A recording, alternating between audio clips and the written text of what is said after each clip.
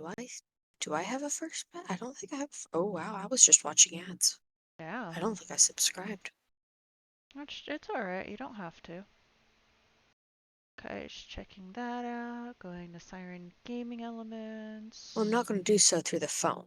Alright, so I need to turn on the Siren ones, turn off the Cafe ones. Alright. Alright, so ad break has now just ended, and Stardew Valley crashed again!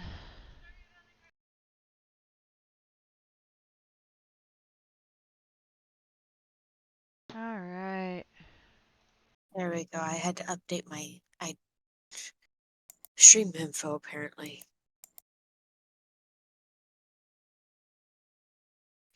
So I will wait for you to get that I back think up. it crashed because I wasn't doing anything with it. It doesn't Oh, normally do excuse me. that. Where did he? Alright, so co-op.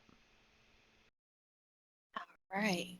I do Give me back. one moment. I have getting ready. I'm not quite into the. That is not what it's supposed to look like. Okay, Well, oops. into the game viewer.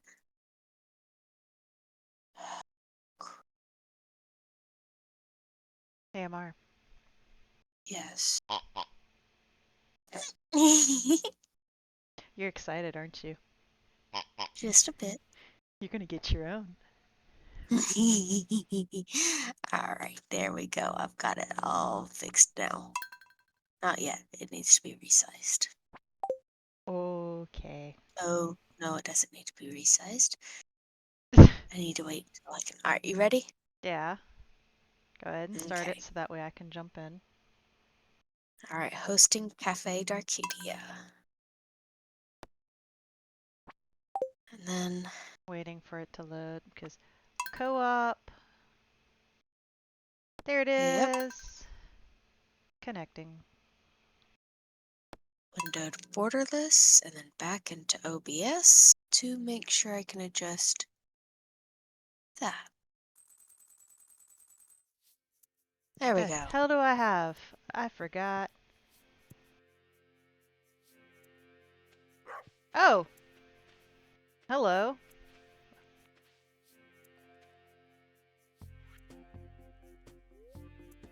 No, I don't need What? to eat.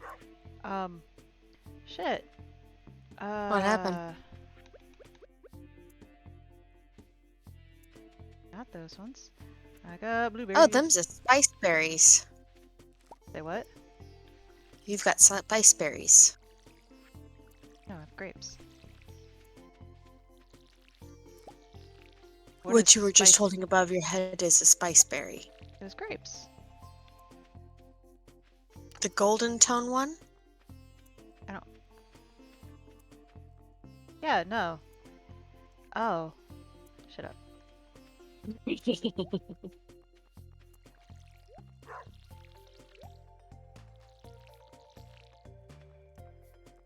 Oh, shit. I can go give the thing that can make the seeds.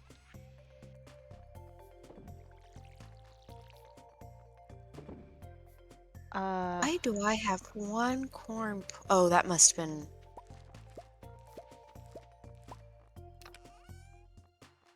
All right. I have a diamond. Good. All right, we weren't able to donate much into the spring crops bundle. Why is it summer now? Yeah, we're in summer. So do I just delete some of the plants now? No, because you've got all summer crops. Wait, these are summer? Yes.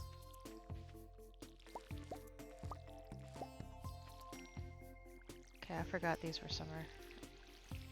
I feel dumb.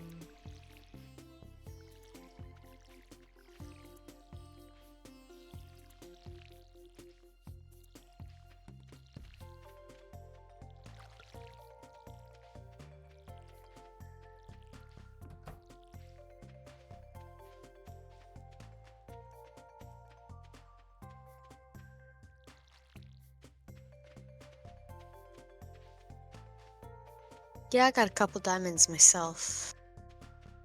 I still have like this box of mysterious shit, so I'm just like,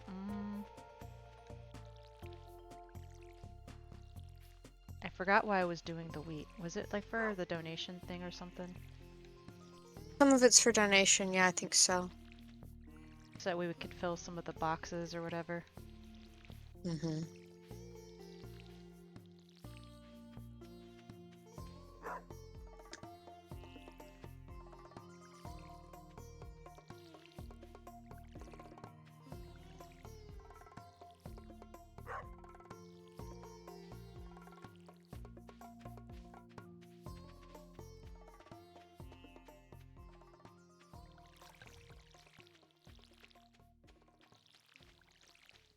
I almost forgot a whole line of plants. The blueberries.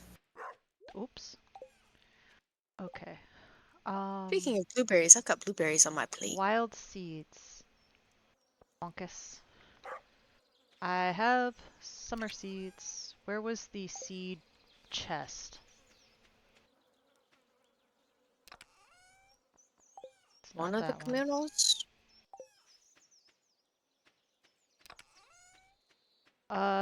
It's not these three. Oh no, it's behind my mailbox.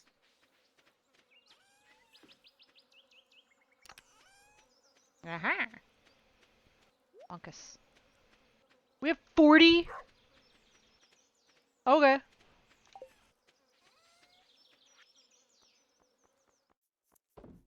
The hell are the mystery boxes, and how do I open them?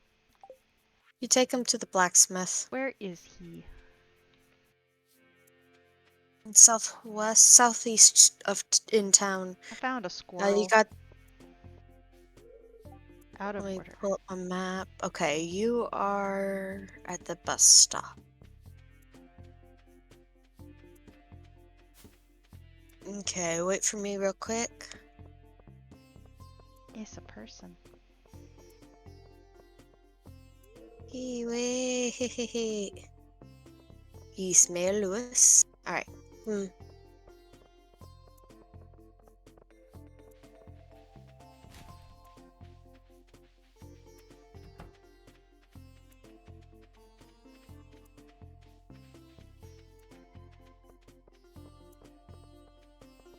You can get ice cream here Okay. for $2.50. This is the library and museum, and this is the blacksmith shop.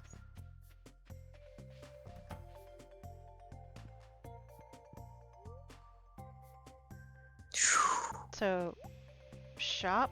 Or how do I actually get the mystery boxes? Talk to Clint. Do you have the mystery boxes in hand? Yeah. In your inventory? Yep. Yeah, talk to Clint and process geodes. Oh, on this side. This makes me depressed. Yeah, you just gave him a gift. Okay, so shop, Yes. No, process geodes, right? process geodes. Okay. And you get random shit out of it. Usually some I got decent mixed shit. seeds. And what the fuck is that? Warp What is it? Totem Farm.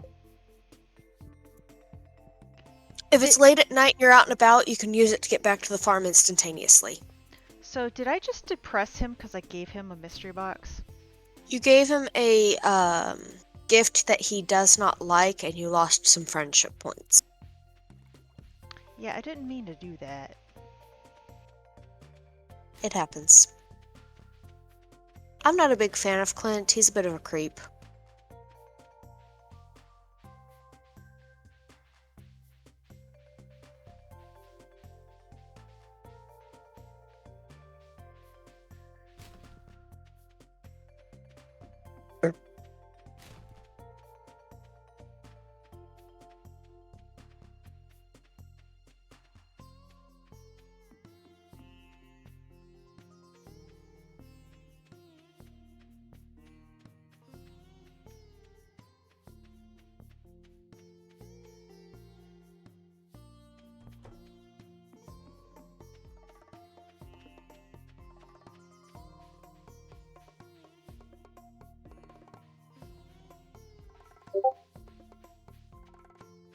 being this far zoomed in, but I can't really go to full screen.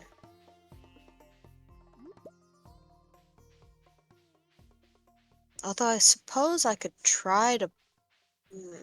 Nah, I'm not going to try it right now.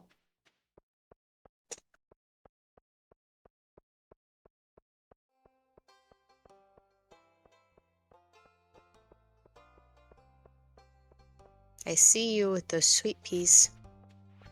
You know. Well, I did. Did you? Are you sure? Yep.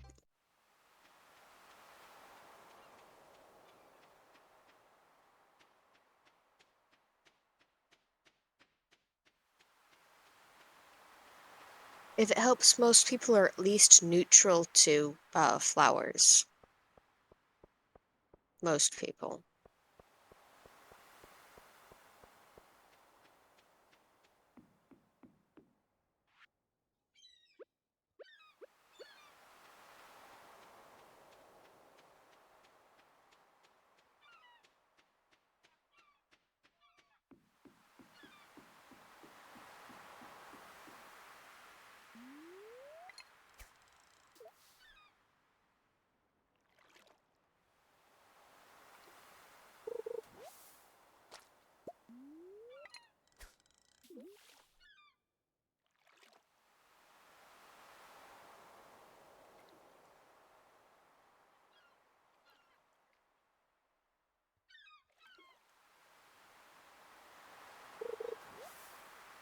Eee.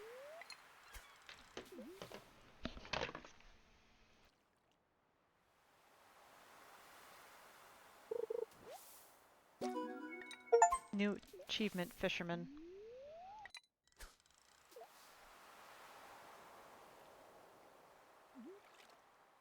Catch 10 different fish. Nice.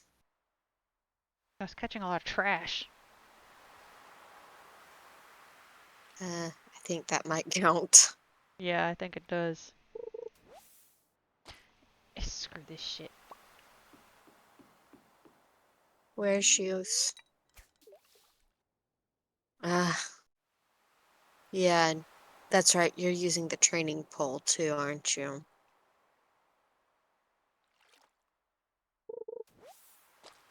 I don't know. Think you are. Is it really easy? Yeah, I'm using the training one. Ooh, I've got new ideas to sleep on. My foraging level has gone up.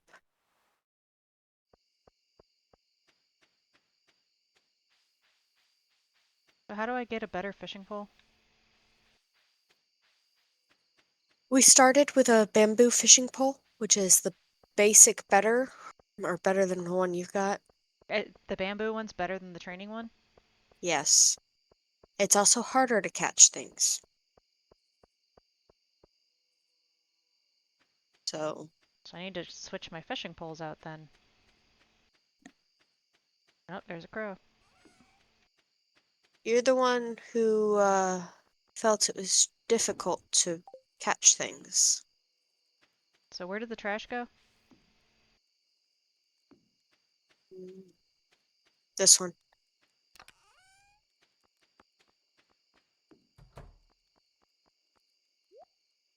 Apparently, I have the doggle.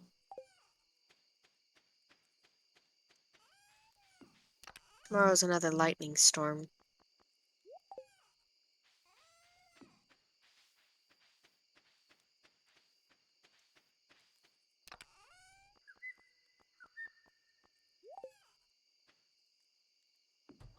That means our shit's gonna get wrecked, isn't it? Has the chance to be, yeah.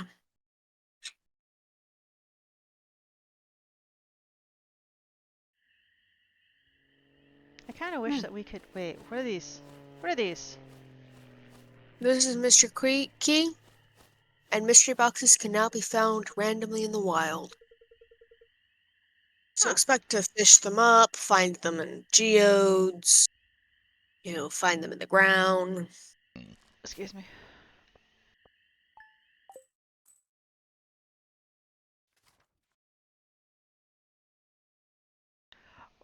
Excuse me, I'm sorry. Okay.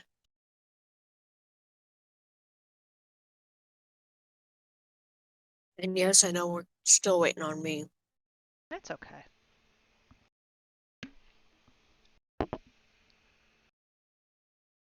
Also, if Eating there's fruit. anybody in my chat, I am using my phone so I can see chat. And second and third is still available. I do believe all of mine are still available. No, except first is out of stock. So is second and third. I missed it? How much you want to bet Akrith got one of them? Actually, no. Activity feed says nothing got used today. Hmm. Interesting.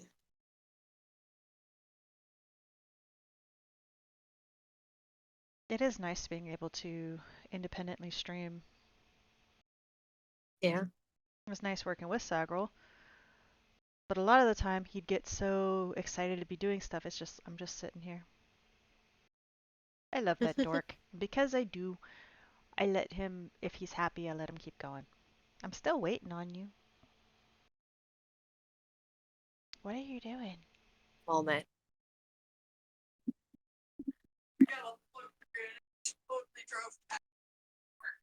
I'd be streaming, mother. Figured I'd get it going early so that I didn't have as many interruptions as I did yesterday. Sorry, Mama returned home from work. It's alright. And she drove right by the store and she intended to go get stuff from the store after work today. Oops.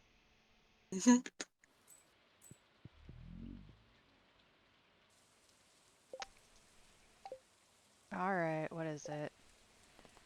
How to win friends. Bring Demetrius a melon. Alright, well...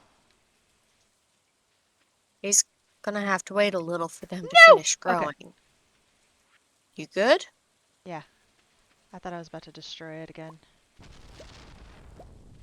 Oh shit! You almost lost something, or did you? Doesn't look like it.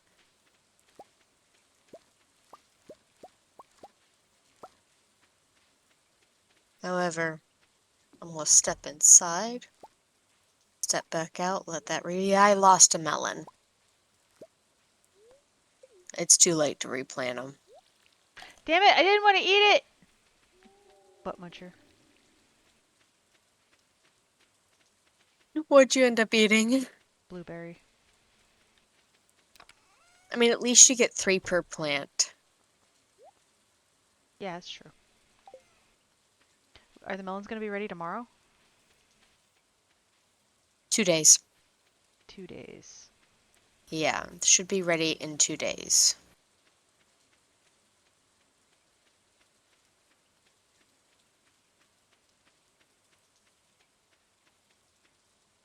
Okay, Mama. So if the bamboo rod is better, I might as well get that bugger. It's gonna be harder to catch fish with. Eh. It means I'll stop getting trash.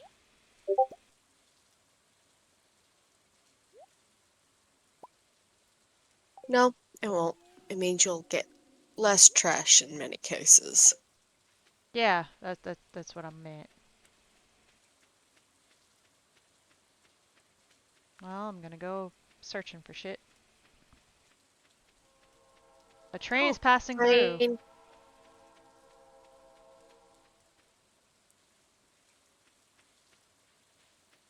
Oh, ow.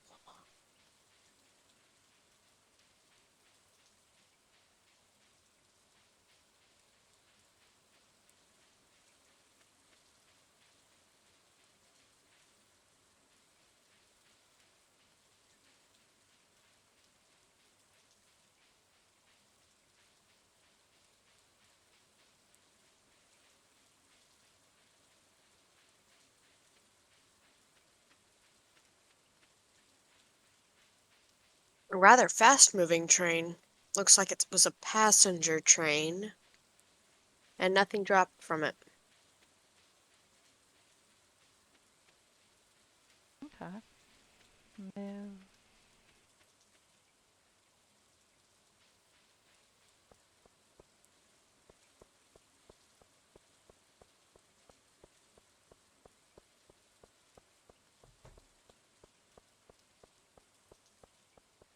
10,000 gold and 450 pieces of wood For what? to upgrade my house. I want a kitchen and space. Yeah, I'm working on that too. I'm getting closer. I have the gold needed. It's to check on the wood. How much wood is needed? 450. I'm sure we have the wood. Oh, we have plenty of the wood. Enough for both of us, so it just depends on how much gold you've got. Not enough.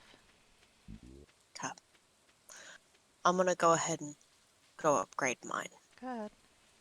Or have her start. It'll start upgrading tomorrow.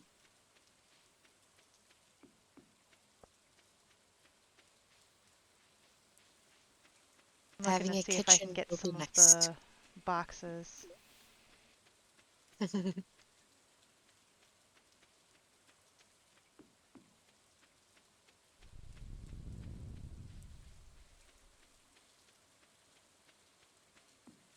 Oh, you might want to go and check on the mushrooms because I have not done that. I already did that yesterday.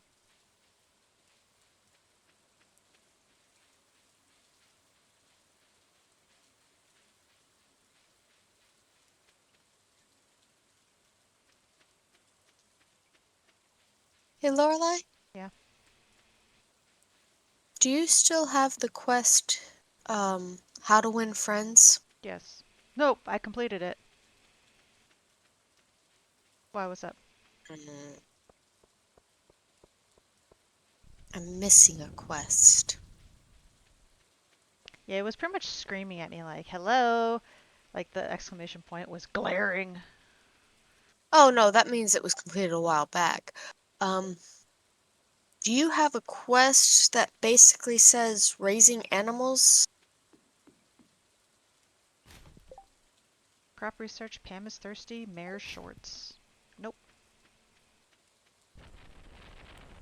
Hmm.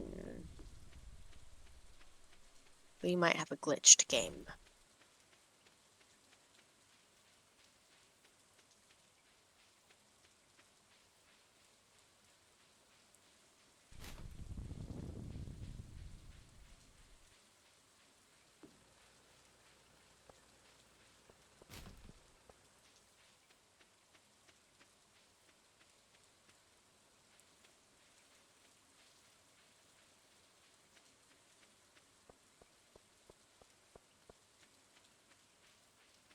What else needs to be donated? Nothing right now. That was just something that is a summer fall crop, so I was able to donate it now because I had some. I know. What else needs to be donated in the All summer right. crops? Oh, summer crops are complete, Okay. which is why I said nothing right now. Is there anything else in the bundles that maybe I can donate or whatever? I just picked up a coral. And Let me this, check. I have the sweet pea also. Sweet pea, we're good. That's not needed for donation.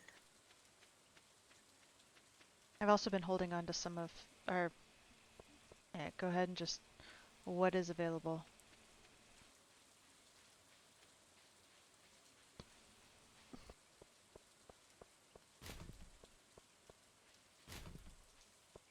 Sorry, I'm reading everything, It's checking okay. through everything. You said you have coral, sweet pea. What else you got? On me right, that's what I have on me right now.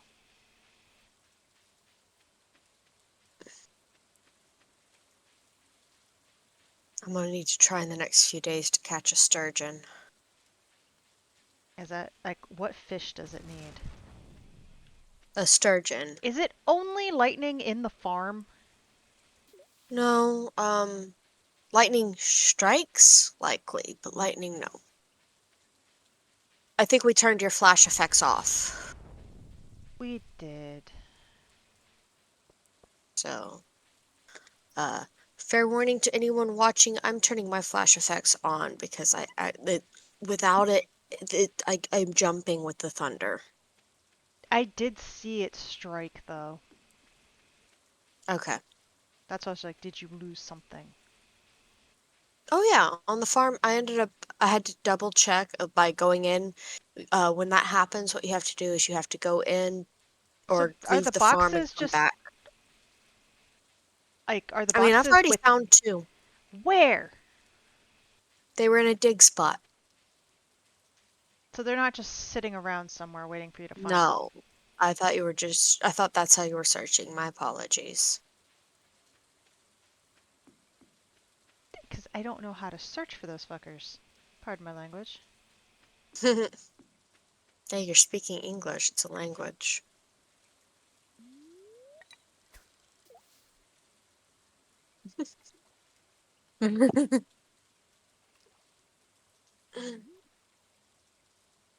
Oh, Lord, my back hurts.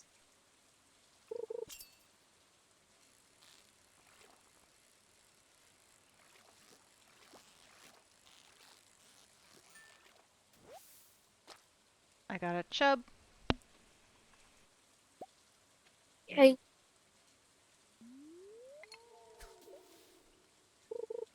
Which that may or may not need donating. Give me a moment. That's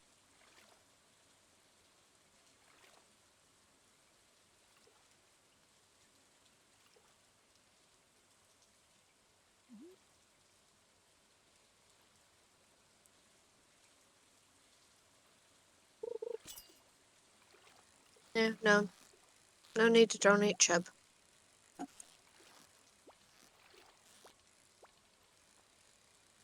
It's already been donated. Shad. What's a shad? Keep it. It is I also got donated 10 bait. into. That's good. When you get up to the okay, shad will go into the riverfish bundle at the fish tank. Okay. When you get a fiberglass pole, which is what I'm using, you'll be able to attach bait.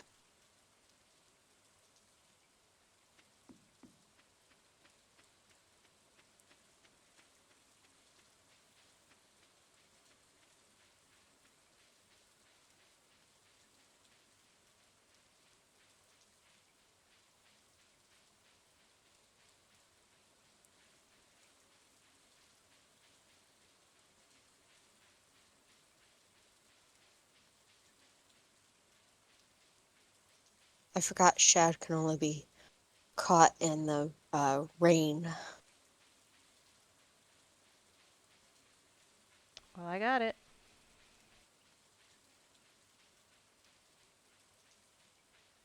And I'm heading back. Okay.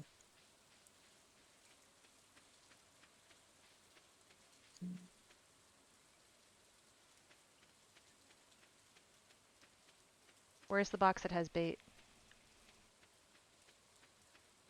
I don't think there is one.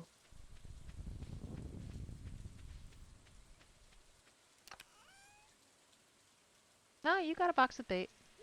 Oh, okay. Wasn't sure There's where. 20 bait now. Okay. Oh, it's also a silver star shad. That's good. Yep.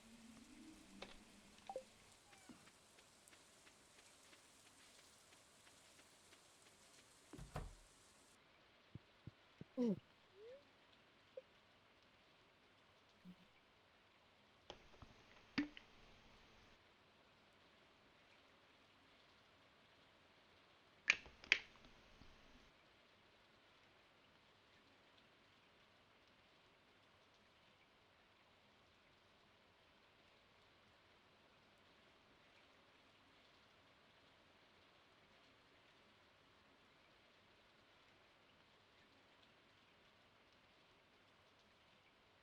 I'm aware it's getting late, game. Just give me a moment.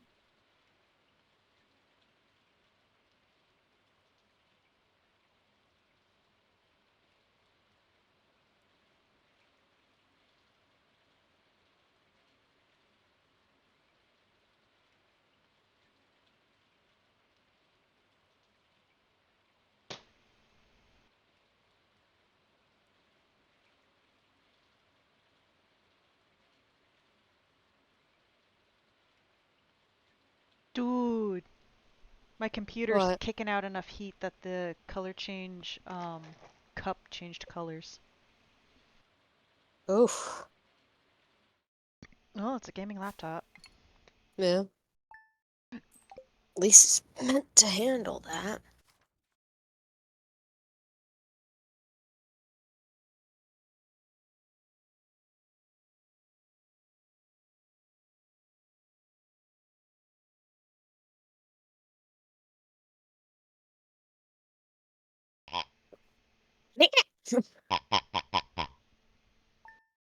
I was drinking.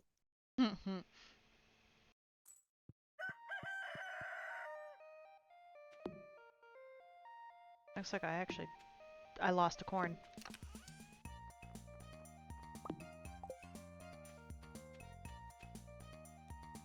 I'm sorry. It's alright. I lost a Tomato. tomato. Looks like I lost a tomato plant too.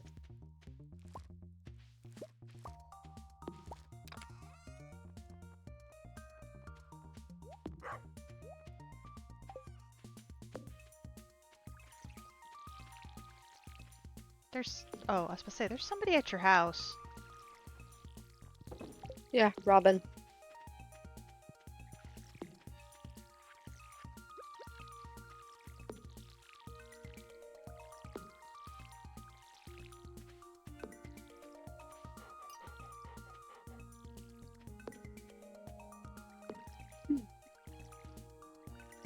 So Fine. tomorrow the melons Fine. will be ready? Should, yeah. Great. Your wheat is ready. Okay.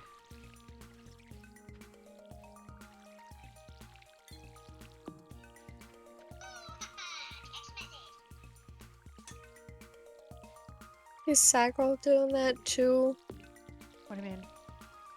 I thought I heard the pig in the background. Nope. Mm.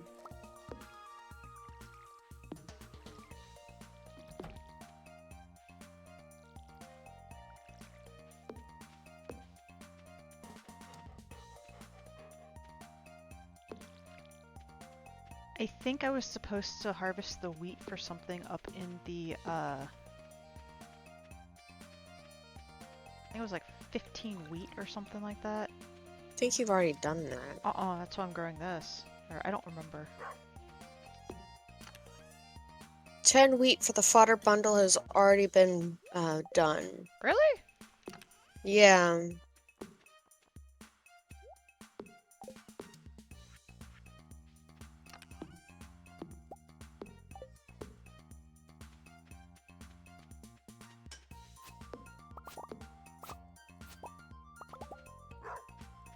But you got time for another growth of corn if you want. Or not corn, wheat.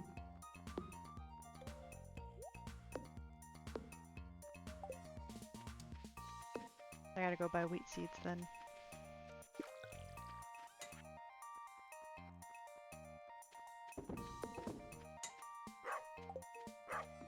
Is there any reason I need hay? Yes. Eventually we will be doing the, making a coop.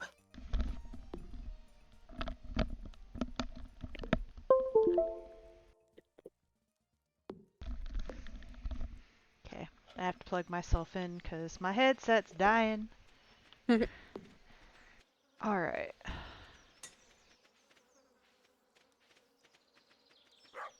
Put that tool away. Gotta go buy the seeds. Can you take me to turn the chub in? Or not chub, the shub.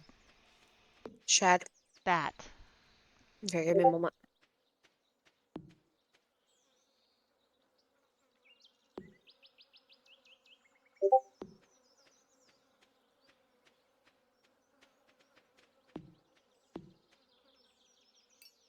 Okay.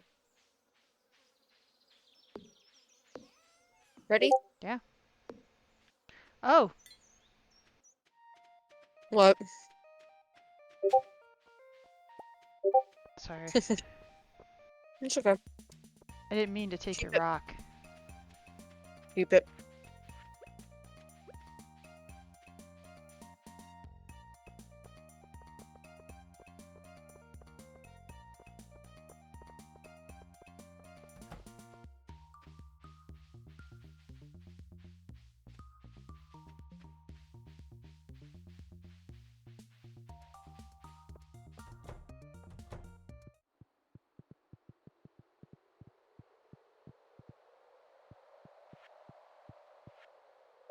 Oh, is that the... Or, hold on. Is that really the only one we have left? Wait, hold on. That one. Catfish and tiger trout. Mm-hmm. Tiger trout. Oh, we're still missing some, like 2 more from the crab pot bundle. Yep. Oh my Need to god, make I've a crab seen pot. 2 of them fuckers too!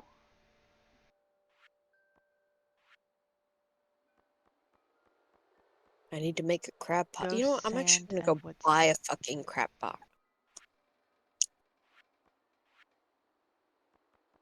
And some bait. Sturgeon. Sardine. And a red snapper. There's the ocean fish.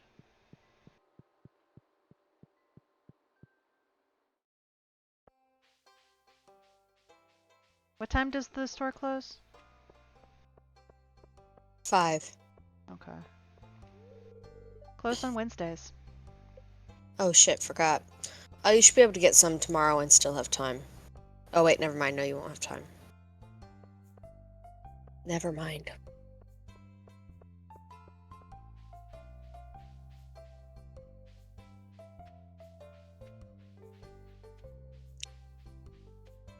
Oh wait.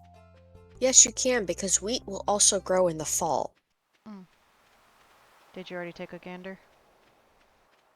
For Stuff. yes. Yes, I did.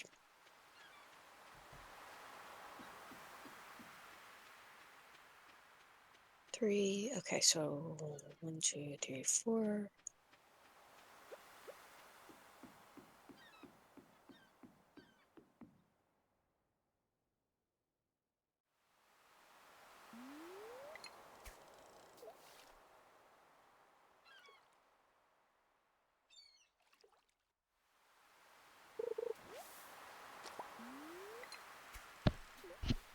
Okay. Where's you?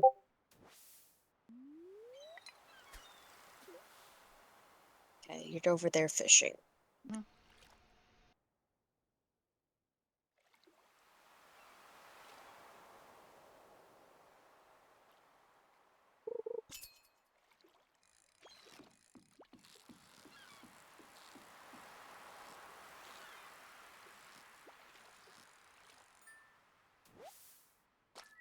Red mullet. Mm-hmm. Wait, What? I was gonna give you a couple crab pots. How many did you make? I bought 4.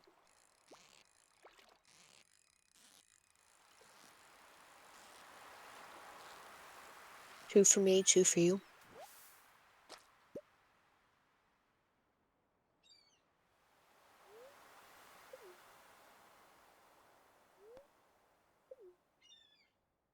So what do we do with So, it now?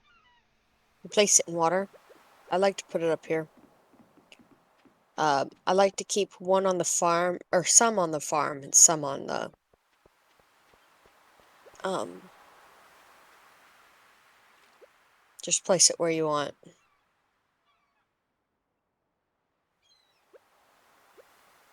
How do I do that? Right click, there you go. Aha. And then I'll just do it for now, but you need to make sure you put bait in it every Did day. you put bait in it? I did put bait in yours. Cool. And the other one's gonna go on the farm? Yes. Okay. Or I put one on the farm, one on the beach, because you can get different items from the ocean. Or different, you can get lobster and crab and shrimp from the ocean. Okay.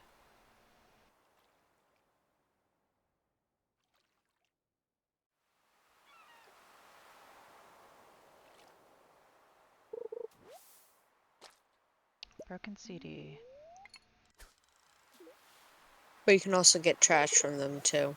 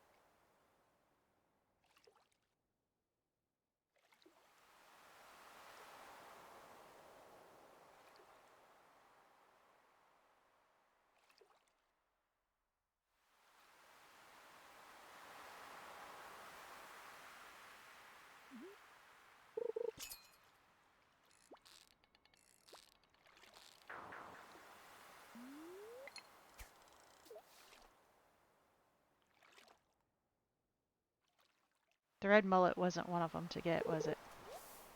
No.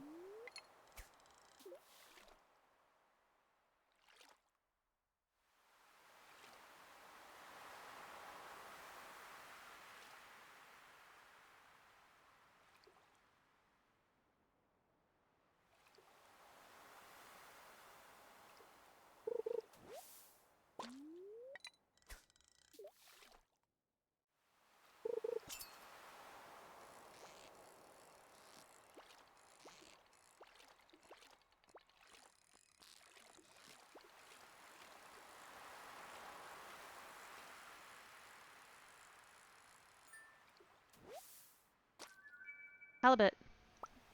Halibut. Should I save it? Give me one moment to double check if I can get the right thing to come up.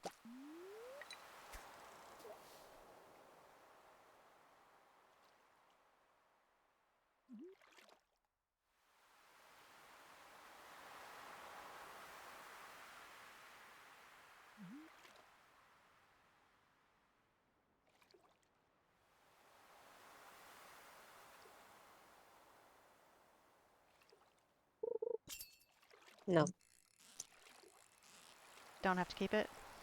correct.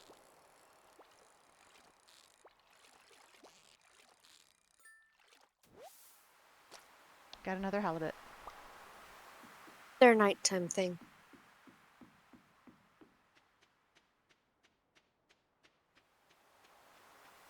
Yeah, because there's some nighttime fish, but halibut wasn't one of them, was it? I believe halibut is a nighttime fish. But not one of the ones we have to turn in? Correct. Those are bream, walleye, and eel. Okay.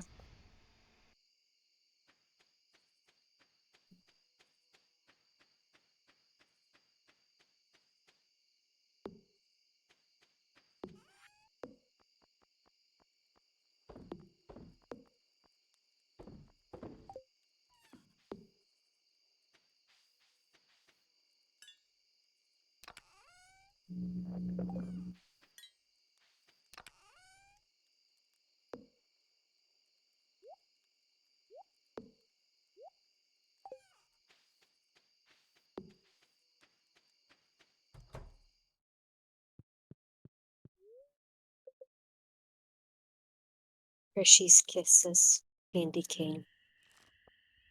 Hey, Metsu.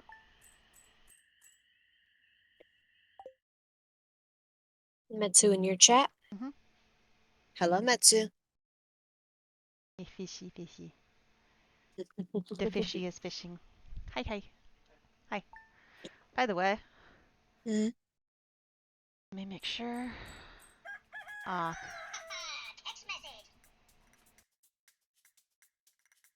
Hi, Metsu.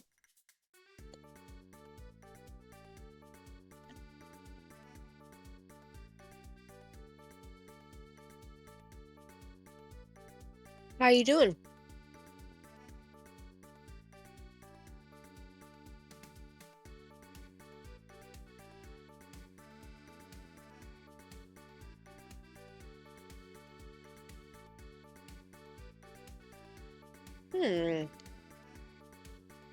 Maybe it'll be another couple of days before the melons are actually ready.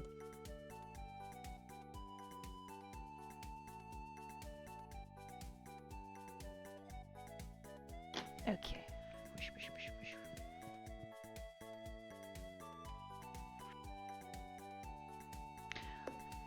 My knee is acting up again, and you know what helps? Rubbing the darn thing with hot pepper. I already have pepper on me. Yep, and I saved mine from yesterday's harvest. Or harvest day before, or something like that. Alright, so... Ah, I'm glad you got a job, Matsu. That is good to hear. Storage Oh, you to have choose from. trash in your crab pot. Mm-hmm. The crab pots do fish up trash. But you know what it does? Hmm. Harvesting from the crab pot increases my fishing.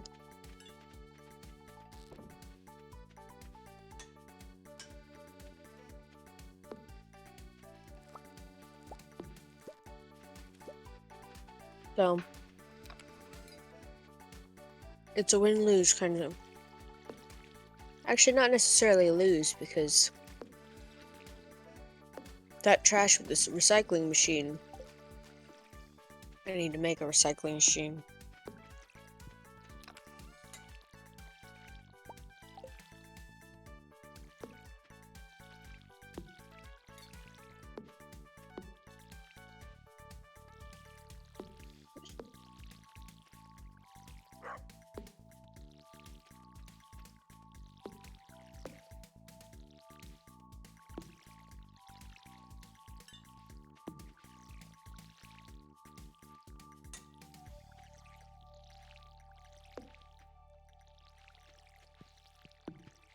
Are we going to be able to get any other harvest out of any of these before the season changes?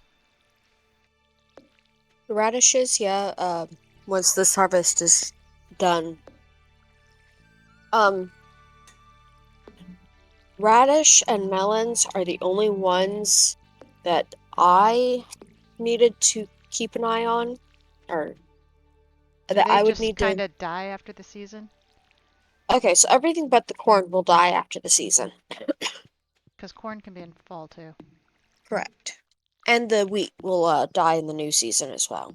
Wheat will die in And spring. not die in the new season, my bad. So should I go get more wheat then? It's useful. Okay. Tedious, but useful. And cheap. I'll just go ahead and water the ground so that way it'll be already watered by the time I come back with the seeds. Mm-hmm.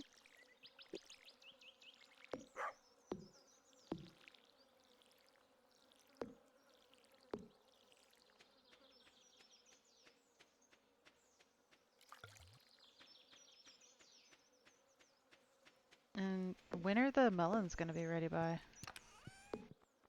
I think I miscalculated. I think they're 13-day crops, therefore it'll be the 27th. Give me one moment to go to the store and check. We need to go deliver the pepper. Mm-hmm.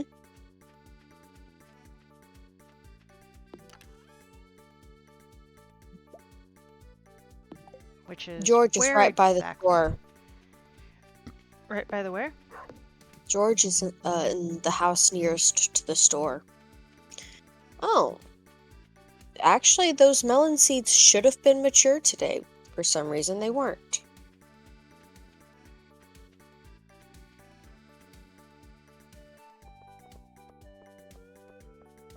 He's in the house or just standing there? In the house. Apparently Lewis's favorite thing is a pepper.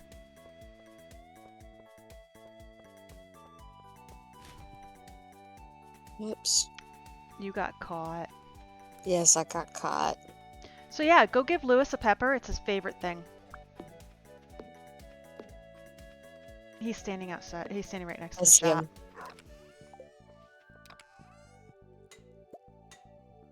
Well, I have more And, peppers, so yeah, wait for me. I'm coming back for a pepper. So wait, and I will guide you to this right. I'll just go and buy the seeds then, Okay. because I gotta do that anyway.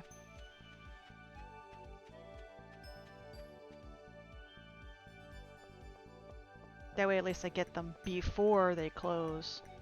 Yeah.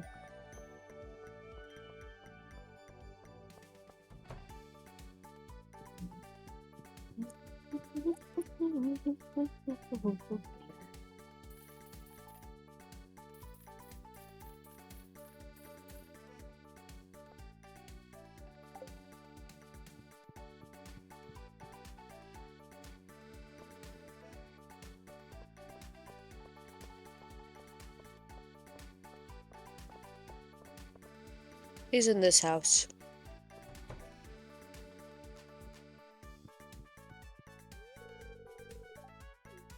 He can't talk right now? Bullshit, bitch!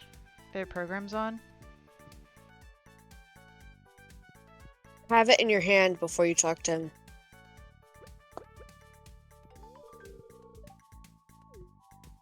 Oh, what a bitch. Ah, 200 gold. Alright. Mm-hmm.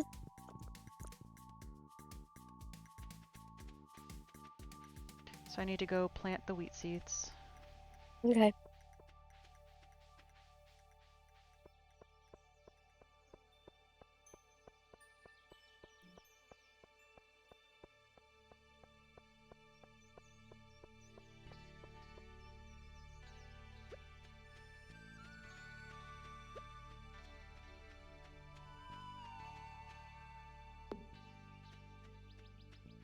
How long does it take her to build? A few days.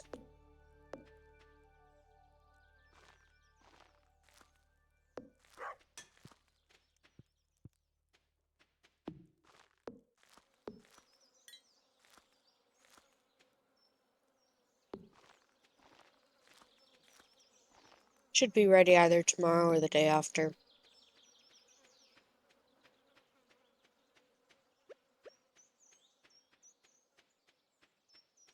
What, the melons? No, the house. Hmm.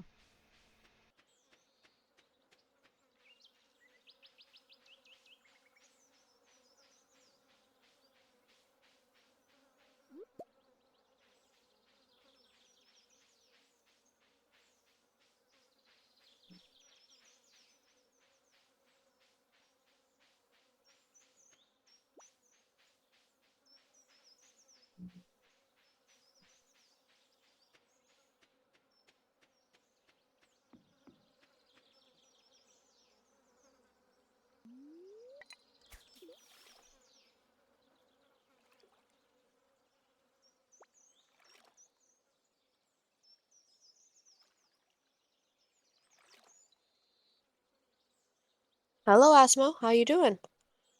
Ah, so he's saying hi to you first. Hey, Asmo.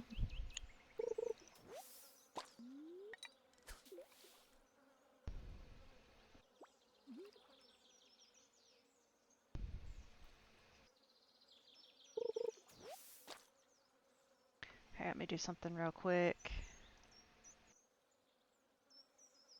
That's good to hear.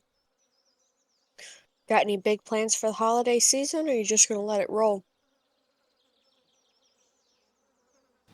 I assume Mr. Jai did not leave us this morning. You all get back to the hideout. We're not leaving you. They can't Oh, you're leave playing without you. Minecraft. No time to argue. How was that? You. After I gathered some resources. Oh fuck, he just fucking slapped my shit.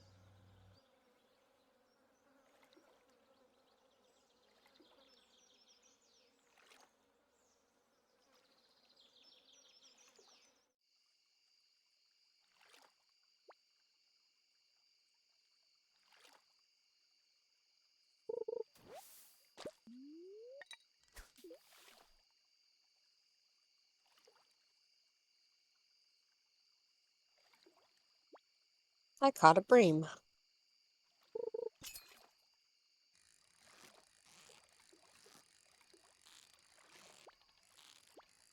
Ooh, you're making the dinner rolls. Nice. I caught a bream also. You can go ahead and sell your bream. I'm gonna go donate mine.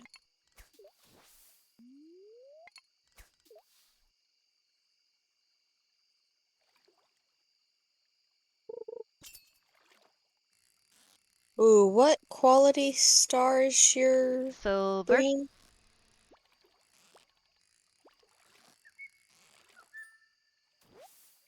Caught another one. 2 silvers. Why, what's up?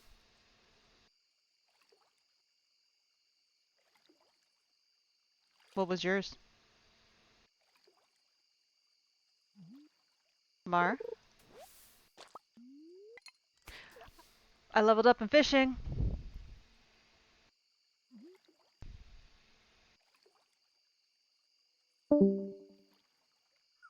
Mar! She left me.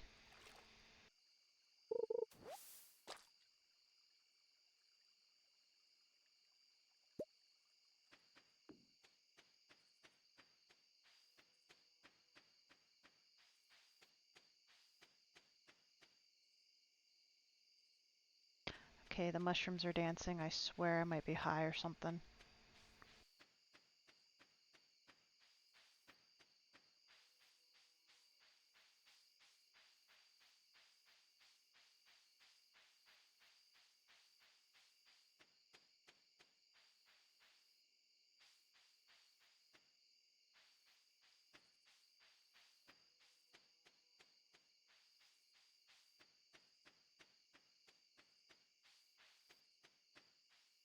Yeah, she did disappear. I hope she's okay.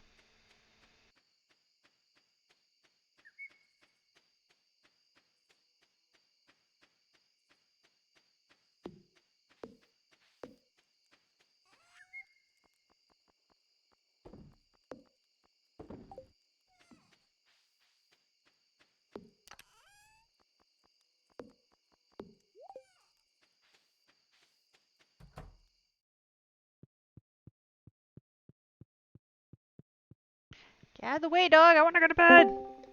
Welcome back. Hello? Amar?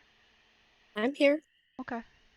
What Fishing happened? 4. I can craft a recycling machine, a worm bin, and deluxe bait. Nice.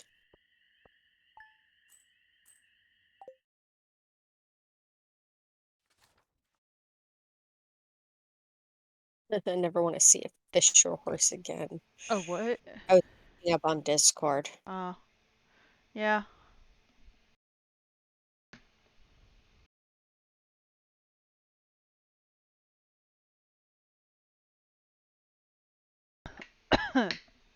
Excuse me.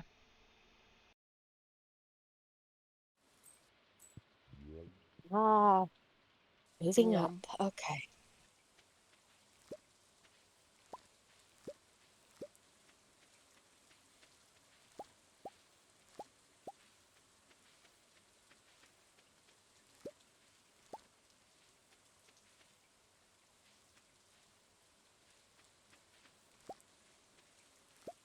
So, should I not get any more radishes and plant?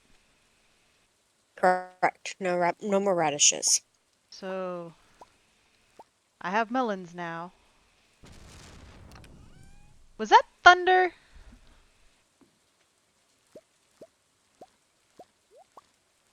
IRL? In game. Probably. This is a Sounded day like of an lightning storms. I say it sounded like an explosion. Okay, so what are we doing with the melon again? One needs to go to, what's his face?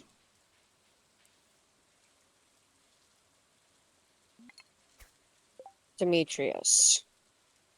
Where's Demetrius? Just go get your so I can then start scanning and putting the stuff away. Give me one moment, Mama. Demetrius will be up in the, mountains. Where is that located? Do I go up above the farm? Yes. I do not mind at all. I have to open it up though. What was that? Az would like to join chat. Oh, yeah, no, that's good. Oh, All right, it's open. Go ahead and join. Oh, You sound sad. I need oh, I'm to not. I'm hop just away saying just hello. real quick. That's how I Okay. usually I say need. it. Like, uh, so you might be wondering about the favorite color question from yesterday. Uh, A bit. so you know how my PNG is a TV that has a soul trapped inside of it, basically. Yes. I'm making versions of that for you in Sagral because I can. Cool.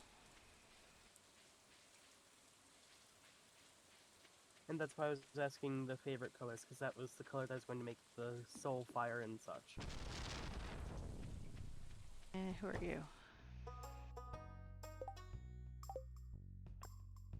And I'm planning on making more for more people later.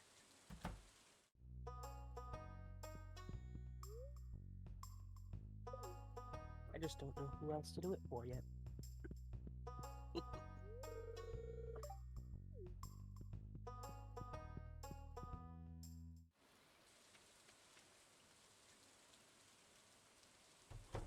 Damn it! What happened? Ah.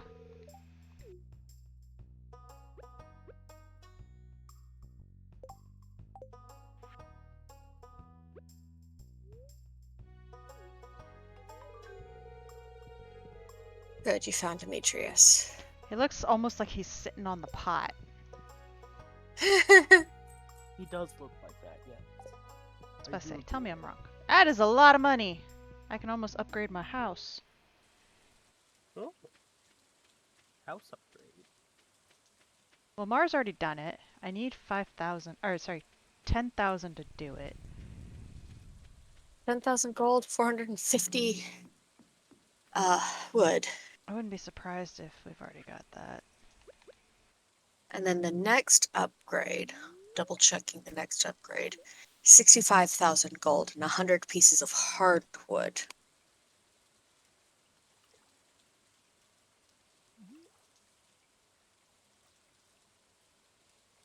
Oh,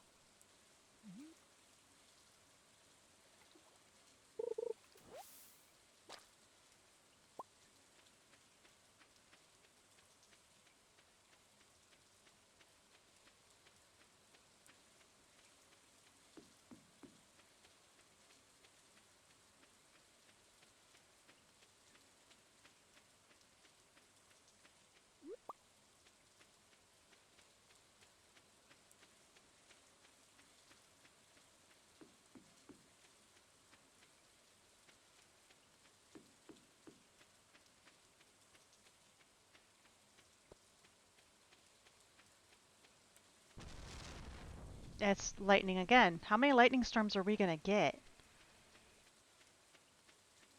depends on the year. I recall one summer it only happened on 2 days, or even then there was another summer it was only one day. For the 26th, we'll always have a storm. The 27th can have rain, storm, or storm kind of thing.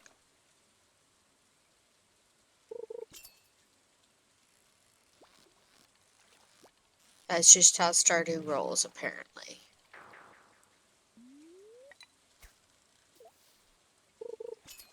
There's a neat thing that I learned about Stardew recently, specifically the mobile version of it.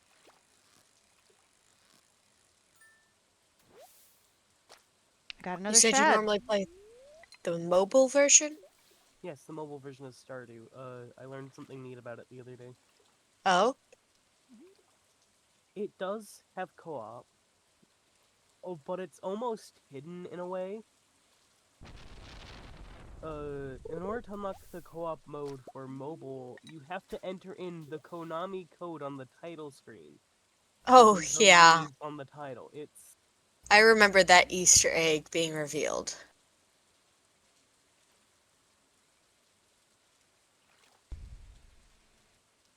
It's a neat way to unlock co-op, but why do you have to do that? As it's weird. Fair point.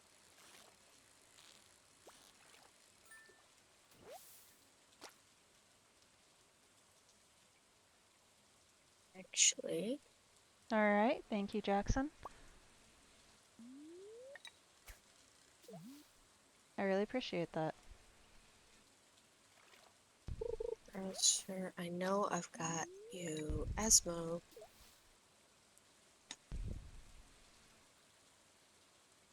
There you are.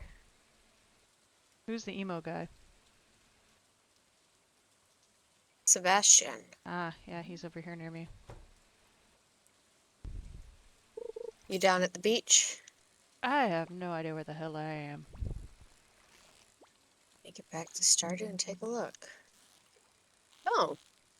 Oh, you're in town. Was he walking? Yeah. Okay. Up or down? Down? Could be because it's a Friday.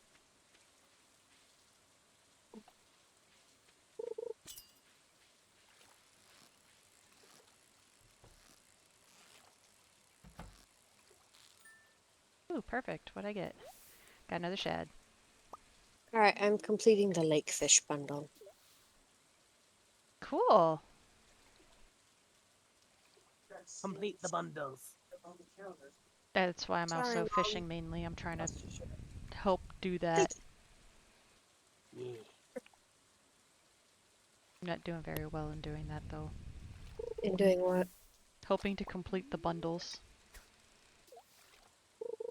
I kind of know the bundles by heart, so it's just one of those I just automatically do it. That's what I was like, let me know what we need so I can try to help. I'm sorry. No, it's okay. Thank you, Mommy. You're welcome.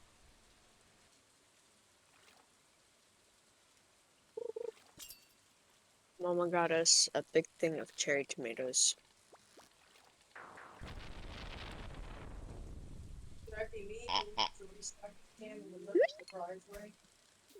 Is that where it is? That's where they wound up putting it after they're finally collecting it.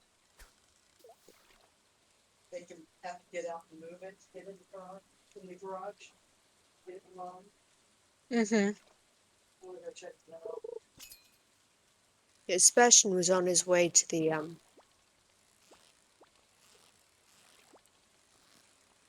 saloon.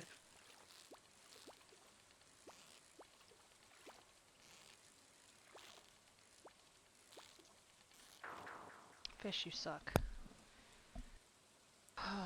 What sucks? Some of these The fish are fish? fucking stupid. Oh, yeah. That they are. Fish are liking to be stupid sometimes.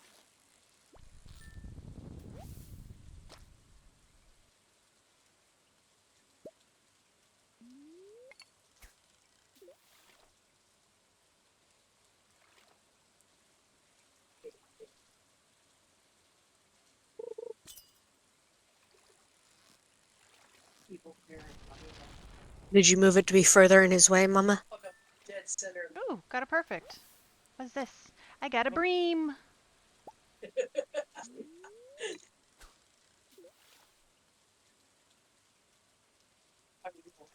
I love it.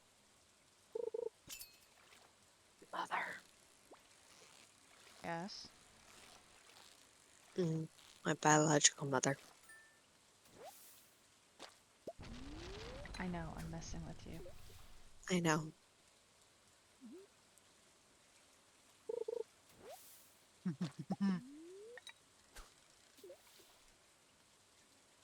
Be good or I'll call you my child too. I'll adopt you. You act like that's a threat? Or maybe not.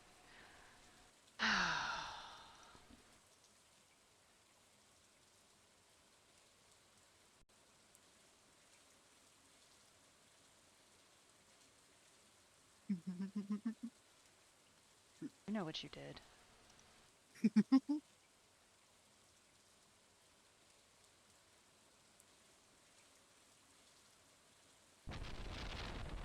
I realized I had enough points to do it, so I did it. What'd he do?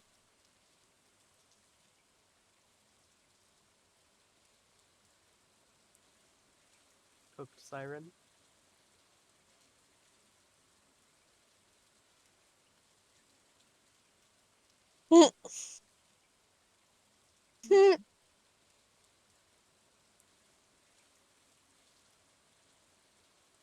It was either I did that or go with one of the altered voice. One of the altered voice ones. Well, I went with Cooked Siren this time.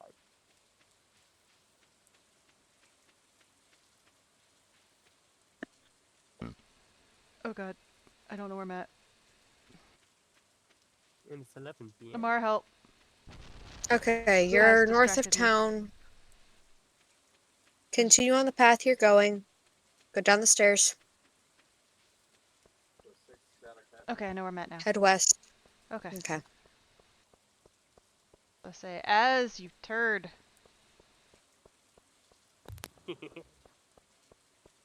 Well, you got your cooked siren. But Did you forget what it was, Amar? yes, I did.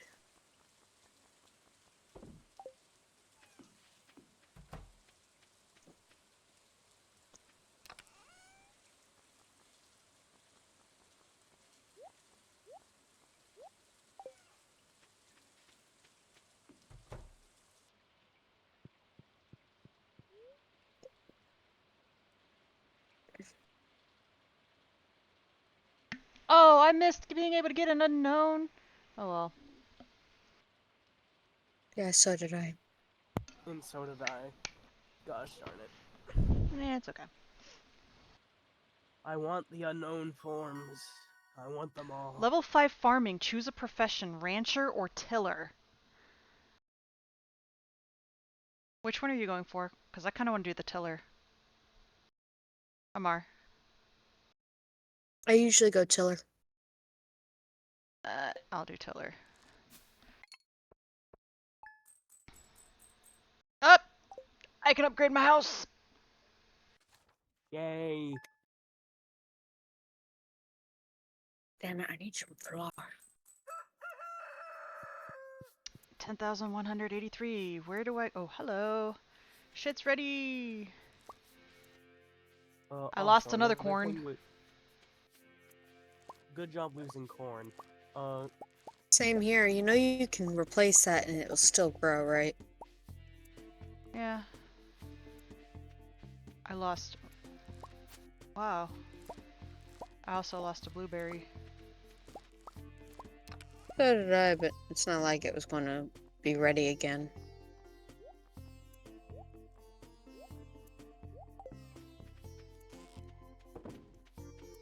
So, how do I do I have to go buy... I have to go buy it, don't I? I can't make more seeds. Yep. Correct.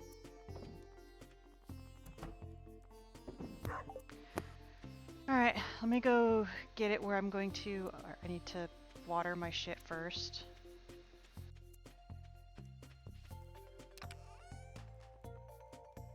So don't do sprinkler yet?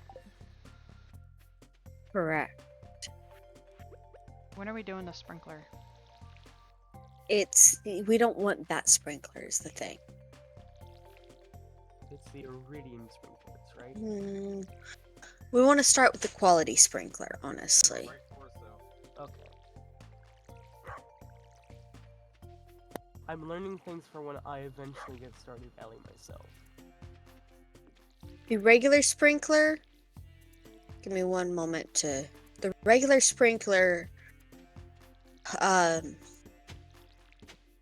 sprinkles those 4 spots. Okay. You see? Mm-hmm. If I were to place the regular sprinkler where I'm standing, it would only get those 4 spots. Whereas the quality sprinkler gets that.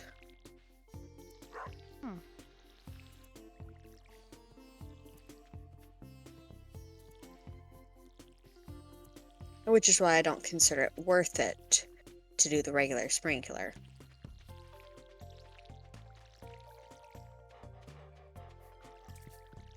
Oh, shit. Give me a second, pupper.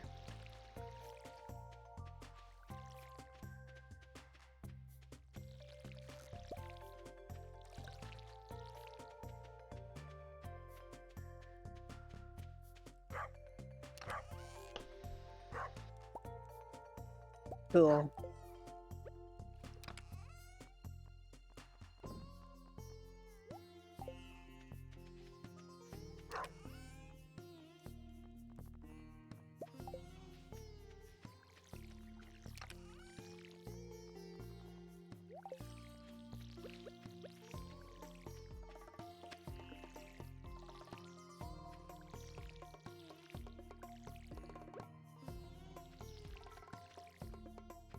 How do I put the bait in the trap? I technically already baited it for you. Okay. Doesn't it have to be baited every day? Uh-huh, I just baited it. Don't worry. You turd. It was shaking, so I went over and clicked it, and then it gave me bait and the crab pot, so I put the crab pot back and baited it. Alright.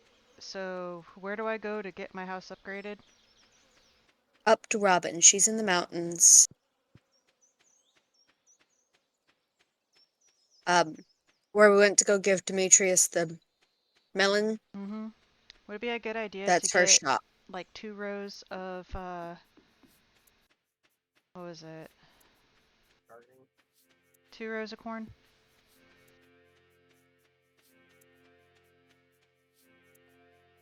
Or no? Why would you think that? Oh, I'm asking your thought process, that's all. I don't know. More corn?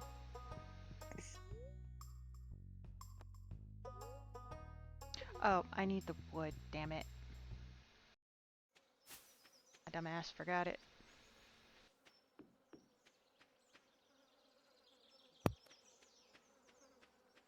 I just got excited. I'm like, yay, I can upgrade. And yeah.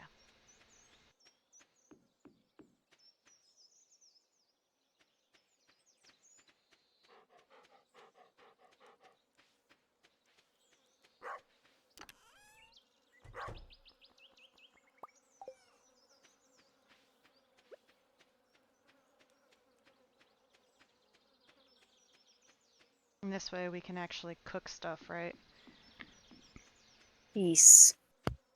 Cooking. My favorite things in video games are farming and cooking. They are fun. Very fun. Me too. One of my least favorite things though is fishing. Same. Which it surprises me why I like web fishing so much. That's the reason why it surprised me that I like it so much. I happen to like fishing, depending on the game.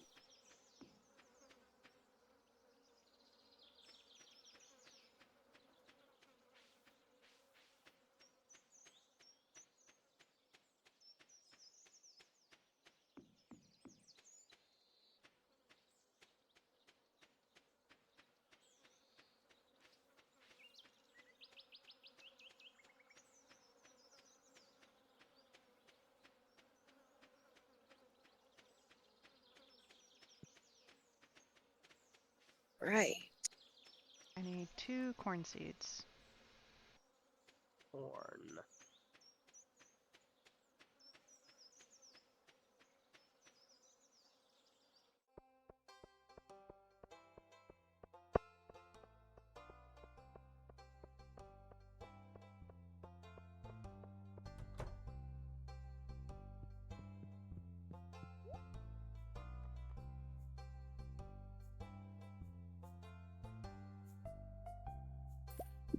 I I can need to get check and see. 1.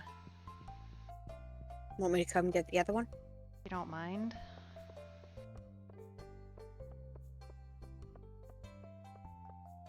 I'm gonna go see if there's anything at the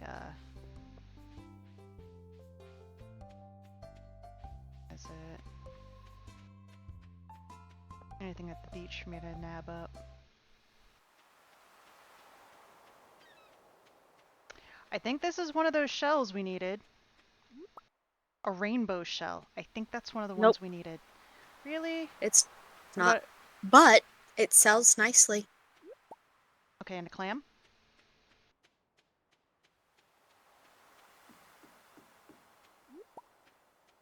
Give me one moment to double check. Already been donated. Okay, can you bring bait down to the crab boxes at the... I forgot to bring bait with me. This is why I like the fiberglass pole. When you hit fishing level 3, you should be able to purchase one. How much is it? 17 something, I think.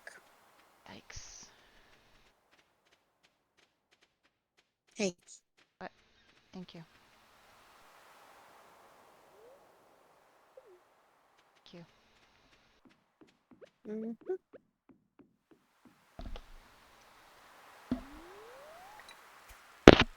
Did you grab from my crab pot as well? I got a cockle and driftwood. And yes, Okay. yours had the The driftwood. cockle, What about the cockle? the cockle can be donated, yes. Come down here, and as soon as Is one I of the see if I things can catch for this fish or donation. whatever, I'll give you the cockle. You sure you don't want to go donate it? I mean, does it matter who does it? No, not really.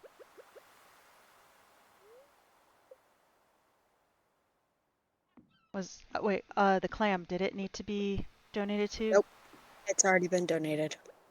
Okay. As I say, as long as it doesn't matter who donates it, then Well, thank you for that. Foxy, give me one moment. what She happened? sees me talk. All right. What happened? Restart capture. All right. Can we be heard now, Foxy? Uh-oh. Yeah. Well, Foxy was saying, I don't hear anyone talking. I see you talking, but there's only game sound. Ah, thank you So, for does the, that help, Foxy?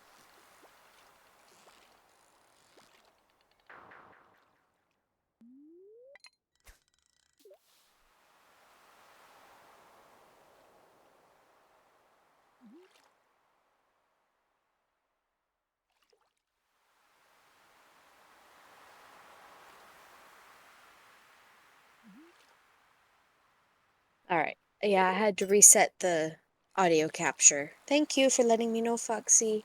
yes, thank you very much for letting us know.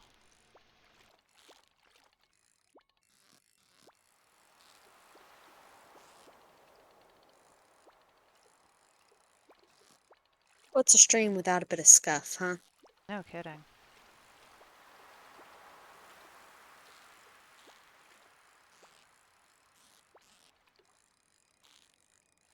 Oh, there's an event going on tomorrow in game.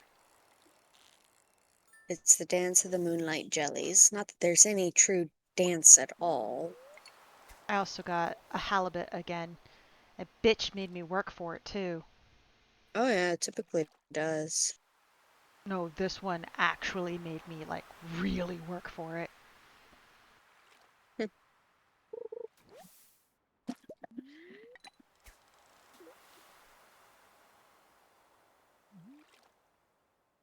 Oh. Dance of the Moonlight Jellies is not a dance at all, but it's very pretty. Is it like a nighttime thing, or what's up? It is. It happens at 10 p.m. tomorrow at the beach. You believe you only hear Lorelei. Well, Asmo's not really talking. Can you hear me?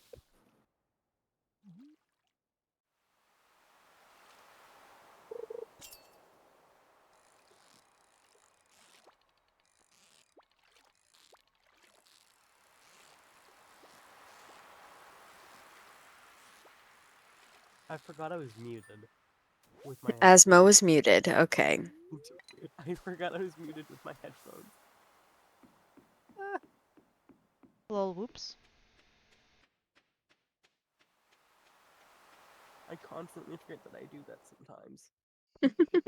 At least it's only happened during a stream.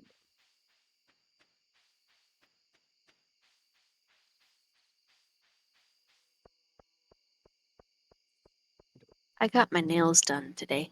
Nice. What color are A they? beautiful. Well, my toes are nice rose gold.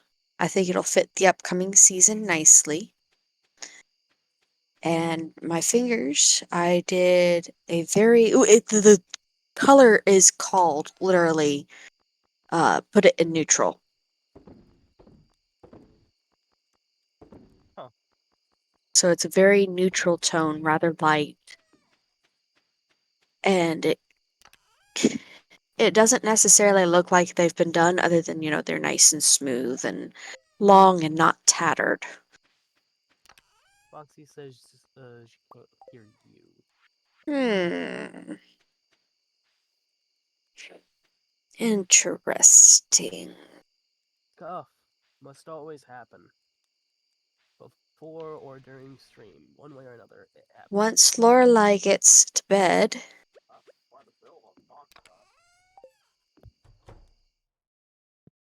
If it lets me in.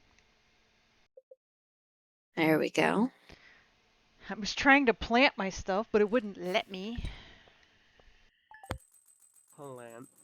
Oh, Oh, I crap. got money Laura, for that. What? I was going to say, please don't continue on, I did. because I apparently didn't sell anything. So now I'm going to sit in bed while I go take a look. I'm sorry. 10 p.m. is the rare moonlight jelly thing. Okay. Okay. I wonder, Asmo, were you able to hear me earlier? Yes, I was, but then I muted both streams, so I don't Yeah. know when you cut out. When anyone cut out, really. That's okay. Well, we got it figured. I'm in. I'm Yay. Foxy. Also, hi Foxy. Forgot to say it. Hi Foxy.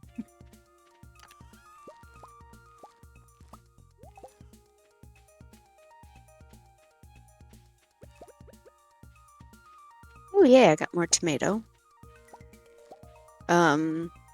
It won't let Don't me bother plant it. watering any. What is it you're trying to plant? My corn. Oh, well here, give me a moment. Try again. Oh, good. Damn it. You forgot to No. clear the dead crop. I didn't know I was supposed to clear the dead crop. Corn and wheat is pretty much all you really should water today. Why? Because those are the only two that'll continue on into tomorrow. Everything dies tomorrow?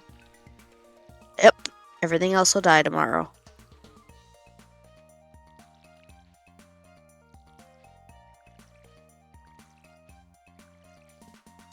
Oh, Lorelai, you know how the symbol on the top of my PNG's head is an alchemy symbol and such?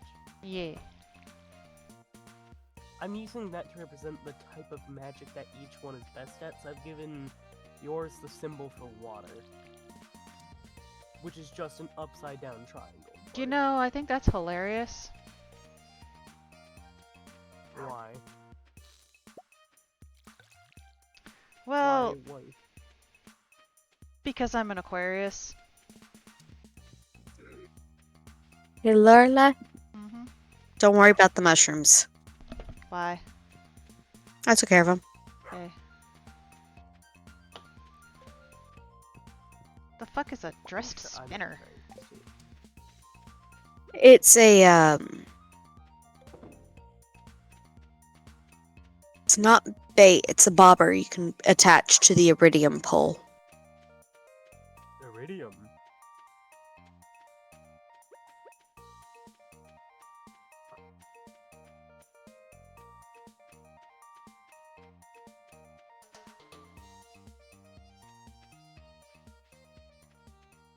You want to go see the moonlight jellies tonight? I guess. They're really pretty.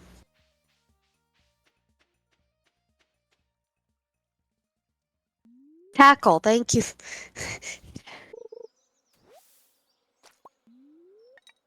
Gamepad disconnected.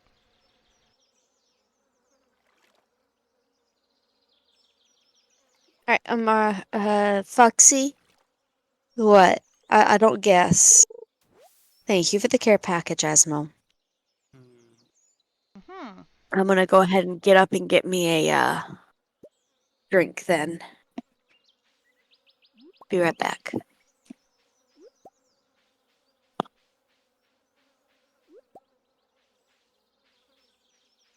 I got up to stretch and hit my knee on my table. Ow.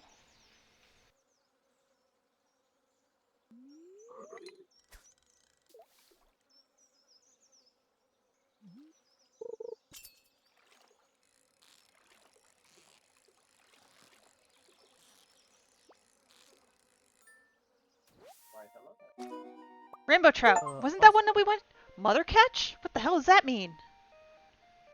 I don't know. Is the rainbow trout one that we have to turn in? I don't know.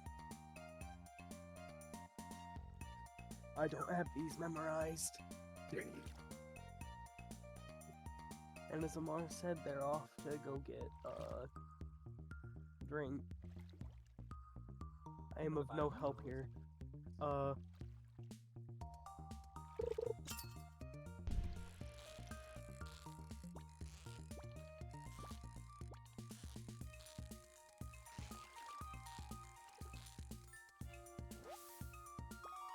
Sunfish. That one is one.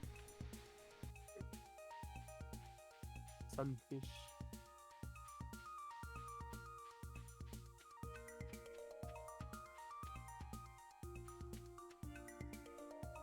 I think I have to go north.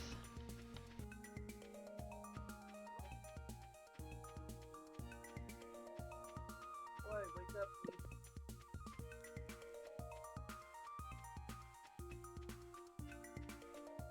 Oh, Sunfish and rainbow trout. We have to dug turn out those a in, right? natural lava pit. Nice. Natural trash can. Sweet. Rainbow trout and sunfish. Rainbow trout is a summer fish. Where's the place to turn the shit in? I went north. Where do I go? You've gone too far north. Yeah, well, I don't know where the hell I'm going.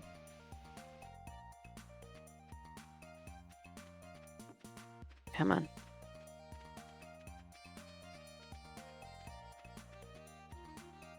Come. Is this building at the very north edge of town?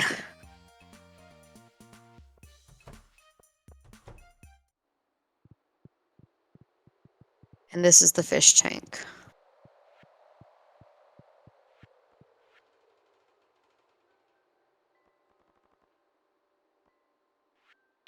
Foxtrot. Is she still learning the game and area, Foxy? Ooh, a complete breakfast. And even though I'm not there, I'm still learning too. I thought I had something. Did you go for the fox? It was from the one that was already turned in, wasn't it? Possibly. Damn it.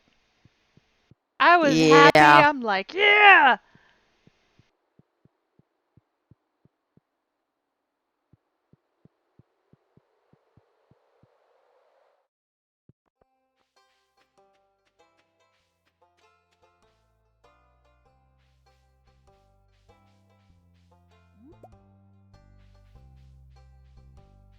She's getting better. I don't have to guide her to as many places anymore.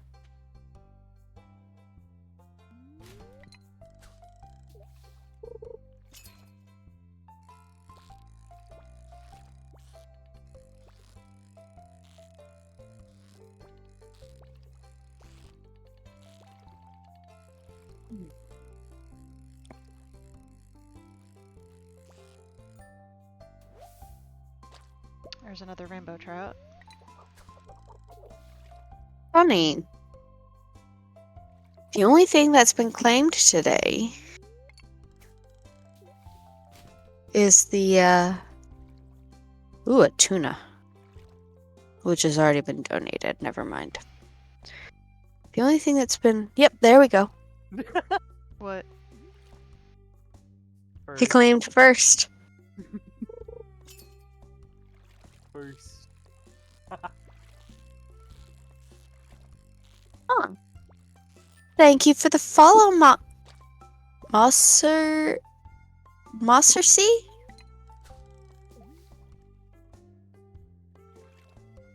Oh.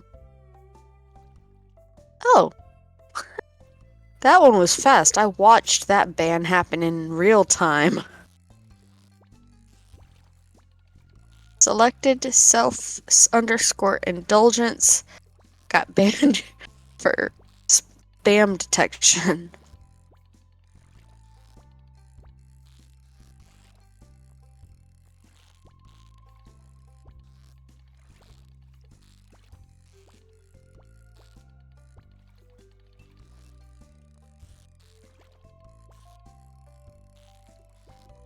Come on, just give me the damn fish.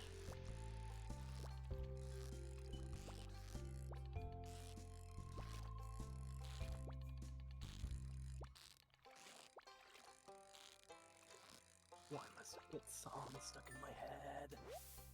What song is it? Got a pike! I don't entirely know how to pronounce it. But, what words can I think of them, please?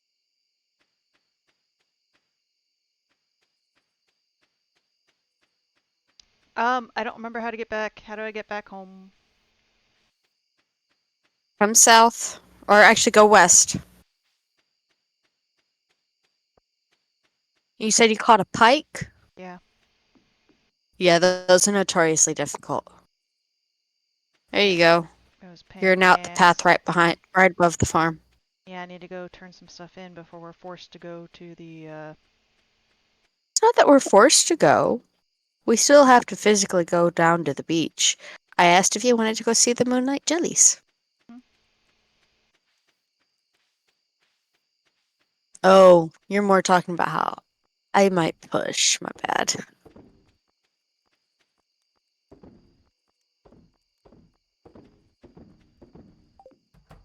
I'm trying to sell as much as possible because there's going to be a fuck ton of seeds I'm going to have to buy. Mm-hmm.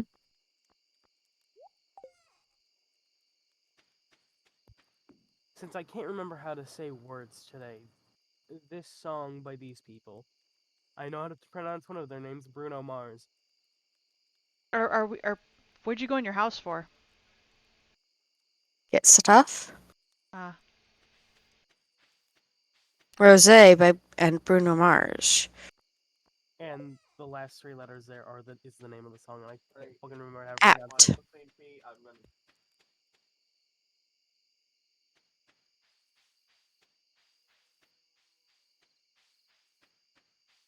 Yeah, I had to get stuff to sell too. But oh, that song has been stuck in my head for the past 3 days. Hmm. I'm on my way. I'm on my way.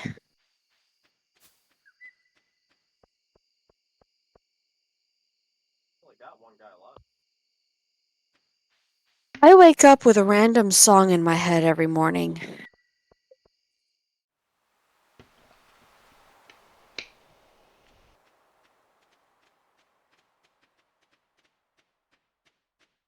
The days that I don't is very strange. I relate seafoam to that. pudding? Holy fuck! Yep. And it adds +4 to your fishing. Are we supposed to do fishing right now? No, What do we do? we talk. It's a social gathering, and then when you're ready, I will, Let's see, Vincent wants to see the rare green jellies. Or the rare green jelly, I should say.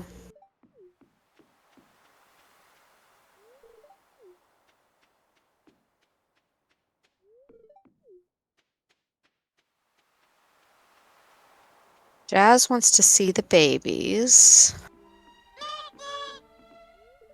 Heh. Hmm. Newt newt.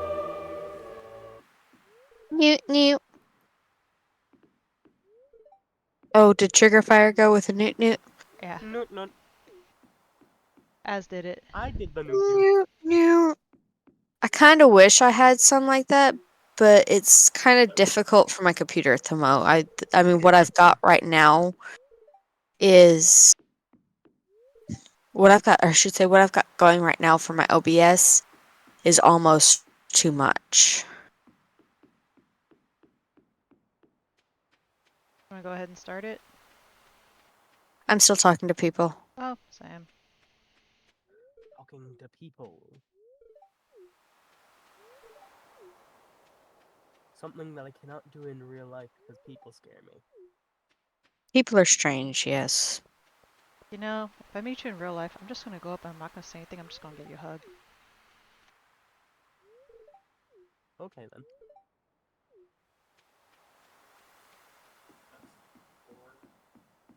Last person. Let me double check. Oh, Oh, no, and I with the TV Wizard. version of you, the TV version of you that I'm making, I'm giving it a bunch of different glowing things because it's meant to be one of the ones that was operating under the water before the world ended. So there are just a bunch of parts of it that will glow like a deep sea fish. You ready, Laura? Yeah.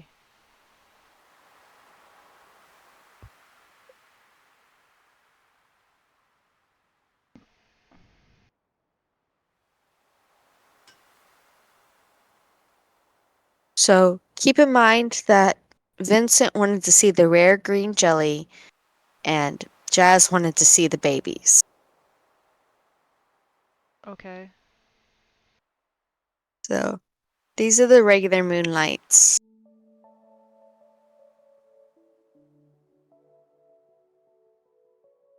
Jellyfish.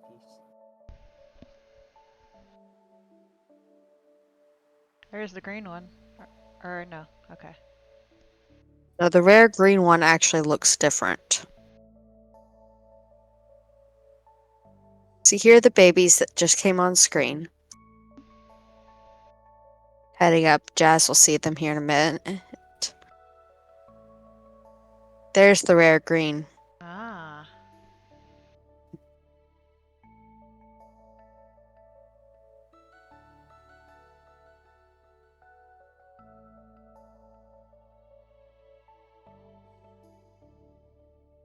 The rare green comes right up to us, and I like that. Haley taking her pictures.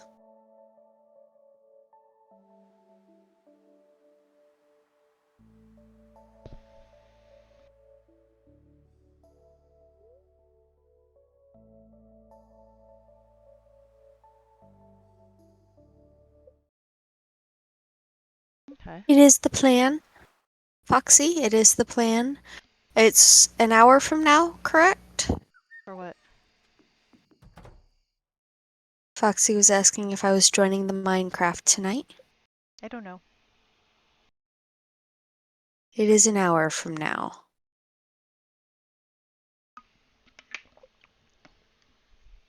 I wish I could join Minecraft, but mine borked. Java or Bedrock? Java. Oh, We're that playing was on a decent Bedrock. haul. How much? 800 something, I think. Because I have to I've been, go and prepare. now that I can do it, I've been fishing out the ass. Mm-hmm. I have to go now and prepare for my stream. Okay. Okay, Asmo.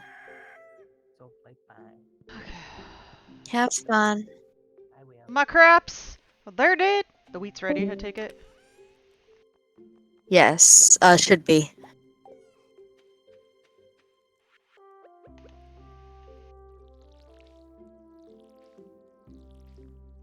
Yes, the wheat's ready.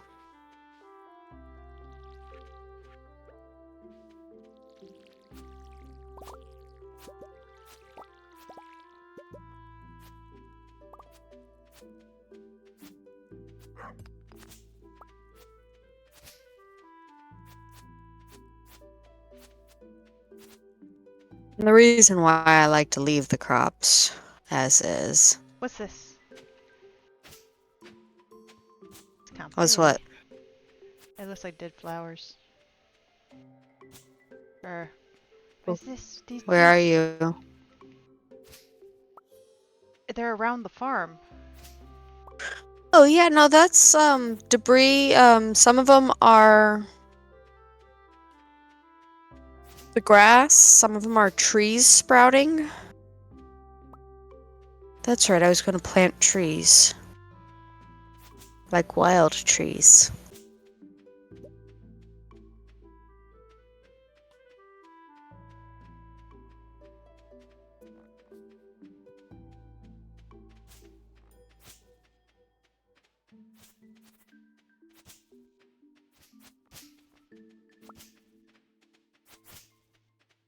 Come on, the shop will be opening soon.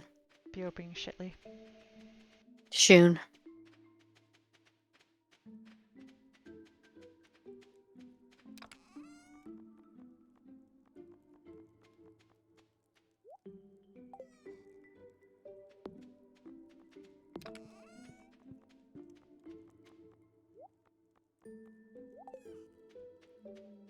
Ooh, and I'm going to go over to the community center. Do what?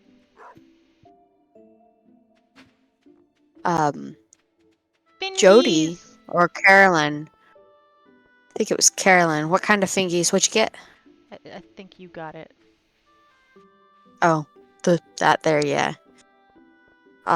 Carolyn sent me, or maybe it was Jody, sent me a vegetable from their little garden, which happened to be a parsnip, which we need for the spring crops bundle.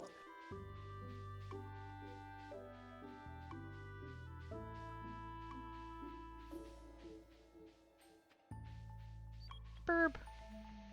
So what kind Or of stuff can we get here? this season? Give me a moment to look through.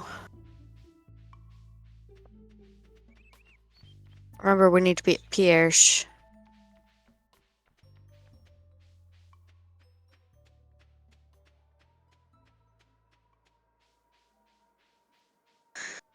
Alright, I'd recommend pumpkins.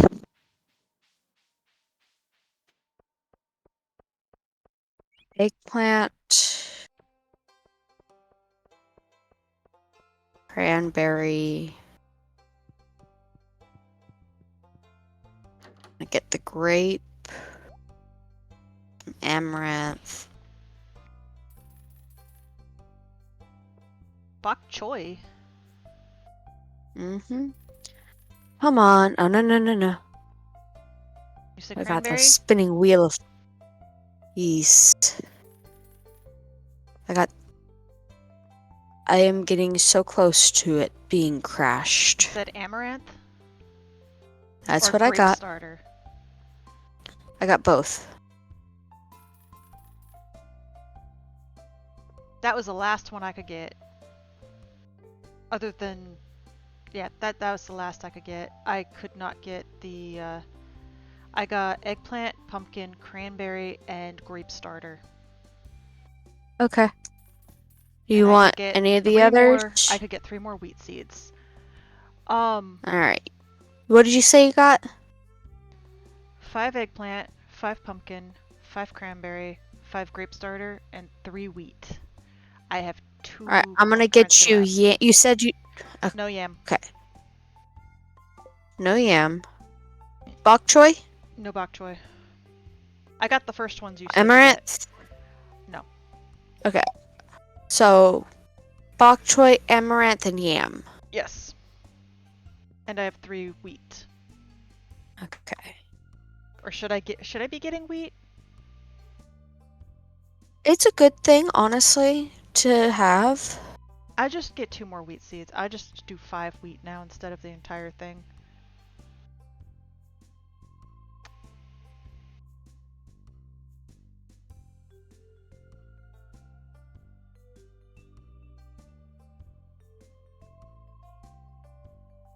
I'm sorry. I'm kind of poor.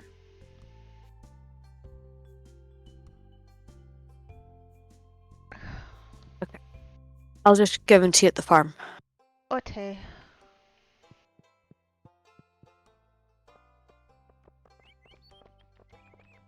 A lot of birds this time now. Mm-hmm. Mushrooms! Can we pick those? If you can. I know that you can find mushrooms on the ground. Okay.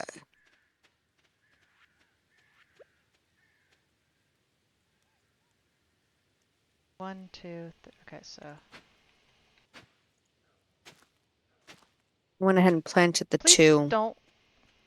Amar. Sorry.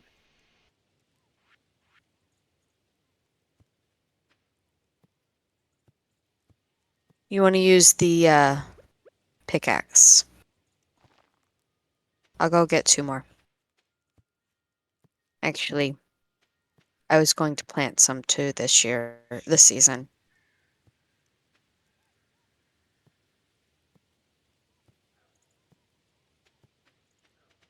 I'm gonna put them in your green chest. Okay.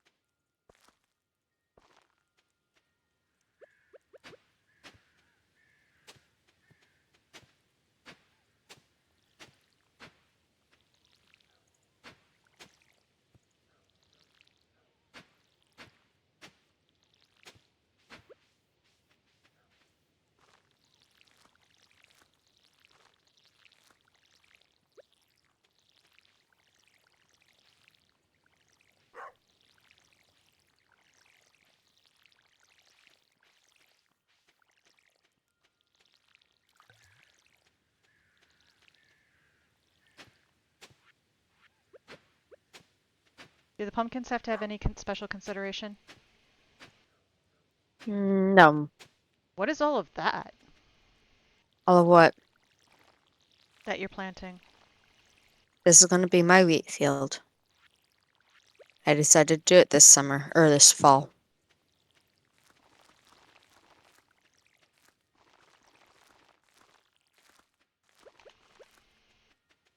Did you get the other ones for me?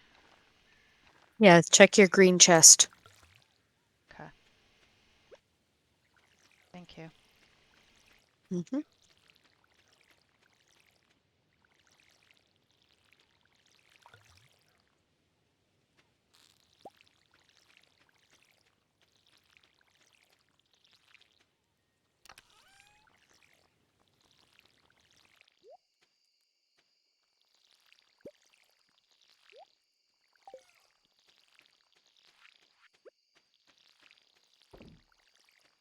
Oh, you actually got something. Ooh, a crawfish. You got a crawfish, which actually is something I think we have to turn in. Yes, it is. We shall do this tomorrow. I will bait your bitch. Mm-hmm. I was gonna do a good thing for you. Don't worry.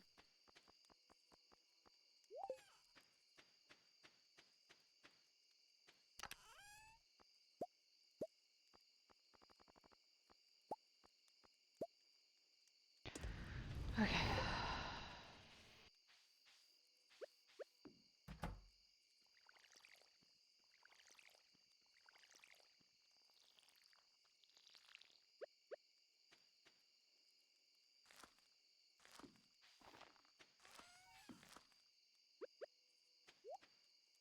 Hello.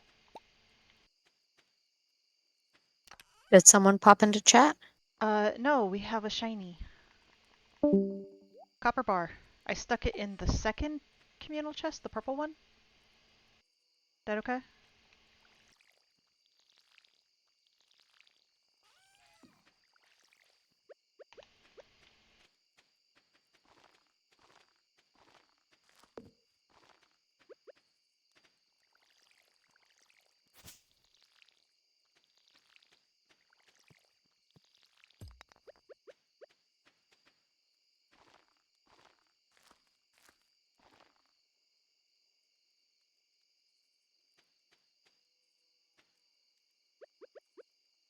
Damn it.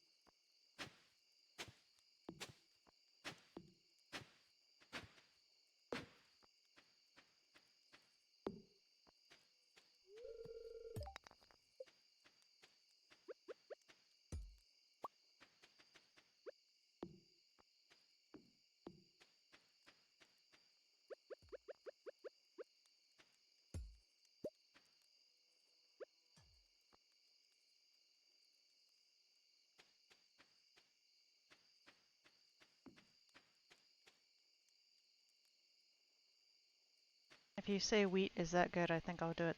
Is this too much or what? Amar? Amar? Are you ignoring me now?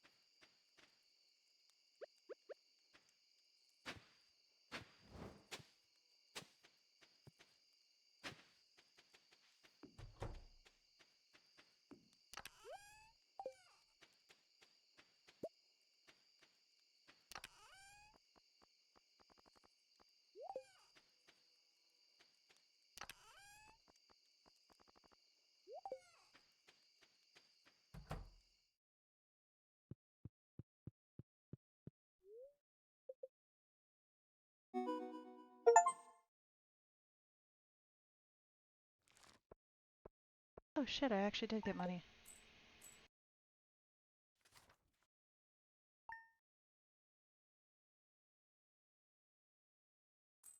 Oh, okay.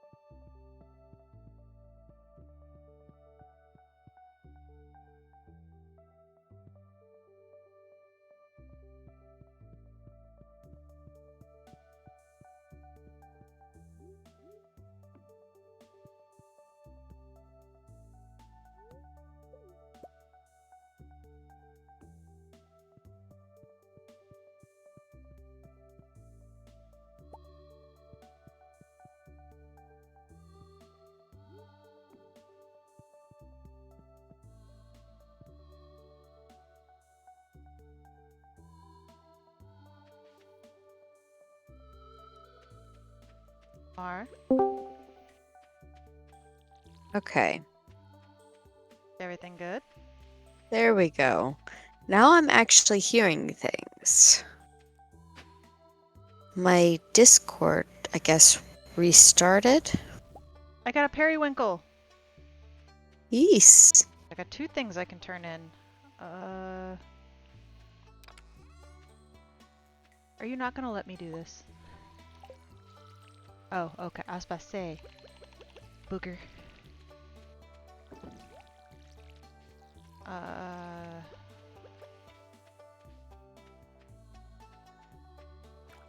Sorry? Has yours been Re...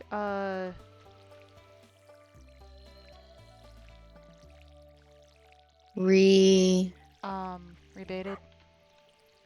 Yes.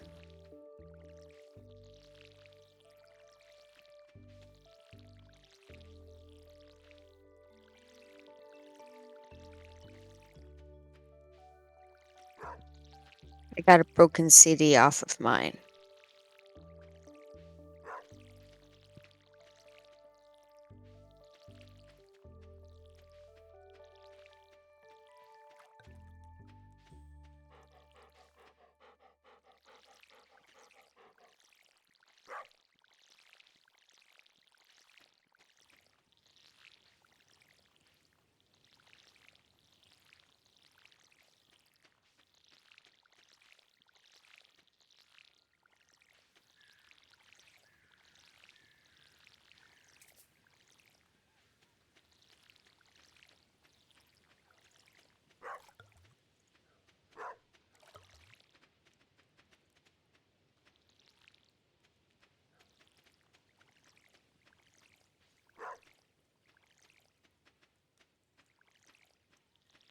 How are you rolling in the dough?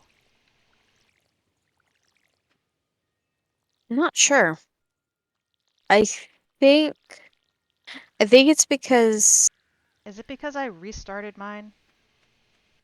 That's a possibility that it had something to do. Are you able to make a preserves jar? Not a clue. I don't think so.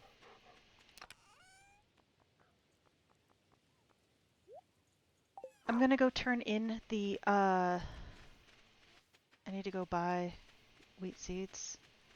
So what I've been doing is I've been turning some of what I can into pickles and I don't know how to do that. not enough wood. You use preserve jar. We don't have enough wood right now to make another. Shit. What? Lorelai? New special orders board. Oh, yeah. Week-long requests rather than requests that only last a day before you can't do anything.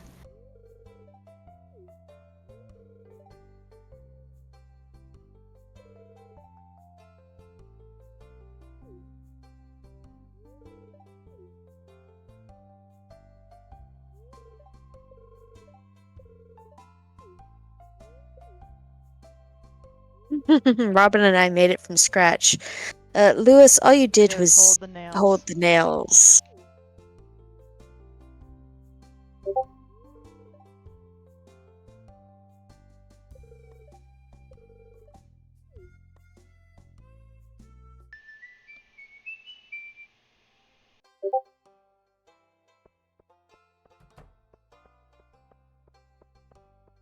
I don't even know what we can find in this season. Oh no, I hit the wrong thing.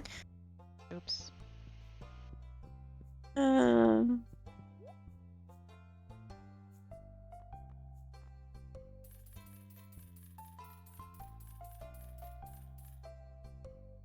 Oh, I just messed up big time.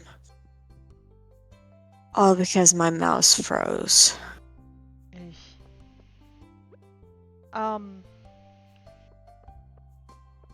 Do we need to restart? That sucked.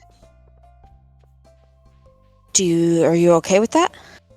Yeah, it's all I did was really do that and buy wheat seeds, and Okay. yeah. Then I'm going back to title. Go ahead.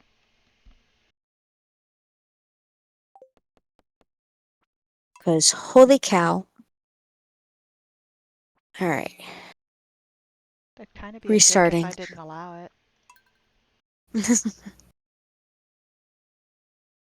Oh, it was all because my mom. I think I need a new battery or two in here, but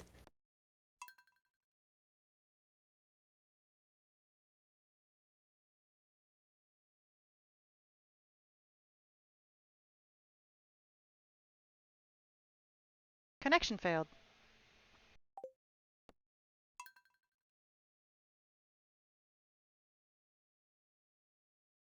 Tamar, yes, making sure you're here. Connection failed. you can't No. join. Exit to title. Okay. Put you there.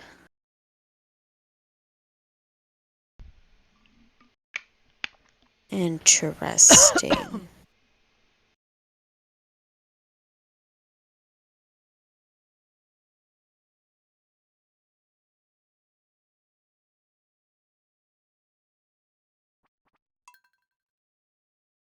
Okay.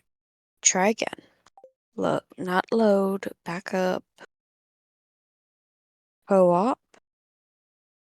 Host. Darcadia.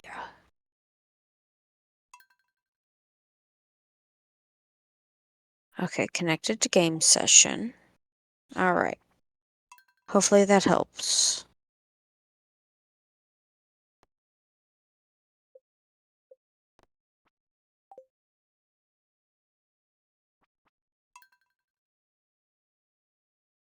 Nothing's showing up.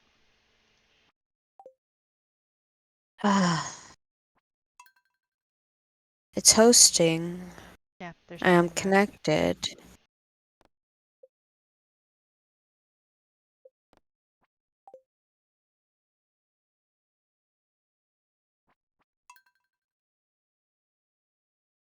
It's All not right. showing anything.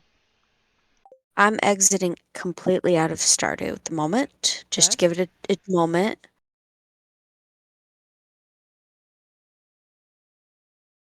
Maybe try the same on your end. Okay. Sorry for the technical difficulties, everyone. That's okay. Oh, you're sorry. My bad. Eh.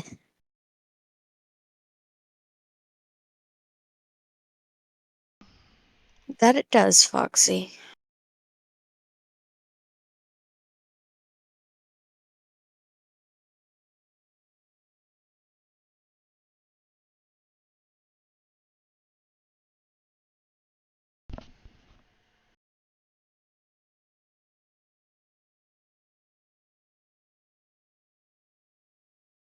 All right. Zaggerl's hurting himself. How so? I don't know.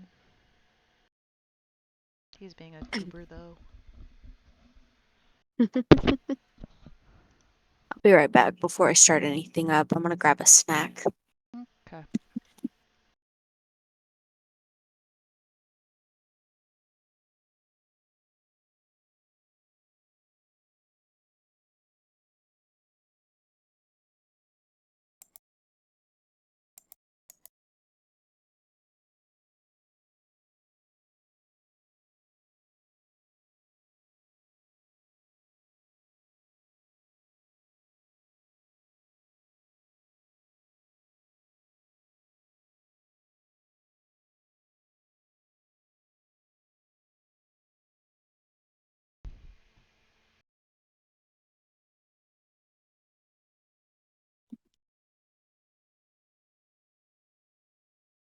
Let's play catch the damn uh, headset as it falls.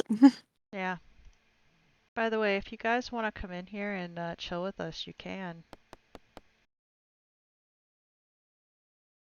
Do you have it open? Not yet. I just got back. Okay. Is launching now. Let me know when it's ready.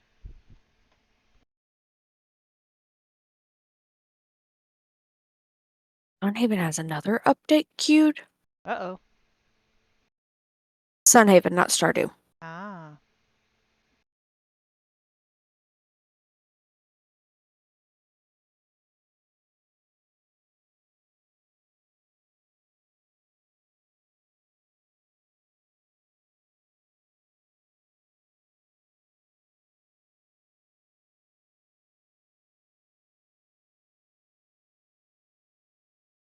We need to get a well. That's right. How much does that cost? 75 stone and a small amount of gold, I believe. Okay. We need to get a well then as soon as we're able to.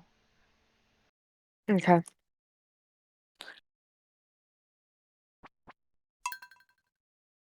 I keep hitting load, not co-op. Lol, whoops.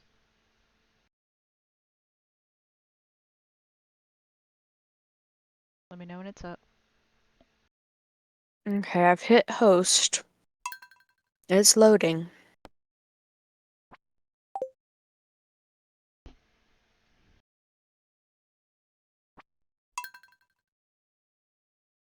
I am now hosting a multiplayer game.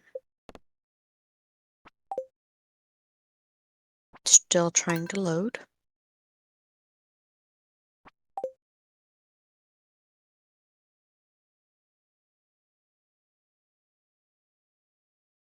Okay, I'm in. There it is.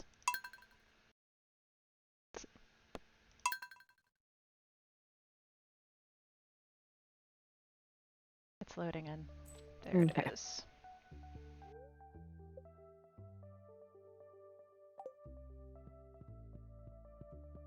I started with less energy. You went to bed so late.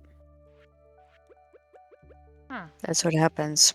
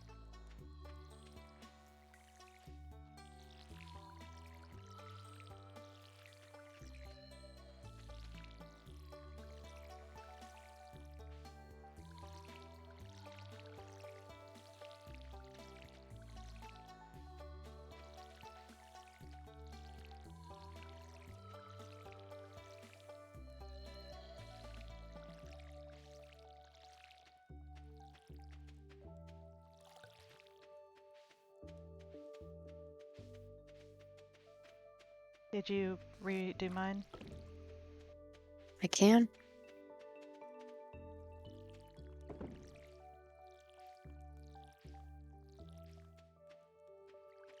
You're gonna do more wheat. Yeah.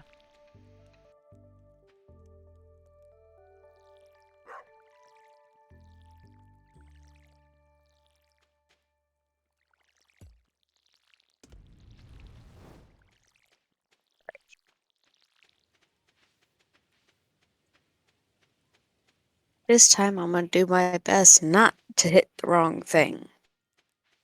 Probably a good idea. Because holy cow, that was such a grumpy, grouchy, mean response.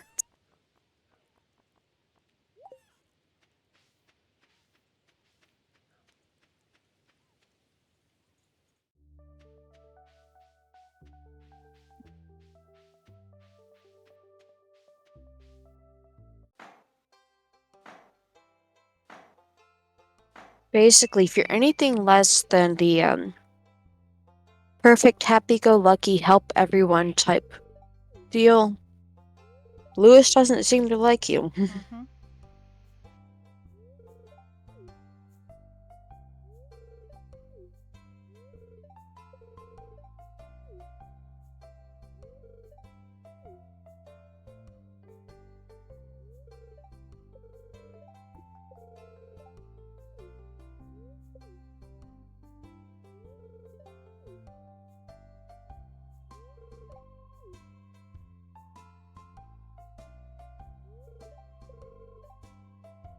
Oh,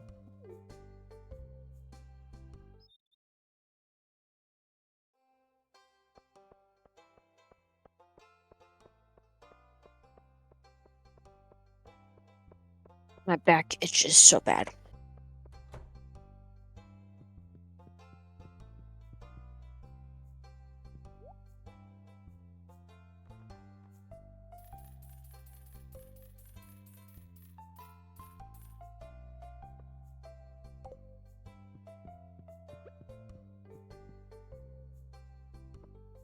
And up north is where I turn it in? Just above the area, in the area just behind Pierre's, yeah.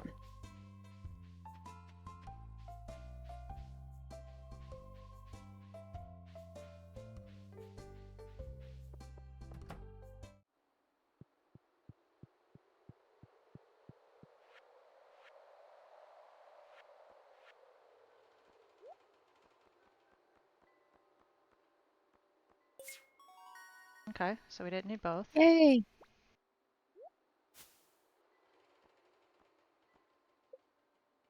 Got another crab pot. 3 crab pots! Mm-hmm. I'm gonna go put them in the chest. Still have no idea what we're going to be able to forage.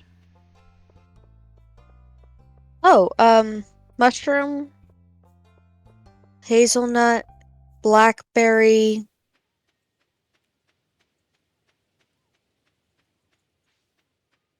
and plum. So there's 4 of them this time. Yes. There was 4 in spring, too.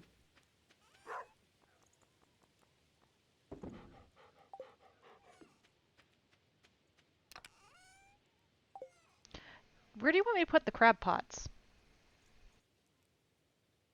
Up to you? I was saying, was there like a specific chest or something? No, there really isn't anything set up yet.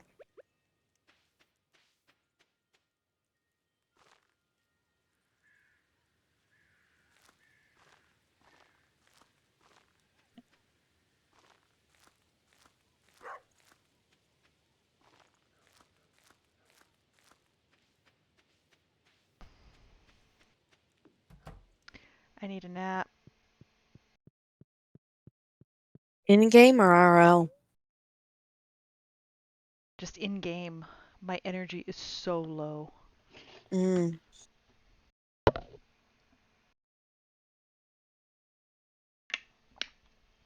Now my crops are fully planted. And then after this, I need to go foraging.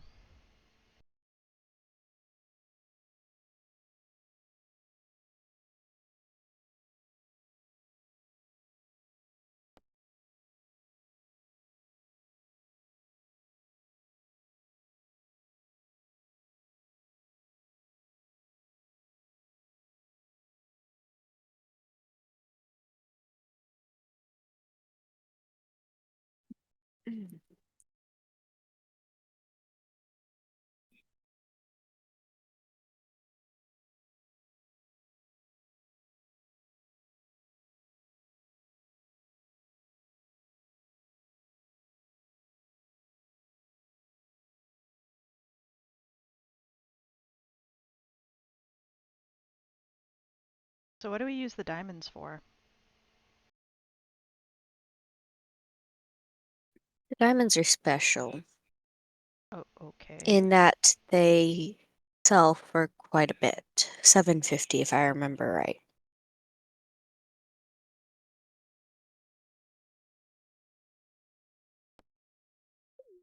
So how much is it for the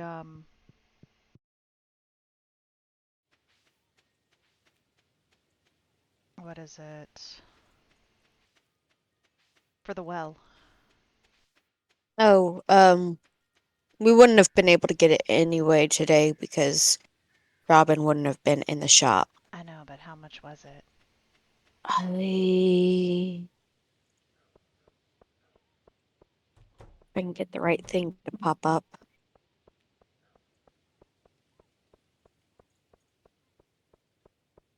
Ooh, pumpkins.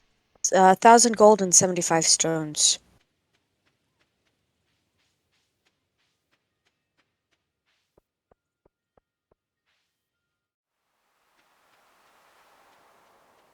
And you said, ooh, what? Pumpkins. Yes. People are beginning to decorate around the town.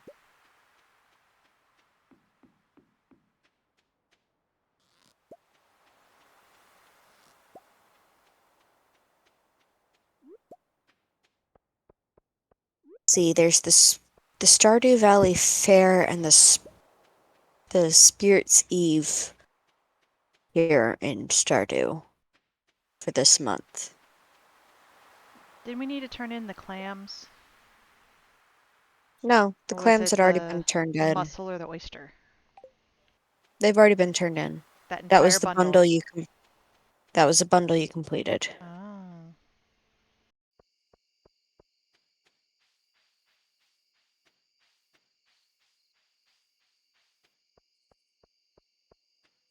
One moment. Our roast today.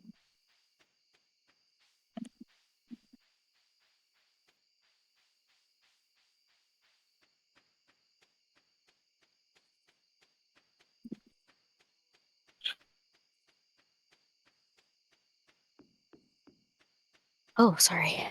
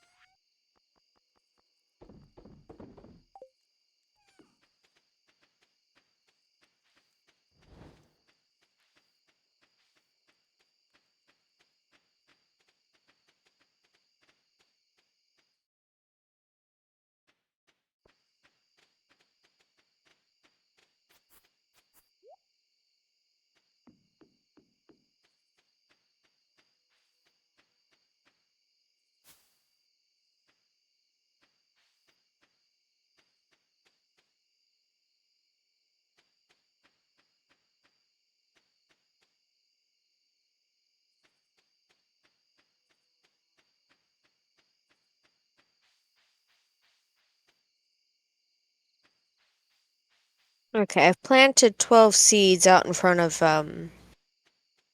Grandpa's tombstone. 12 tree seeds. Okay. So try not to dig those up, I guess. Eek! Eek! Excuse me. Let's do. Excuse me.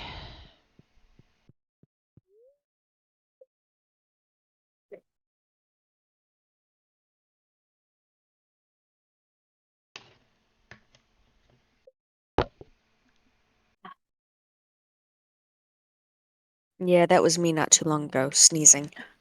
Yeah.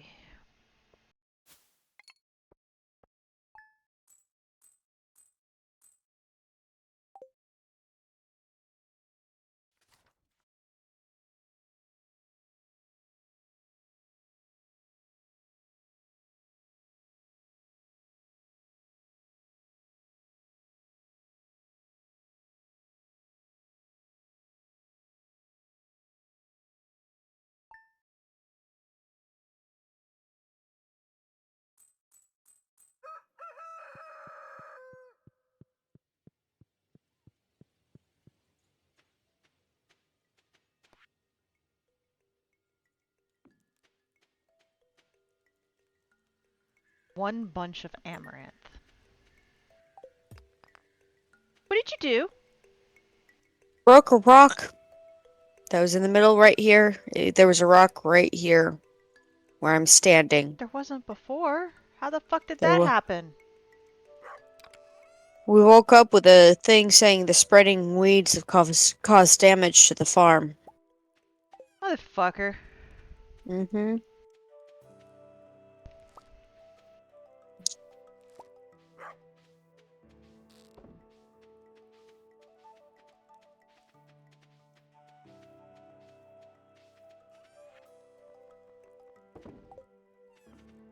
Come on, Mel.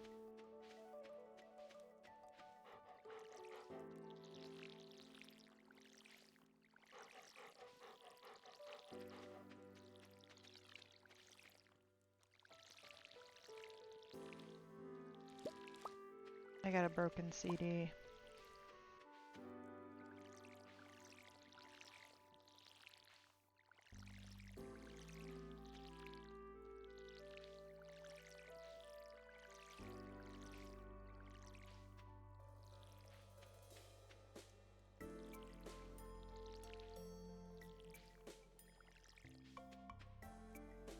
I think that was the pumpkin too.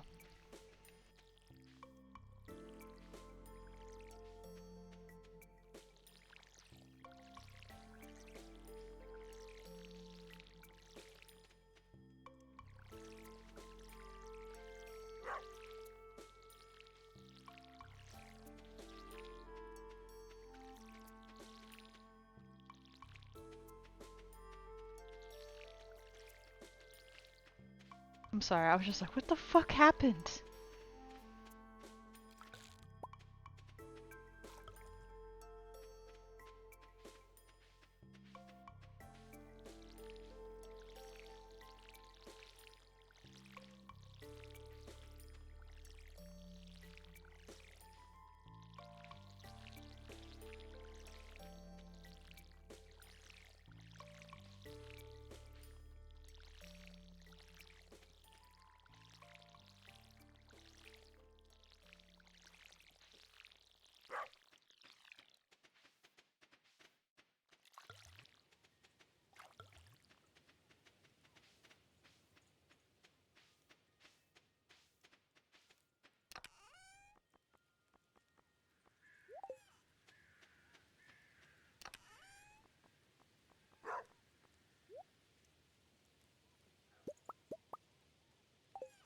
I'm gonna see if I can raise the money for the well.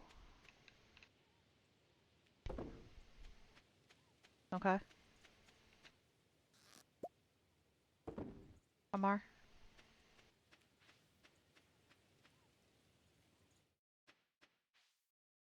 Amar? Sorry, I was muted. Bring Marie up, but okay. How were you muted? I was asking my little sister a question. There. Um, I was saying that I've got enough money, I just need a return for the stone. Oh, okay. I was say I don't mind doing it. It's gonna take me a little bit. He, Where if the you fuck find are a you black, finding this shit? I just happened to find all three of them at the bus stop on the way to, That's why there was nothing at the bus stop, you bitch. hey. There was literally one of each, but if you find a blackberry, I that's the did. I last thing just that did. needs. That's the last thing that needs to be donated into the craft room. The foraging bundle. Alright, let me go check the fish pots. And oh, well, I actually have to go bait them.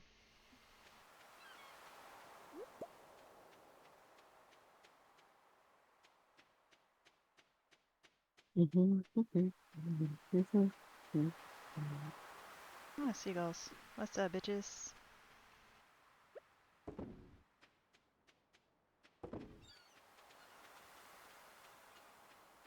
Oh, you found a lost book. So what was up in mine? It was what? What was up in my crab pot? I don't remember, but I already rebaited it. No, I just rebaited it. So did I. I don't know what was in it. Okay.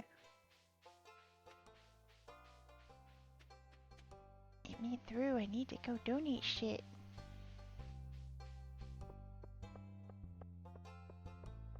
Jack be nimble, Jack be thick. Give me a second.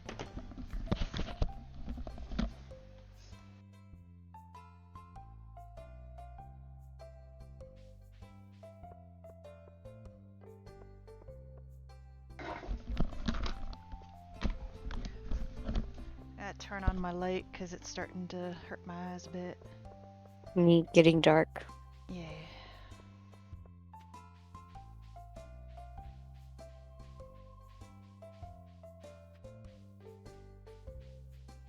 Well, I'm gonna go turn in the blackberry.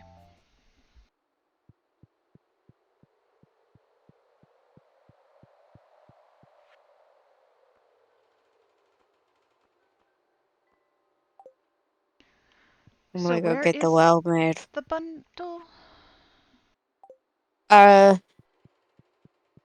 Okay, in that building right where you're at, have you gone in? Yes. Is gonna be in the Spring, southwest artisan, room. quality, fall. Fall foraging southwest room.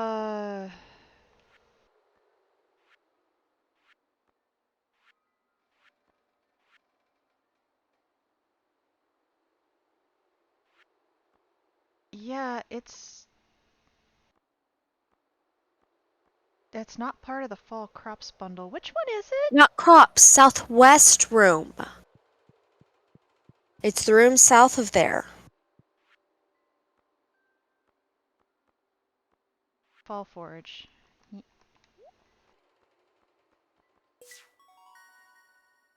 Okay.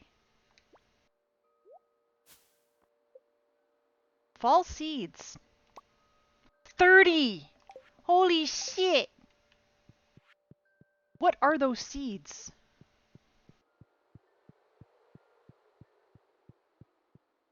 Are they just random ass seeds? They are seeds that I'm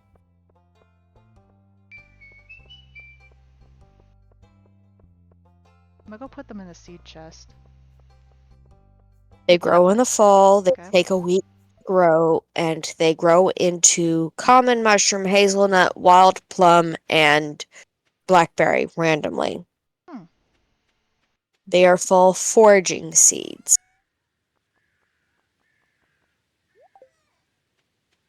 Well, they are in the seed bin now. which I moved. I saw that. I'm just like, there it is.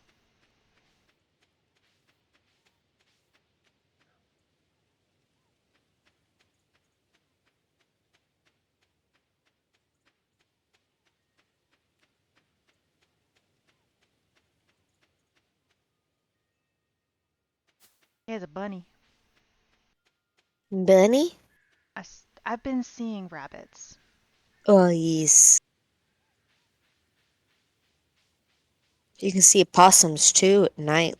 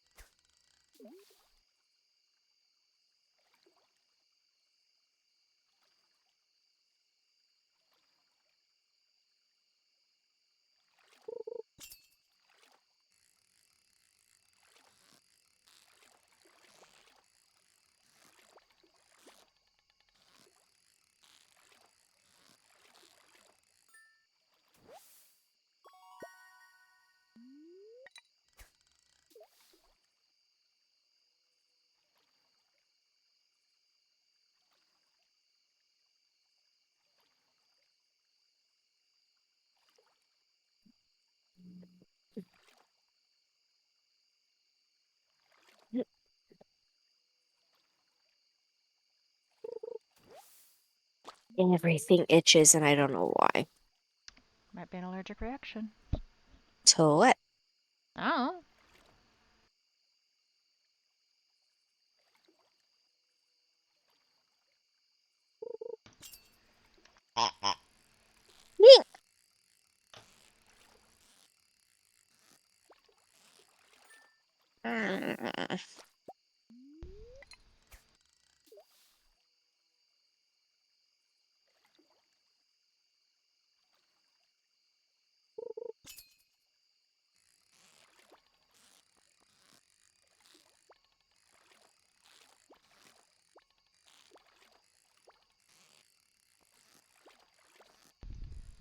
Hmm.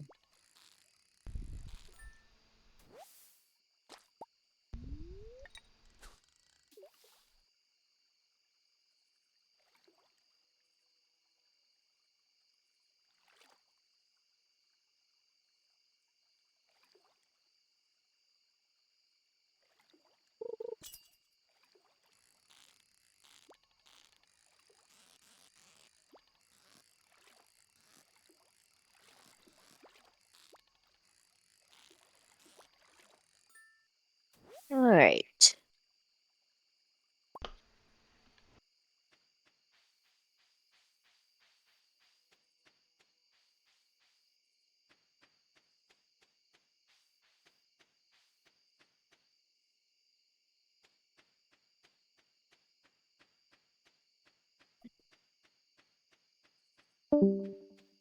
Oof.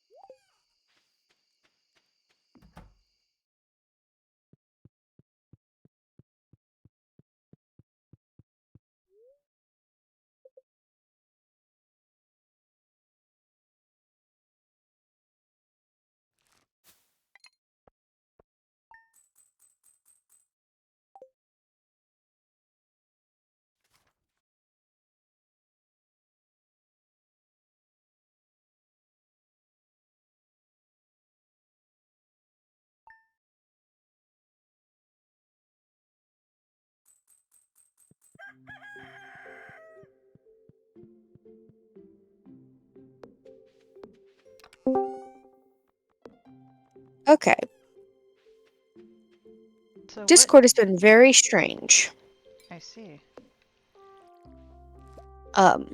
With family getting moving, I think I need to call it. You want to do So just one more day? no, the noises are starting to get to me. I don't know how many are coming through, but they're starting to get to me. Aw. Plus, with Discord crapping out, so often at this point.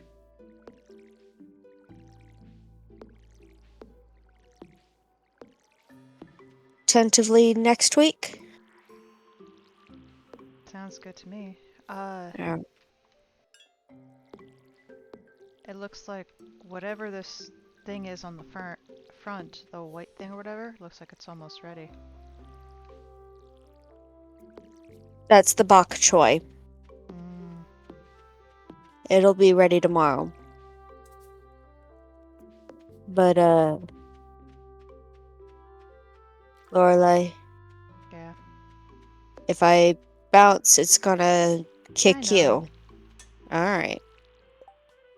So, just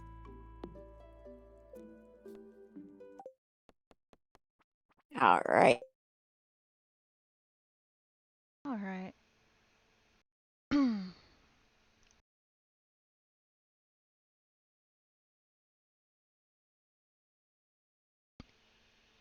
So you're gonna head out? Okay. Now my thing's not. Hello?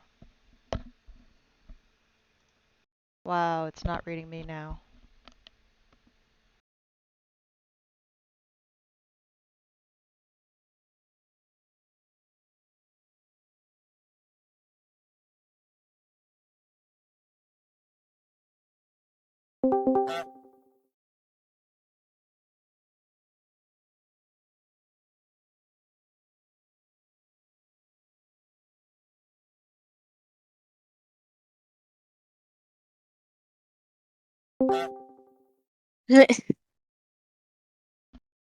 Anywho's, I'm gonna bounce.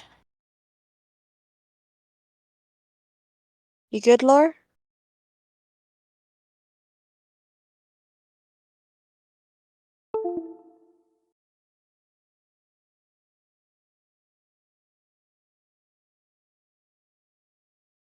Okay. I'm gonna bounce. Have a good one. I can hear you now. My headset was being stoopy. Yeah, I know how that one goes. And it just started as soon as I went to just chatting screen. Hmm. Alright, I'm gonna disconnect. Okay, see you later. Ciao.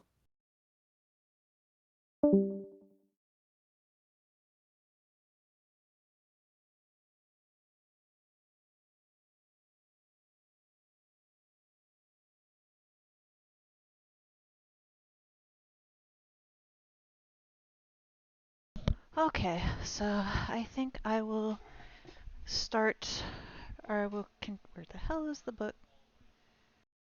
Defect? Oh, there it is. I will continue reading Robin Hood. I move my stuff a bit. So, hey Tiger, how's it going? Haven't seen you in a while. Well, what are you talking about? I saw you yesterday. But yeah, I'm finally streaming back on my thing. And how's it going?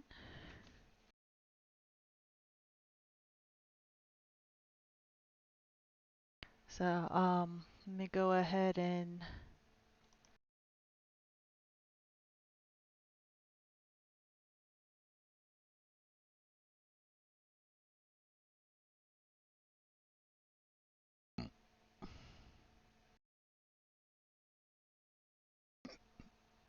yeah, thank you.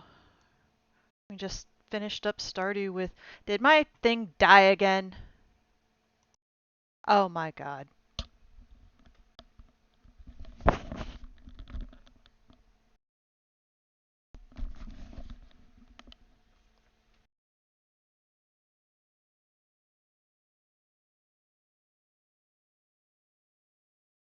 Hello? God damn it.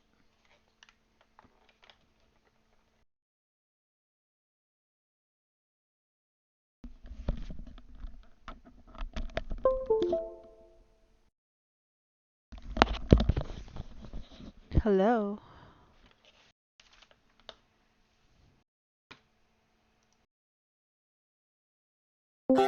Okay, there we go. My headset is having a little bit of trouble.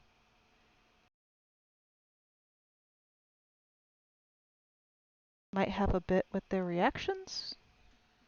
What you talking about, buddy?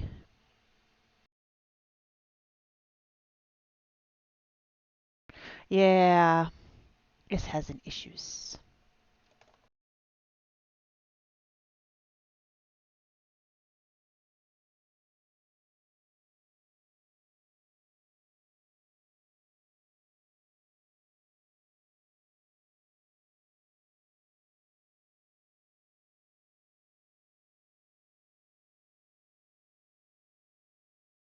Alright, I think I'm going to continue with some Robin Hood. Because I don't want to spend forever on this one, because I think that I might start Narnia for next month, because the second book technically deals with Christmas. Technically. So, it's a little thematic. Yeah, I actually have the complete Chronicles of Narnia in one book. Yeah. Depending on how it goes, I might read a few of those books next month. So let's see. Let's see how fast I can get through Robin Hood. All right. So, now after all these things had happened, and it became known to Robin Hood how the sheriff had tried 3 times to make him captive, he said to himself, "If I have the chance, I will make our worshipful sheriff pay right well for that which he hath done to me. Maybe I may bring him some time into Sherwood Forest, and have him to a right merry feast with us. For when Robin Hood caught a baron or a squire, or a fat abbot or bishop, he brought them to the greenwood tree, and feasted them before he lighted their purses. But in the meantime or Robin Hood and his band lived quietly in Sherwood Forest, without knowing their faces abroad, for Robin without showing their faces abroad, for Robin knew it would not be wise for him to be seen in the neighbourhood of Nottingham, those in authority being very wroth with him. But though they did not go abroad, they lived a merry life within the woodlands, spending the days in shooting at garlands hung upon a willow stand at the end of the glade, the leafy aisles ringing with merry jests and laughter, for whoever missed the garland was giving a sound buffet which, if delivered by Little John, never failed to topple over the unfortunate yeoman. Then they had bouts of wrestling and of cudgel play, so that every day they gained in skill and strength. Thus they dwelt for nearly a year, and in that time Robin Hood often turned over in his mind many means of making an even score with the sheriff. At last he began to fret at his confinement. So one day he took up his stout cudgel and set forth to seek adventure, strolling blithely along until he came to the edge of Sherwood. There, as he rambled along the sunlit road, he met a lusty young butcher driving a fine mare, and riding in a stout new cart, all hung about with meat. Merrily whistled the butcher as he jogged along, for he was going to the market, and the day was fresh and sweet, making his heart blithe within him. "Good morrow to thee, jolly fellow," quoth Robin. "Thou seemest happy this merry morn." "Ay, that I am," quoth the jolly butcher, "and why should I not be so? Am I not hale in wind and limb? Have I not the bonniest lass in all Nottinghamshire? And lastly, am I not to be married to her on Thursday next in sweet Locksley Town?" "Ha!" said Robert, "comest thou from Locksley Town? Well do I know that fair place for miles about, and well do I know each hedgerow and gentle pebbly stream, and even all the bright little fishes therein, for there I was born and bred. Now, where goest thou with thy meat, my fair friend?" "I go to the market at Nottingham Town to sell my beef and my mutton," answered the butcher. "But who art thou that comest from Locksley Town?" "A yeoman am I, good friend, and men do call me Robin Hood." "Now, by Our Lady's grace," cried the butcher, "well do I know thy name, and many a time have I heard thy deeds both sung and spoken of. But heaven forbid that thou shouldest take aught of me. An honest man am I, and have wronged neither man nor maid, so trouble me not, good master, as I have never troubled thee." "Nay, heaven forbid indeed," quoth Robin, "that I should take from such as thee, jolly fellow. Not so much as one farthing would I take from thee, for I love a fair Saxon face like thine right well, more especially when it cometh from Locksley Town, and most especially when the man that owneth it is to marry a bonny lass on Thursday next. But come, tell me for what price thou wilt sell all thy meat and thy horse and cart." "At 4 marks do I value meat, cart, and mare," quoth the butcher. "But if I do not sell all my meat, I will not have 4 marks in value."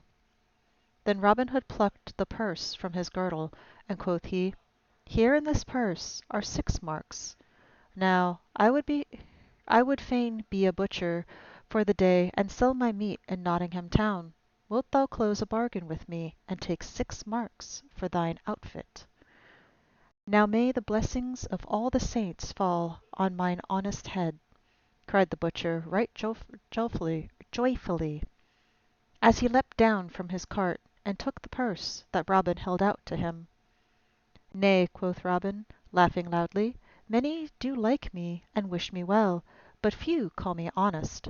Now get thee gone back to thy lass, and give her a sweet kiss from me."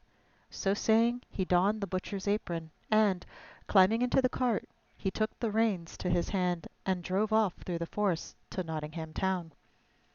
When he came to Nottingham, he entered that part of the market where butchers stood, and took up his inn in the best place he could find. Next he opened his stall and spread his meat upon the bench. Then, taking his cleaver and steel and clattering them together, he trolled aloud in merry tones: "Now come ye lasses and ye dames, and buy your meat from me. For 3 pennyworths of meat I sell, for the change of 1 penny. Lamb have I, hath fed upon nought, but the dainty daisies pied, and the violets sweet, and the daffodil that grow fair streams beside. And beef have I from the heathery wolds, and mutton from dales all green, and veal as white as a maiden's brow, with its mother's milk I ween. Then come ye lasses and ye dames, come buy your meat from me, for 3 pennyworths of meat I sell, for the charge of 1 penny." Thus he sang blithely, while all who stood near listened amazingly. Then, when he finished, he clattered the steel and cleaver still more loudly, shouting lustily: "Now who'll buy? Who'll buy? 4 fixed prices have I. 3 pennyworths of meat I sell to a fat friar or priest for 6 pence. For I want not their custom. Stout aldermen, I charge 3 pence, for it doth not matter to me whether they buy or not. To buxom dames I sell 3 pennyworths of meat for 1 penny, for I like their custom well, but to the bonny lass that hath a liking for a good tight butcher I charge not but 1 fair kiss, for I like her custom the best of all." Then all began to stare and wonder, and crowd around, laughing, for never was such selling heard all in Nottingham town. But when they came to buy, they found it as he had said, for he gave good wife or dame as much meat for 1 penny as they could buy elsewhere for 3. And when a widow or a poor woman came to him, he gave her flesh for nothing. And when a merry lass came and gave him a kiss, he charged not 1 penny for his meat. And many such came to his stall, for his eyes were as blue as the skies of June, and he laughed merrily, given to each full measure. Thus he sold his meat so fast that no butcher that stood near him could sell anything. Then they began to talk amongst themselves, and some said, "This must be some thief who has stolen cart, horse, and meat." But others said, "Nay, when did ye ever see a thief who parted with his goods so freely and merrily? This must be some prodigal who hath sold his father's land, and would fain live merrily while the money lasts." And these latter being the greater number, the others came round one by one to their way of thinking. Then some of the butchers came to him to make his acquaintance. "Come, brother," quoth one, who was the head of them all, "we be all of one trade, so wilt thou go dine with us? For this day the sheriff hath asked all the butcher guild to feast with him at the Guildhall. There will be a stout fare and much to drink, but that thou likest, or I much mistake thee." "Now beshrew his heart," quoth jolly Robin, "that would deny a butcher; and, moreover, I will go dine with you all, my sweet lads, and that as fast as I can hie." Whereupon, having sold all his meat, he closed his stall, and went with them to the great Guildhall. There the sheriff had already come in state, and with him many butchers. When Robin and those that were with him came in, all laughing at some merry jest he had been telling them, those that were near the sheriff whispered to him, "Yon is a right mad blade, for he hath sold more meat for 1 penny this day than we could sell for 3. And to whosoever merry lass gave him a kiss, he gave meat for nought." And others said, "He is some prodigal that hath sold his land for silver and gold, and meaneth to spend all right merrily." Then the sheriff called Robin to him, not knowing him in his butcher's dress, and made him sit close to him on his right hand, for he loved a rich young prodigal, especially when he thought he might lighten the prodigal's pockets to his own most worshipful purse. So he made much of Robin, and laughed and talked with him more than with any of the others.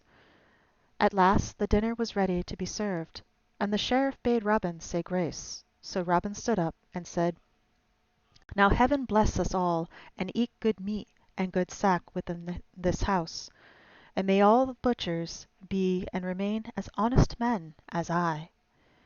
At this all laughed, the sheriff loudest of all, for he said to himself, "Surely this is indeed some prodigal, and perchance I may empty his purse of some of the money that the fool throweth about so freely."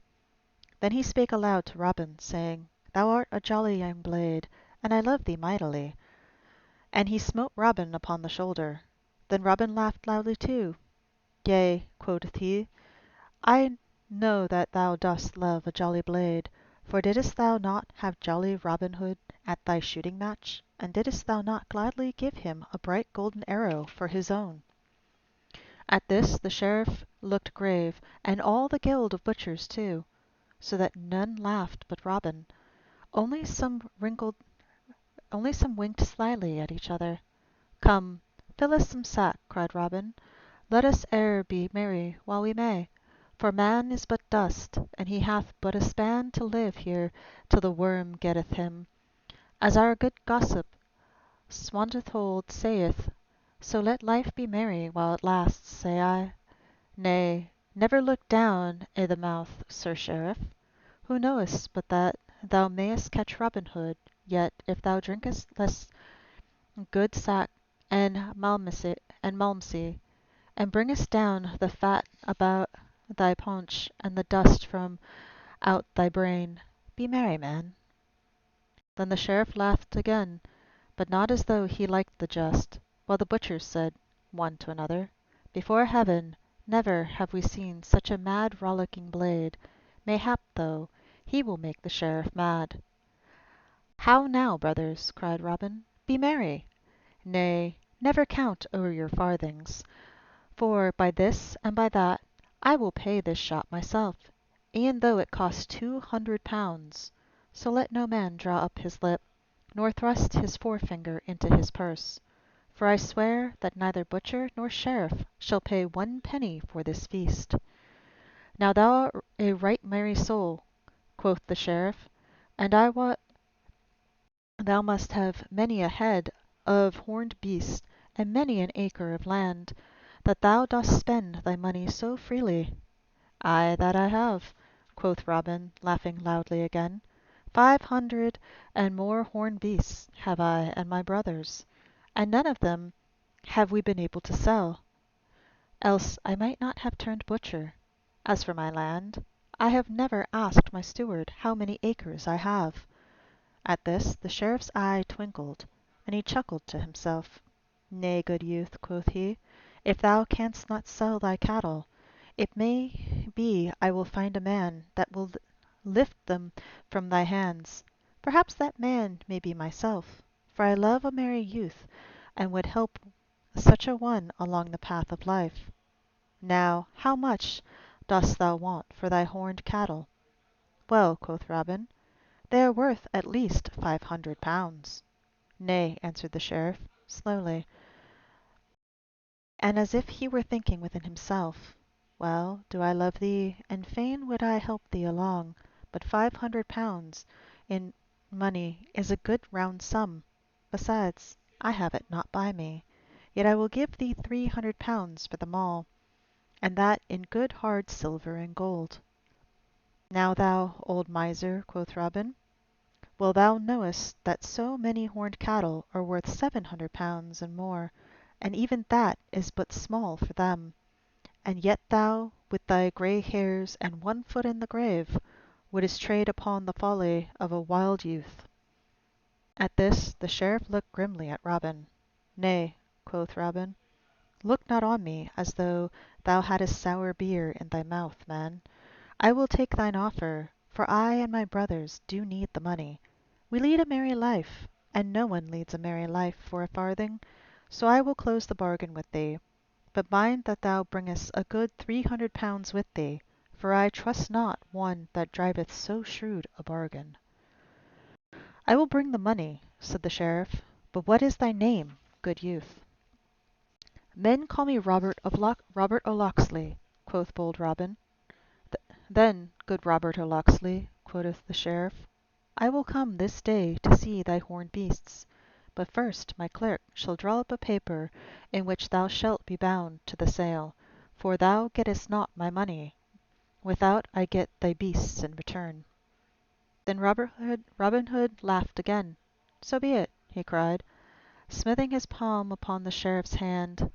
Truly my brothers will be thankful for thee for thy money.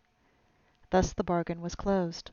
But many of the butchers talked amongst themselves of the sheriff, saying that it was but a scurvy trick to beguile a poor spendthrift youth in this way. The afternoon had come when the sheriff mounted his horse and joined Robin Hood, who stood outside the gateway of the paved court, waiting for him, for he sold his horse and cart to a trader for 2 marks.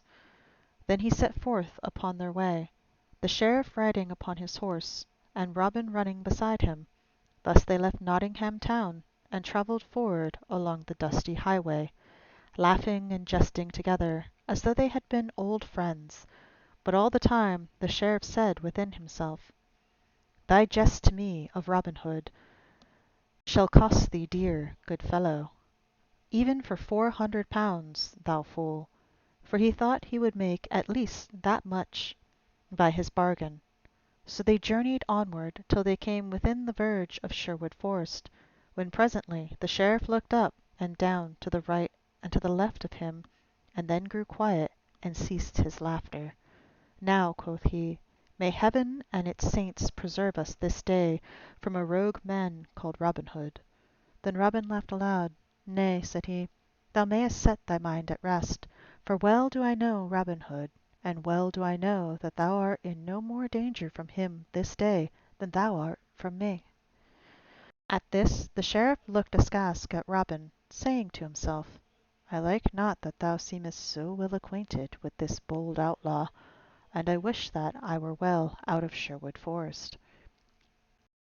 But still they travelled deeper into the forest shades, and the deeper they went, the more quiet grew the sheriff. At last they came to where the road took a sudden bend, and before them a herd of dun deer went tripping across the path. Then Robin Hood came close to the sheriff, and pointing his finger, he said, These are my horned beasts, good Master Sheriff. How dost thou like them? Are they not fat and fair to see? At this the sheriff drew rein quickly. Now, fellow, quoth he, I would I were well out of this forest, for I like not thy company. Go thou thine own path, good friend, and let me but go mine. But Robin only laughed and caught the sheriff's bridle rein.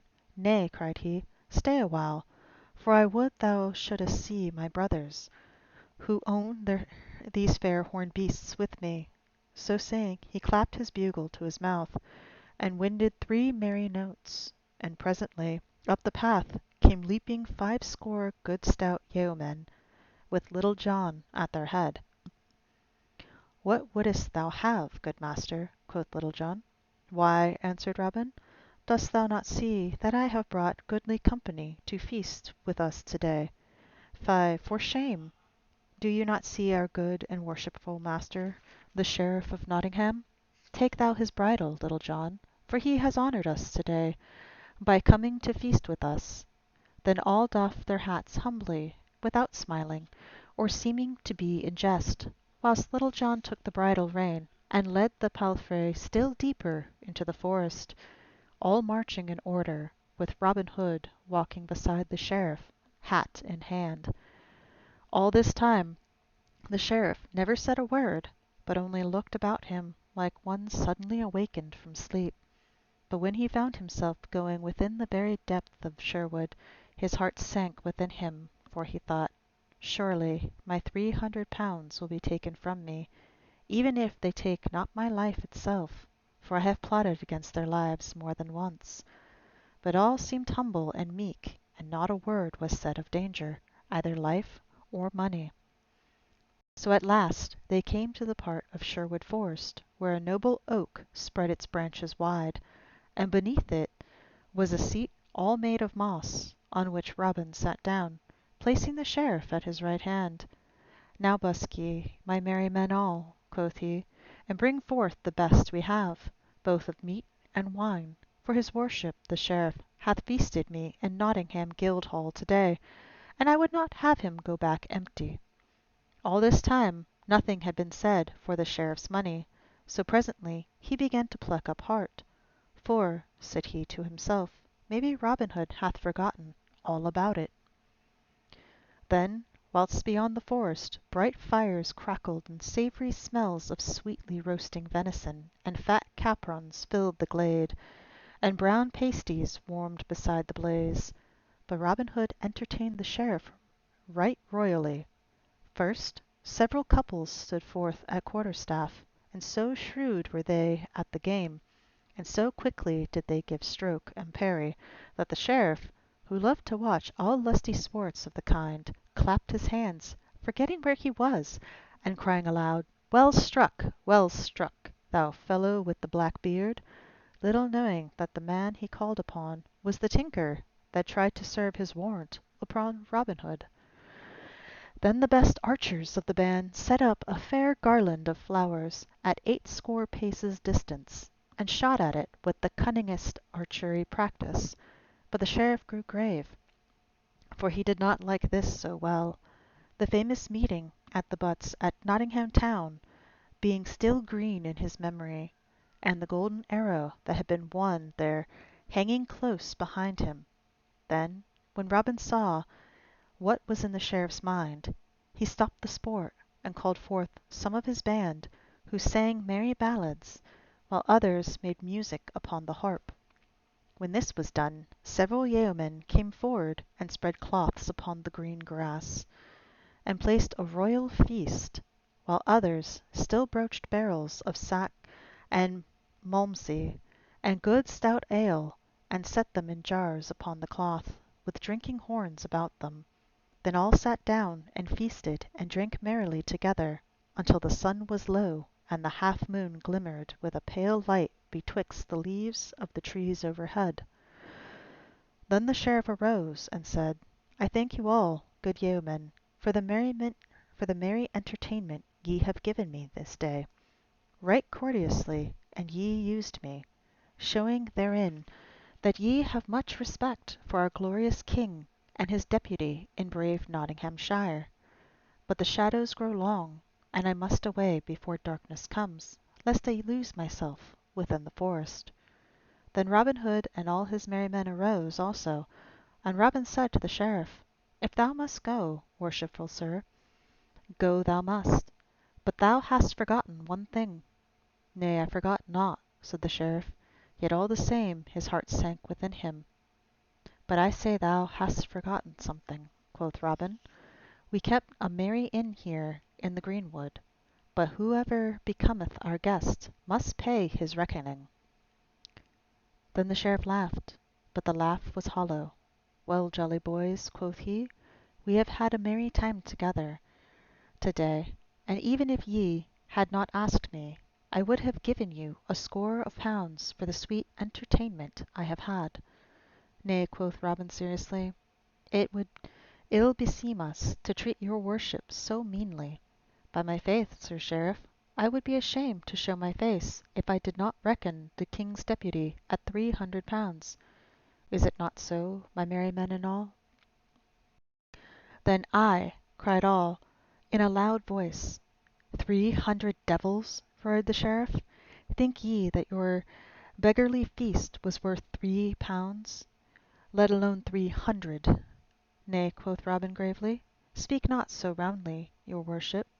I do love thee for the sweet feast thou hast given me this day in merry Nottingham town, but there be those here who love thee not so much. If thou wilt look down the cloth thou wilt see Will Stuteley. in whose eyes thou hast no great favour.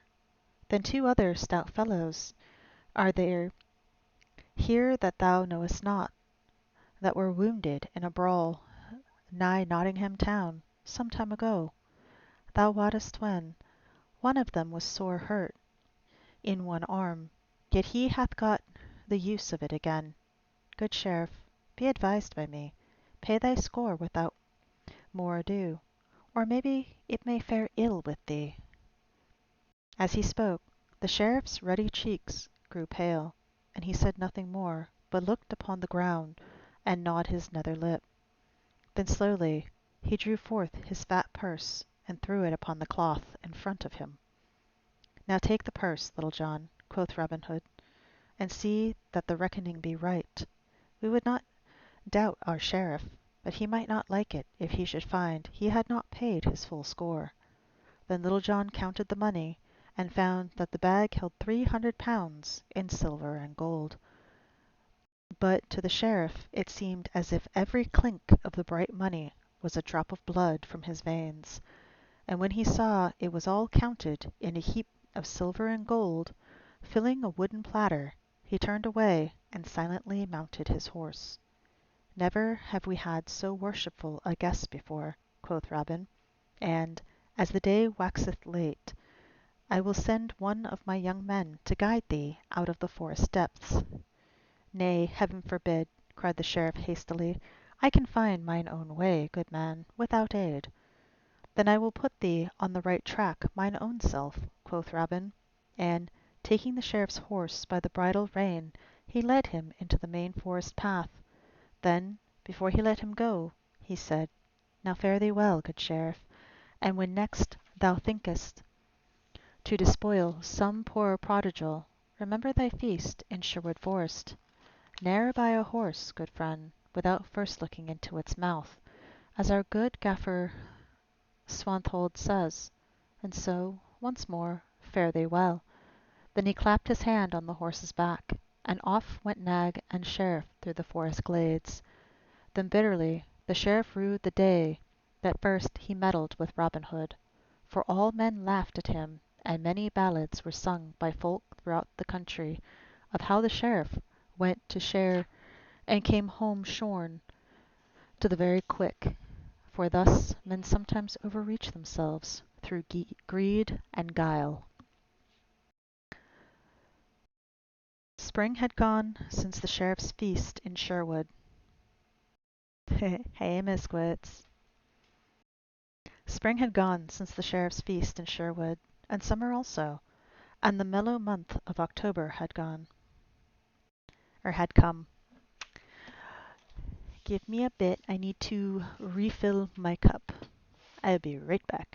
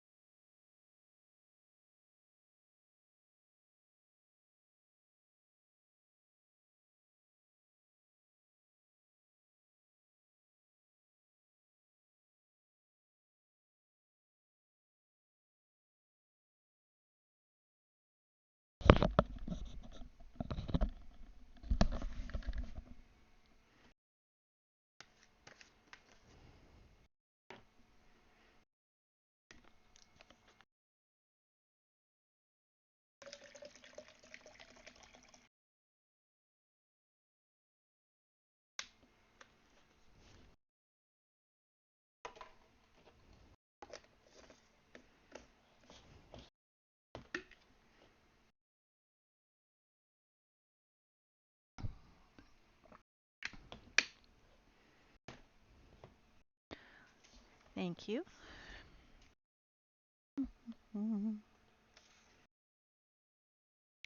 All the air was cool and fresh. The harvests were gathered home.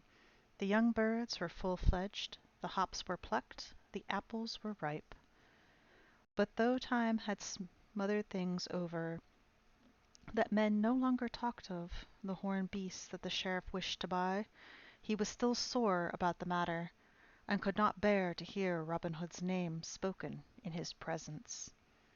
When October had come, the time for holding the great fair which celebrated every 5 years at Nottingham town, to which folk came from far and near throughout the country. At such times archery was always the main sport of the day, for the Nottinghamshire yeomen were the best hand at the longbow in all merry England. But this year the sheriff hesitated a long time before he issued proclamation of the fair, fearing lest Robin Hood and his band might come to it. At first he had a great part of a mind not to proclaim the fair, but second thought told him that men would laugh at him and say among themselves that he was afraid of Robin Hood. So he put the thought by. At last he fixed in his mind that he would offer such a prize as they would not care to shoot for.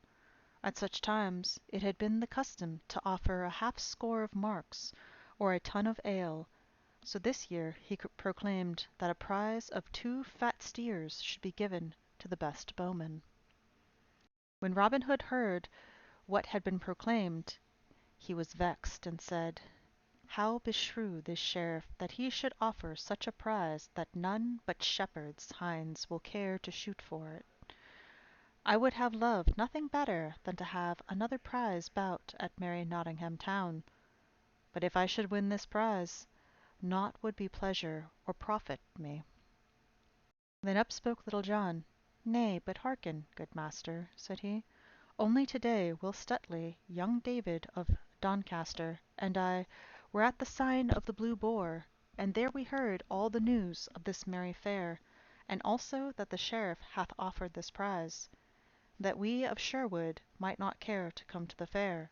So, good master, if thou wilt, I would fain go and strive to win even this poor thing among the stout yeomen who will shoot at Nottingham town." "Nay, Little John," quoth Robin, "thou art a sound stout fellow, yet thou lackest the cunning that good Stuteley hath, and I would not have harm befall thee for all Nottinghamshire. Nevertheless, if thou wilt go, take some disguise, lest there be those there who may know thee." "So be it, good master," quoth Little John. "Yet all the disguise that I wish is a good suit of scarlet instead of this Lincoln green. I will draw the cowl of my jacket about my head so that it will hide my brown hair and beard, and then, I trust, no one will know me." "It is much against my will," said Robin Hood. "Ne'ertheless, if thou dost wish it, get thee gone. But bear thyself seemingly, Little John, for thou art mine own right hand man, and I could ill bear to have harm befall thee." So Little John clad himself in all scarlet, and started off to the fair at Nottingham town. Right merry were these fair days in Nottingham, when the green before the great town gates was dotted with booths standing in rows, with tents of many coloured canvas, hung about with streamers and garland of flowers, and the folk came from all the countryside, both gentle and common. In some booths there was dancing to merry music, in others flowed ale and beer, and in others yet again sweet cakes and barley sugar were sold. The sport was going outside the booths also, where some minstrels sang ballads of the olden time, playing a second upon the harp, or where the wrestlers struggled with one another within the sawdust ring. But the people gathered, most of all around the raised platform where stout fellows played at quarterstaff. So Little John came to the fair. All scarlet were his hose and jerkin, and scarlet was his cowled cap, with a scarlet feather stuck on the side of it. Over his shoulders was slung a stout bow of yew, and across his back hung a quiver of good round arrows. Many turned to look after such a stout, tall fellow, for his shoulders were broader by a palm's breadth than any that were there, and he stood a head taller than all the other men. The lasses also looked at him askance, thinking they had never seen a lustier youth. First of all he went to the booth where stout ale was sold, and, standing aloft on a bench, he called to all that were near to come and drink with him. "Hey, sweet lads," cried he, "who will drink ale with a stout yeoman? Come all, come all, let us be merry, for the day is sweet, and the ale is tingling. Come hither, good yeoman, and thou, for not a farthing shall one of you pay. Nay, turn hither, thou lusty beggar, and thou jolly tinker, for all shall be merry with me." Thus he shouted, and all crowded around, laughing, while the brown ale flowed, and they called Little John a brave fellow, each swearing that he loved him with his own like his own brother.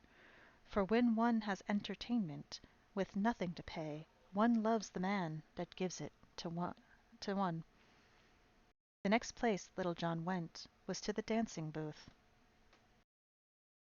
where three men made sweet music with bagpipes. Here he laid aside his bow and quiver, and joined in the sport, dancing so long that none could stand against him. A score of lasses came, one after another, and strove to dance him down, but could not do so, for Little John leapt so high, snapping his fingers the while, and shouted so loud, that every lass vowed that she had never seen so sweet a lad in all her life before. Then, after he had danced for a long time, he strolled to the platform where they were at cudgel play, for he loved a bout at quarterstaff as he loved meat and drink, and here befell an adventure that was sung in ballads throughout the mid country for many a day.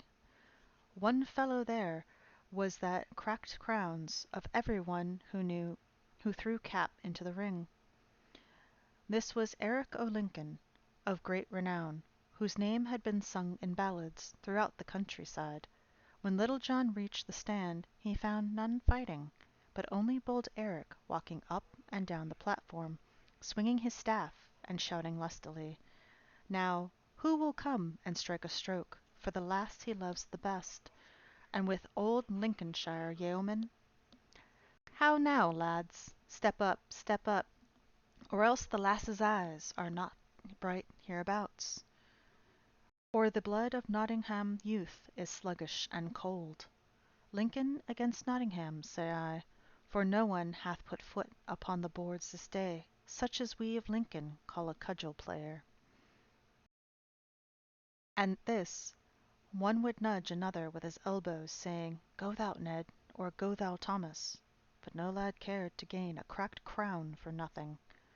Presently Eric saw where Little John stood among the others, a head and shoulders above them all, and he called to him loudly, "Halloa, thou long-legged fellow in scarlet! Broad are thy shoulders and thick thy head. Is not thy fair lass enough for thee to take cudgel in hand for her sake? In truth, I believe that Nottingham men do turn to bone and sinew, for neither heart nor courage have they. Now, thou great lout, wilt thou not twirl staff for Nottingham?" "Ay," quoth Little John, "had I put mine own good staff here, it would pleasure me hugely to crack thy knave's pate, thou saucy braggart. I wot it would be well for thee an thy cock's comb were cut." Thus he spoke, slowly at first, for he was slow to move, but his wrath gathered headway like a great stone rolling down a hill, so that at the end he was full of anger. Then Eric o' Lincoln laughed aloud. "Well spoken for one who fears to meet me fairly, man to man," said he. "Saucy art thou thine own self. If thou puttest foot upon these boards, I will make thy saucy tongue rattle within thy teeth." "Now," quoth Little John, "is there never a man here that will lend me a good stout staff, till I try the mettle of yon fellow?" At this, half a score reached into their staves, and he took the stoutest and heaviest of them all. Then, looking up and down the cudgel, he said, "Now, I have in my hand but a splint of wood, a barley straw, and it were, yet I trow it will have to serve me. So here goeth." Thereupon he cast the cudgel upon the stand, and, leaping lightly after it, snatched it up in his hand again. Then each man stood in his place and measured the other with fell looks until he that directed the sport cried, "Play!" At this they stepped forth, each grasping his staff tightly in the middle. Then those that stood around saw the stoutest game of quarterstaff that e'er Nottingham town beheld. At first Eric o' Lincoln thought he would gain an easy advantage, so he came forth, as if he would say, "Watch, good people, how that I carve you this cockerel right speedily." But he presently thought it to be no such speedy matter. Right deftly he struck, and with great skill of fence, but he had found his match in Little John. Once, twice, thrice he struck, and 3 times Little John turned the blows to the left hand and to the right. Then quickly, and with dainty backhand blow, he rapped Eric beneath the guard so shrewdly that it made his head ring again. Then Eric stepped back to gain his wits, while a great shout went up, and all were glad that Nottingham had cracked Lincoln's crown, and thus ended the first bout of the game. Then presently the director of the sport cried, "Play!" and they came together again. But now Eric played warily, for he found his man was of right good mettle, and also he had no sweet memory of the blow that he had got. So this bout neither Little John nor the Lincoln man caught a stroke within his guard. Then, after a while, they parted again, and this made the second bout.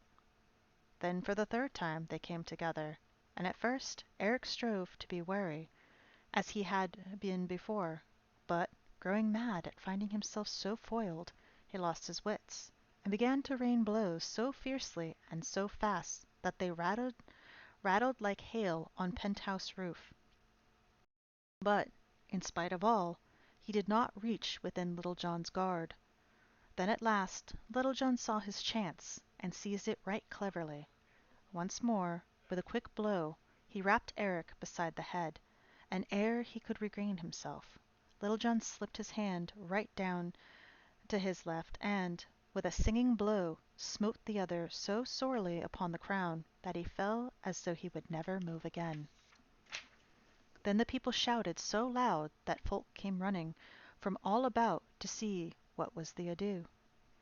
When Little John leapt down from the stand and gave the staff back to him that had lent it to him, and thus ended the famous bout between Little John and Eric o' Lincoln, of great renown. But now the time had come when those who were to shoot with the long bow were to take their places. So the people began flocking to the butts where the shooting was to be.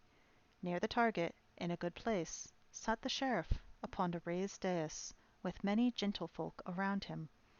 When the archers had taken their places, the herald came forward and proclaimed the rules of the game, and how each should shoot 3 shots, and to him that should shoot the best, the prize of 2 fat steers was to belong. A score of brave shots were gathered there, and among them some of the keenest hands at the long bow in Lincoln and Nottinghamshire, and among them Little John stood taller than all the rest. "Who is yon stranger clad all in scarlet?" said someone.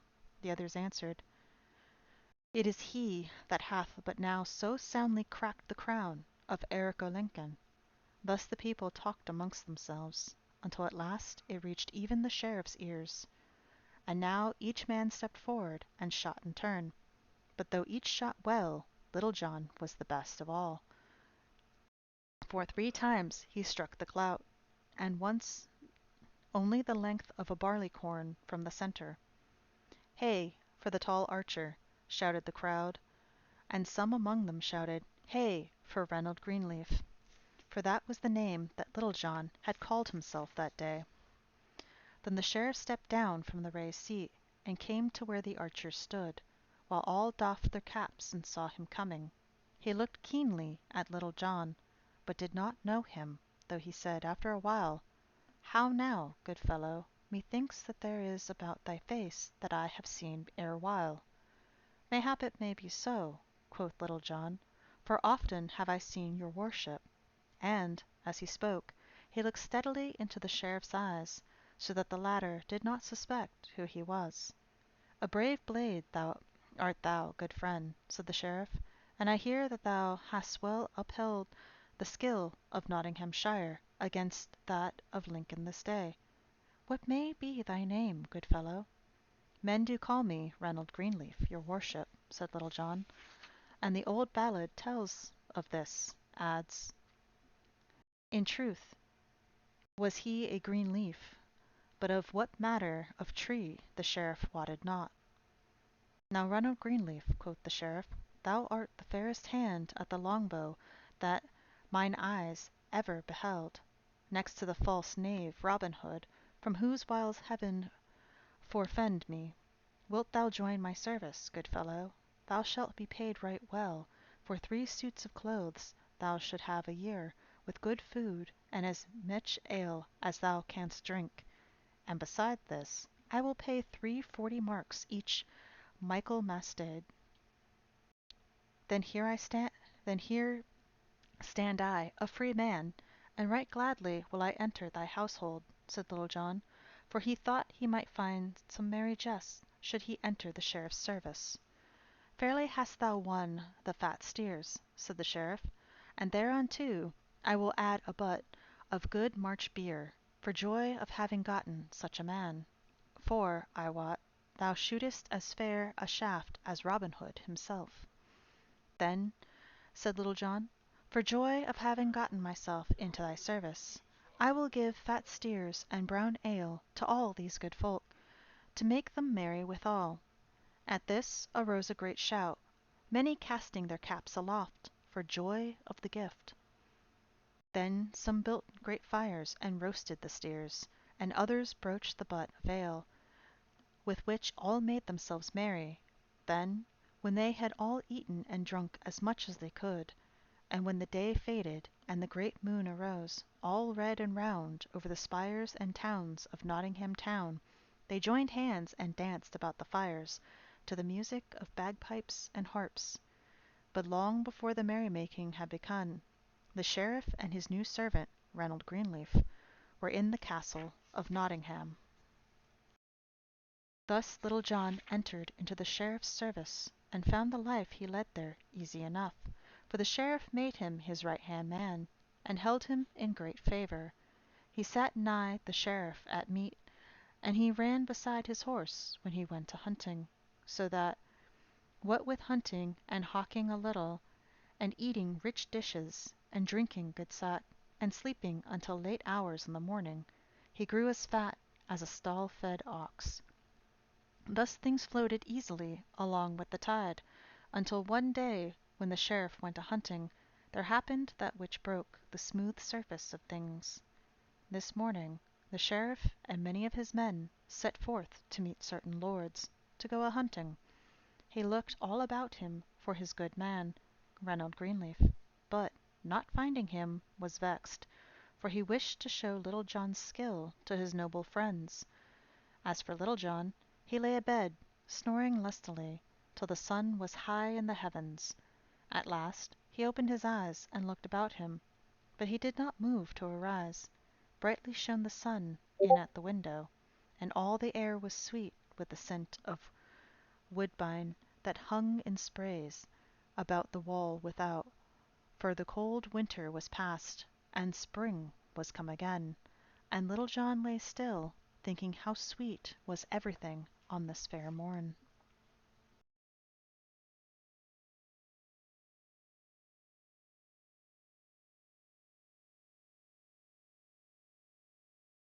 Doop-a-doo.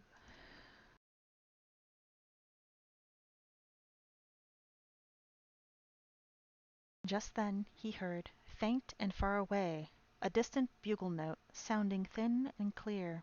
The sound was small, but, like a little pebble dropped into a glassy fountain, it broke all the smooth surface of his thoughts, until his whole soul was filled with disturbance. His spirit seemed to awaken from its sluggishness, and his memory brought back to him all the merry greenwood life, how the birds were singing blithely there this bright morning, how his beloved companions and friends were feasting and making merry, perhaps talking of him with sober speech.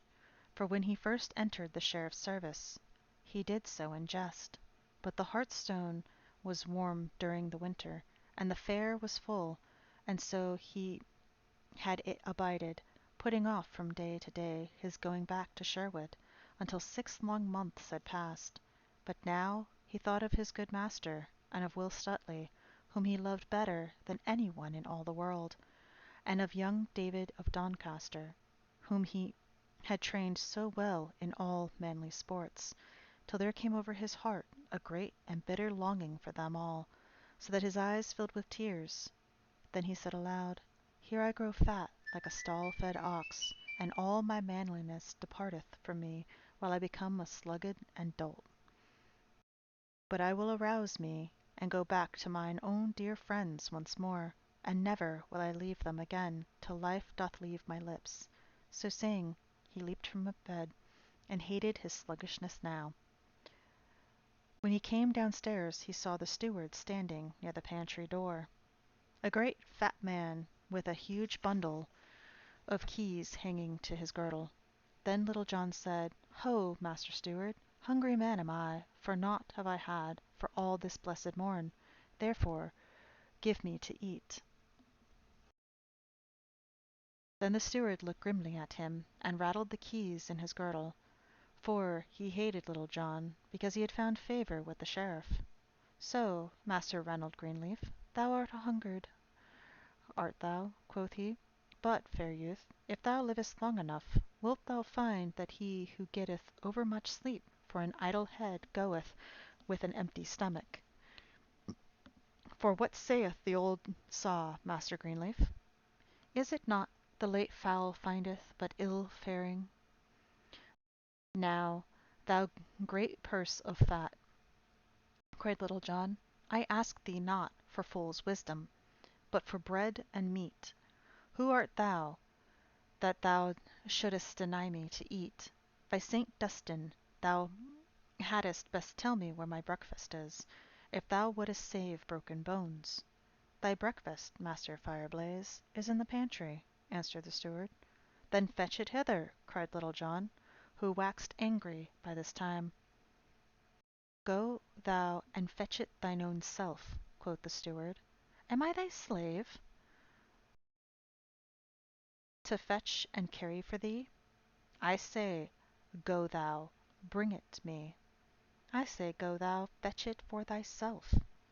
"Ay, marry, that will I, right quickly," quoth Little John in a rage, and, so saying, he strode to the pantry and tried to open the door, but found it locked, whereat the steward laughed and rattled his keys. Then the wrath of Little John boiled over, and, lifting his clenched fist, he smote the pantry door, bursting out 3 panels and making so large an opening that he could easily stoop and walk through it. When the steward saw what was done, he waxed mad with rage, and, as Little John stooped to look within the pantry, he seized him from behind by the nape of the neck, pinching him sorely, and smiting him over head with his keys till the yeoman's ears rang again. At this, Little John turned upon the steward and smote him such a buffet that the fat man fell to the floor, and lay there as though he would never move again.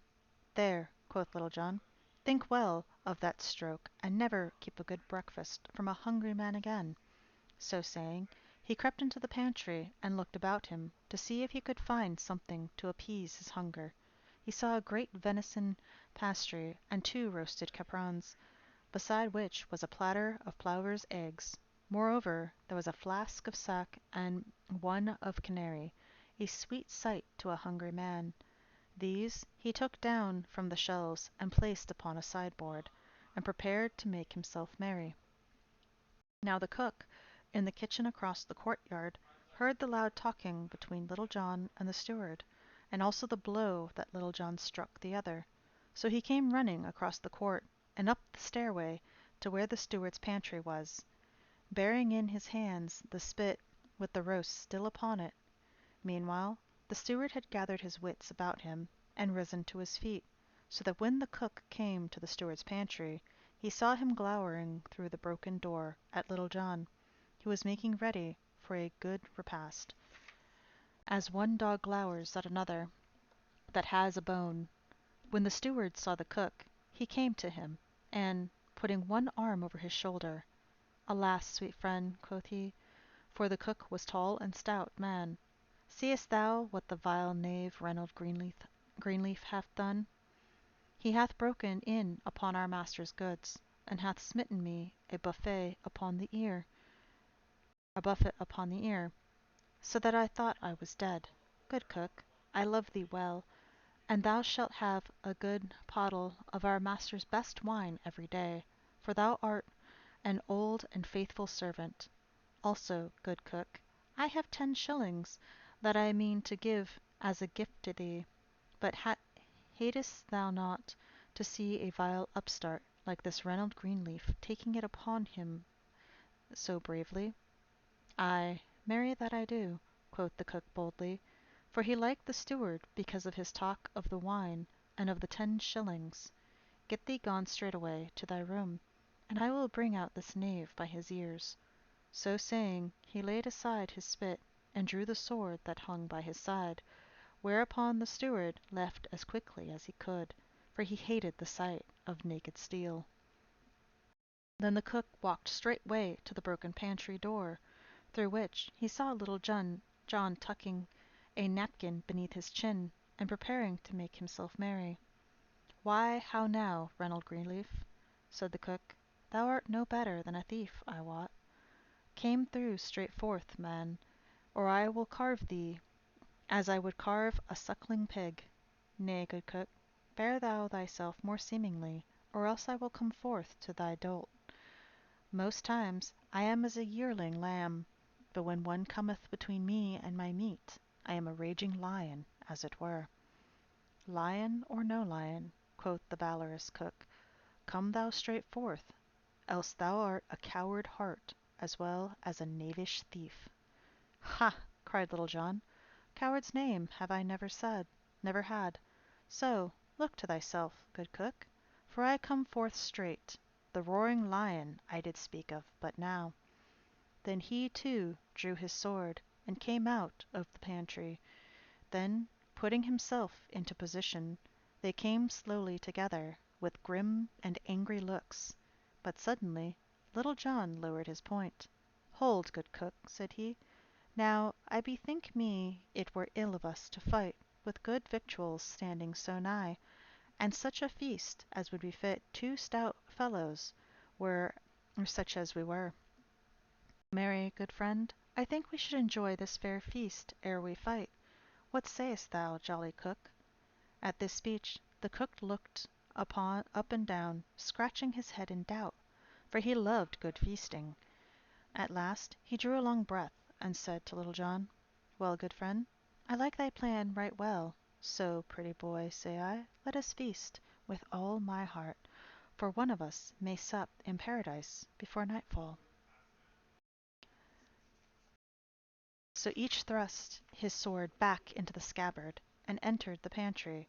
Then, after they seated themselves, Little John drew his dagger and thrust it into the pie. "A hungry man must be fed," quoth he.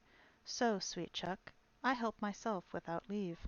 But the cook did not lag far behind, for straightway his hands were so deeply thrust within the goody pastry. After this, neither of them spoke further, but used their teeth to better purpose. But though neither spoke, they looked at one another, each thinking within himself that he had never seen a more lusty fellow than the one across the board. At last, after a long time had passed, the cook drew a full, deep breath, as though of much regret, and wiped his hands upon the napkin, for he could eat no more. Little John also had enough, for he pushed the pastry aside, as though he would say, "I want thee by me no more, good friend." Then he took the pottle of sack, and said he, "Now, good fellow, I swear by all that is bright, that thou art the stoutest companion at eating that I ever had. Lo, I drink thy health." So saying, he clapped the flask to his lips, and cast his eyes aloft, while the good wine flowed his throat. Then he passed the pottle to the cook, who also said, "Lo, I drink thy health, sweet fellow." Nor was he behind Little John in drinking any more than in eating. Now, quoth Little John, thy voice is right round and sweet, jolly lad. I doubt not thou canst sing a ballad most blithely, canst thou not? Truly, I have trolled one now and then, quoth the cook, yet I would not sing alone. Nay, truly, said Little John, but were it ill courtesy, strike up thy ditty, and I will afterwards sing one to match it, if I can. So be it, pretty boy, quoth the cook. And hast thou e'er heard the song of the deserted shepherdess? Truly, I know not, answered Little John, but sing thou away, and let me hear. Then the cook took another draught from the portal, and, clearing his throat, sang right sweetly. The lantern time when leaves wax green, and pretty birds began to mate, when lark doth sing, and thrush, I ween, and stock dove cooeth soon and late. Fair Phyllis sat beside a stove, and thus I heard her make her moan: O willow, willow, willow, willow, I'll take me of thine branches fair, and twine a wreath to deck my hair. And thrush hath taken him a she, the robin too, and eke the dove. My robin hath deserted me, and left me for another love. So here by brookside all alone, I sit me down and make my moan. O willow, willow, willow, willow, I'll take me of thy branches fair, and twine a wreath to deck my hair. But ne'er came airing from the sea, but good as he were in the tide, young Corydon came o'er the lea, and sat him Phyllis down beside. So presently she changed her tone, and 'gan to cease her from her moan. O willow, willow, willow, willow, thou mayst e'en keep thy garlands fair, I want them not to deck my hair. Now by my faith, cried Little John, that same is a right good song, but hath truth in it also. Glad I thou likest it, sweet lad, said the cook. Now sing thou one also, for ne'er should a man be merry alone, or sing and list not. Then I will sing thee a song of a right good knight of Arthur's court, and how he cured his heart's wound without running upon the dart again, as did thy Phyllis, for I wot she did but cure one smart by giving herself another. So, list thou while I sing. When Arthur king did rule this land, a goodly king was he, and had he a stout knights a band of merry company. Among them all, both great and small, a good stout knight was there, a lusty child, and eke a tall, they loved that a lady fair. But naught would she to do with he, but turned her face away. So gat he gone to fair country, and left that lady gay. There all alone he made his moan, and eke did sob and nigh, and weep till it would move no a stone, and he was like to die. But still his heart did feel the smart, and eke the dire distress, and rather grew his pain more sharp, as grew his body less. And gat he back where was good sack, and merry company, and soon did cease to cry alack, when blithe and gay was he. From which I hold, and feel full bold, to say and eke believe, that gin the belly go not cold, the heart will cease to grieve. Now by my faith, cried the cook, as he rattled the portal against the sideboard, I like that same song hugely, and eke the motive of it, which lieth the sweet kernel in a hazelnut.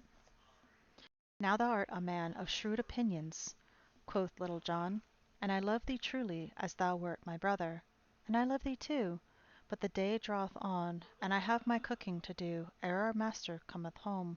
So let us e'en go and settle this brave fight we have in hand. Ay, marry, quoth Little John, and that right speedily. Never have I been more laggard in fighting than in eating and drinking. So come thou straight forth into a passage way, where there is a good room to swing a sword, and I will try to serve thee. Then they both stepped forth into the broad passage that led to the steward's pantry, where each man drew his sword again, and without more ado fell upon the other as though he would fell his fellow limb from limb. Then their swords clashed upon one another with great din, and sparks flew from each blow in showers. So they fought up and down the hall for an hour or more, neither striking the other a blow, though they strove their best to do so, for both were skilful at fence. Nothing came of all their labor. Ever and anon they rested, panting. Then, after getting their wind, at it they would go again more fiercely than ever. At last Little John cried aloud, "Hold, good cook," whereupon each rested upon his sword panting. "Now I will make my vow," quoth Little John. "Thou art the very best swordsman that ever mine eyes beheld. Truly, I had thought to carve thee ere now." "And I had thought to do the same by thee," quoth the cook, "but I have missed the mark somehow." "Now I have been thinking within myself," quoth Little John, "what are we fighting for? But albeit I do not rightly know." "Why, no more do I," said the cook. "I bear no love for that pursy steward, but I thought that we had engaged to fight with one another, and that it must be done. Now," quoth Little John, "it doth seem to me that instead of striving to cut one another's throats, it were better for us to be boon companions. What sayest thou, jolly cook? Wilt thou go with me to Sherwood Forest and join with Robin Hood's band? Thou shalt live a merry life within the woodlands, and 70 good companions shalt thou have, one of whom is mine own self. Thou shalt have 2 suits of Lincoln green each year, and 40 marks in pay. Now thou art a man after mine own heart," cried the cook right heartily, "and, as thou speakest of it, that is the very service for me.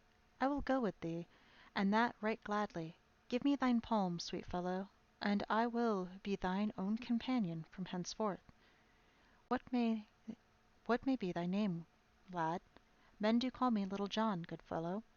"How? And art thou indeed Little John, and Robin Hood's own right hand man? Many a time and oft have I heard of thee, but never did I hope to set eyes upon thee. And thou art indeed the famous Little John." And the cook seemed lost in amazement, and looked upon his companion with open eyes. "I am Little John indeed, and I will bring to Robin Hood this day a right stout fellow to join his merry band. But ere we go, good friend, it seemeth to me to be a vast pity that, as we have had so much of the Sheriff's food, we should not also carry off some of his silver plate to Robin Hood, as a present from his worship." "Ah, marry is it," said the cook. And so they began hunting about, and took as much silver as they could lay hands upon, clapping it into a bag, and when they had filled the sack they set forth to Sherwood Forest. Plunging into the woods, they came at last to the greenwood tree, where they found Robin Hood and 70 of his men lying upon the fresh green grass. When Robin and his men saw who it was that came, they leapt to their feet.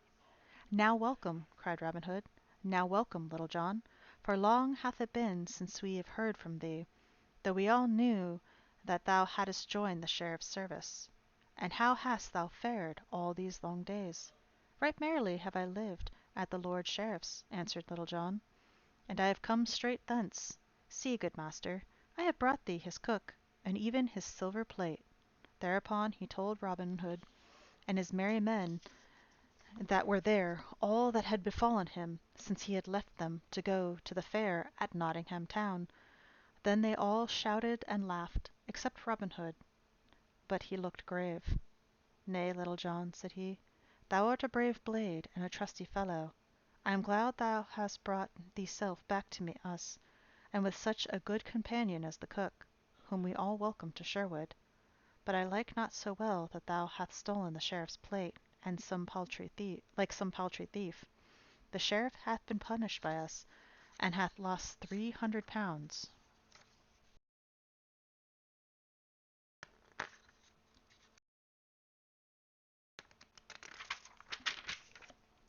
"Even as he sought to despoil another, but he hath done naught that we should steal his household plate from him." Though Little John was vexed with this, he strove to pass it off with a jest. Nay, good master, quoth he, if thou thinkest the sheriff gave us not the plate, I will fetch him, that he may tell us with his own lips he giveth it all to us. So saying, he leapt to his feet, and was gone before Robin Hood could call him back. Little John ran for full 5 miles till he came to where the Sheriff of Nottingham and a gay company were hunting near the forest. When Little John came to the Sheriff, he doffed his cap and bent his knee. God save me, good master, quoth he. Why, Reynold Greenleaf, cried the Sheriff, whence comest thou, and where hast thou been? I have been in the forest, answered Little John, speaking amazingly, and there I saw a sight such as ne'er before man's eyes behold. Yonder I saw a young hart in all in green from top to toe, and about him was a herd of 60 deer, and they, too, were all of green from head to toe. Yet I dared not shoot, good master, for fear lest they should slay me. Why, how now, Reynold Greenleaf, cried the Sheriff, art thou dreaming, or art thou mad, that thou dost bring me such a tale? Nay, I am not dreaming, nor am I mad, said Little John, and if thou wilt come with me, I'll show thee this fair sight, for I have seen it with mine own eyes. But thou must come alone, good master, lest the others frighten them, and they get away. So the party all rode forward, and Little John led them downward into the forest. Now, good master, quoth he at last, we are nigh where I saw this herd. Then the Sheriff descended from his horse, and bade them wait for him until he should return, and Little John led him forward through a close copse until he suddenly came to a great open glade, at the end of which Robin Hood sat beneath the shade of a great oak tree, with his merry men all about him. See, good Master Sheriff, quoth Little John, yonder is the hart of which I spake to thee. At this the Sheriff turned to Little John, and said bitterly, long ago I thought I remembered thy face, but now I know thee. Woe betide thee, Little John, for thou hast betrayed me this day. Then Little John laughed aloud. Good Master Sheriff, said he, thou dost indeed know me, and I am Little John, but let me tell thee, all this would not have happened had thy not beggarly steward starved me, and had he given me food to eat when I asked for it, but he gave none to me. The green hart will give thee another feast, and when thou goest back, tell thy steward the time will come when he and I shall have a reckoning. In the meantime Robin Hood had come to them. Now welcome, Master Sheriff, said he. Hast thou come today to take another feast with me? Nay, heaven forbid, said the Sheriff, in tones of deep earnest. I care for no feast, and have no hunger today. Nevertheless, quoth Robin, if thou hast no hunger, maybe thou hast thirst, and well I know thou wilt take a cup of sack with me. But I am grieved that thou wilt not feast with me, for thou couldst have victuals to thy liking, for there stands thy cook. Then he held the Sheriff. Will he knell me to the seat he knew so well beneath the greenwood tree? Ho, lads, cried Robin, fill our good friend the Sheriff with right brimming cup of sack, and fetch it hither, for he is faint and weary. Then one of the band brought the Sheriff a cup of sack, bowing low as he handed it to him. But the Sheriff could not touch the wine, for he saw it served in one of his own silver flagons, and one of his own silver plates. How now, quoth Robin, dost thou not like our new silver service? We have gotten a bag of it this day. So saying, he held up the sack of silver that Little John and his cook had brought with them. Then the Sheriff's heart was bitter within him, but, not daring to say anything, he only gazed upon the ground. Robin looked keenly at him for a time before he spoke again. Then he said, now, Master Sheriff, the last time thou camest to Sherwood Forest, thou didst come seeking to despoil a poor spendthrift, and thou wert despoiled of thine own self. But now thou comest seeking to do no harm, nor do I know that thou hast despoiled any man. I take my tithes from fat priests and lordly squires, to help those that they despoil, and to raise up those that they bow down. But I do not know that thou hast tenants of thine own whom thou hast wronged in any way. Therefore take thou thine own again. nor will I dispossess thee to-day of so much as 1 farthing. Come with me, and I will lend thee or lead thee from the forest back to thine own party again." Then, slinging the bag upon his shoulder, he turned away, the sheriff following him, all too perplexed in mind to speak. So they went forward until they came to within a furlong of the spot where the sheriff's companions were waiting for him. Then Robin Hood gave the sack of silver back to the sheriff. "Take thou thine own again," he said, "and hearken to me, good sheriff. Take thou a piece of advice with it. Try thy servants well ere thou dost engage them again so readily." Then, turning, he left the other standing bewildered, with the sack in his hands. The company that waited for the sheriff were all amazed to see him come out of the forest, bearing a heavy sack upon his shoulders. But though they questioned him, he answered never a word, acting like one who walks in a dream. Without a word, he placed the sack across his nag's back, and then, mounting, rode away, all following him, but all the time there was a great turmoil of thoughts within his head, tumbling one over the other. And thus ends the merry tale of Little John, and how he entered the sheriff's service. It often comes about in this world that unlucky happenings fall upon one in such measure that it seems, as the saying is, that every cat that one strokes flies into one's face. Thus it was that Robin Hood and Little John one bright day in the merry Maytime, so listen, and you shall hear how Dame Luck so buffeted them that their bones were sore for many days thereafter. One fine day, not long after Little John had left abiding with the sheriff, and had come back with his worship's cook to the merry greenwood, as has just been told, Robin Hood and a few chosen fellows of his band lay upon the soft sward beneath the greenwood tree where they dwelt. The day was warm and sultry, so that whilst among the band were scattered throughout the forest upon this mission and upon that, these few stout fellows lay lazily beneath the shade of the trees, in the soft afternoon, passing jests among themselves, and telling merry stories with laughter and mirth.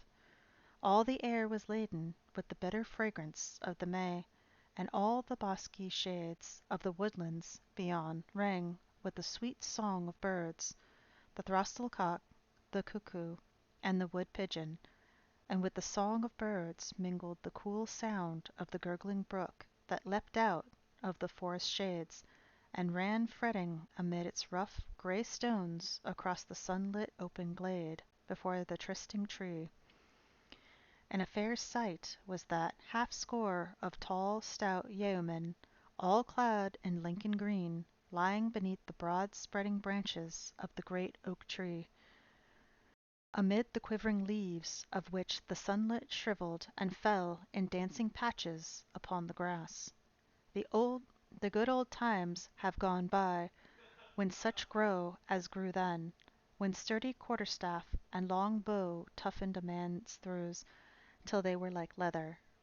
Around Robin Hood that day there lay the very flower of English yeomanry.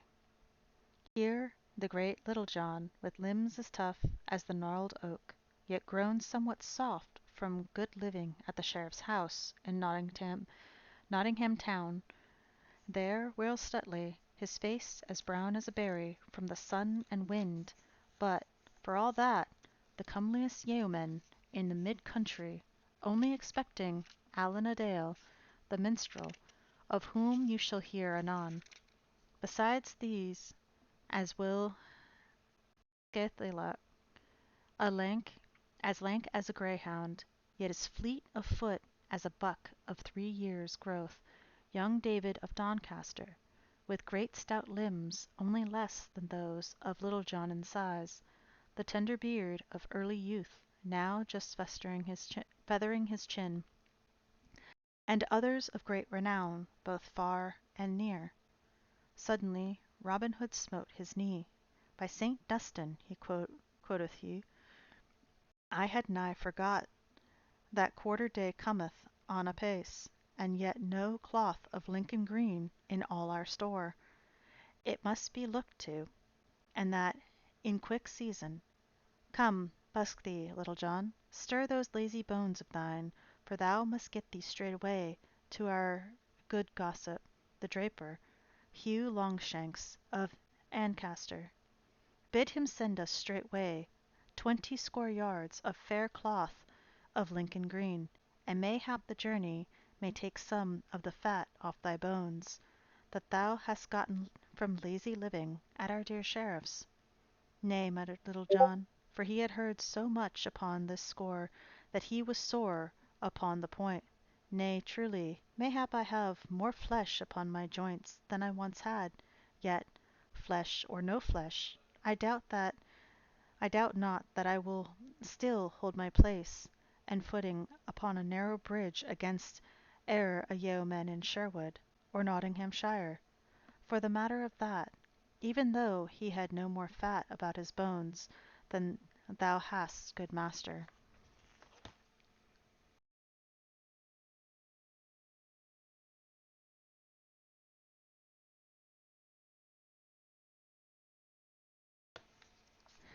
At this reply a great shout of laughter went up, and all looked at Robin Hood, for each man knew that Little John spake of a certain fight that happened between their master and himself, through which they first became acquainted.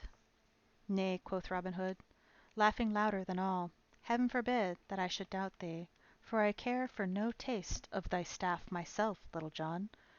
I must needs own that there are those of my band can handle a 7-foot staff more deftly than I, yet no man in all Nottinghamshire can draw a grey goose shaft with my fingers. Nevertheless, a journey to Ancaster may not be ill for thee, so go thou, as I bid, and thou hadst best go this very evening, for since thou hast abided at the sheriff's many know thy face, and if thou goest in broad daylight, thou mayst get thyself into a coil with some of his worship's men at arms. Beside, thou here till I bring, bide thou here till I bring thee money to pay our good Hugh. I warrant he hath no better customers in all Nottinghamshire than we. So saying, Robin left them and entered the forest. Not far from the trysting tree was a great rock in which a chamber had been hewn, the entrance being barred by a massive oaken door 2 palms' breadth in thickness, studded about with spikes, and fastened with a great padlock. This was the treasure house of the band, and thither Robin Hood went, and unlocking the door, entered the chamber, from which he had brought forth a bag of gold, which he gave to Little John, to pay Hugh Longshanks withal, for the cloth of Lincoln green. Then up got Little John, and, taking the bag of gold, which he thrust into his bosom, he strapped a girdle about his loins.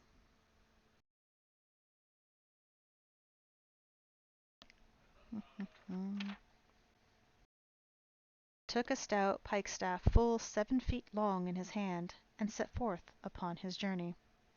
So he strode whistling along the leafy forest path that led to Fosway, turning neither to the right nor to the left, until he came last to where the path branched, leading off to one hand onward to Fosway, and on the other, as well Little John knew, to the Merry Blue Boar Inn. Here Little John suddenly ceased whistling, and stopped in the middle of the path. First he looked up, then he looked down, and then, tilting his cap over one eye, he slowly scratched the back part of his head.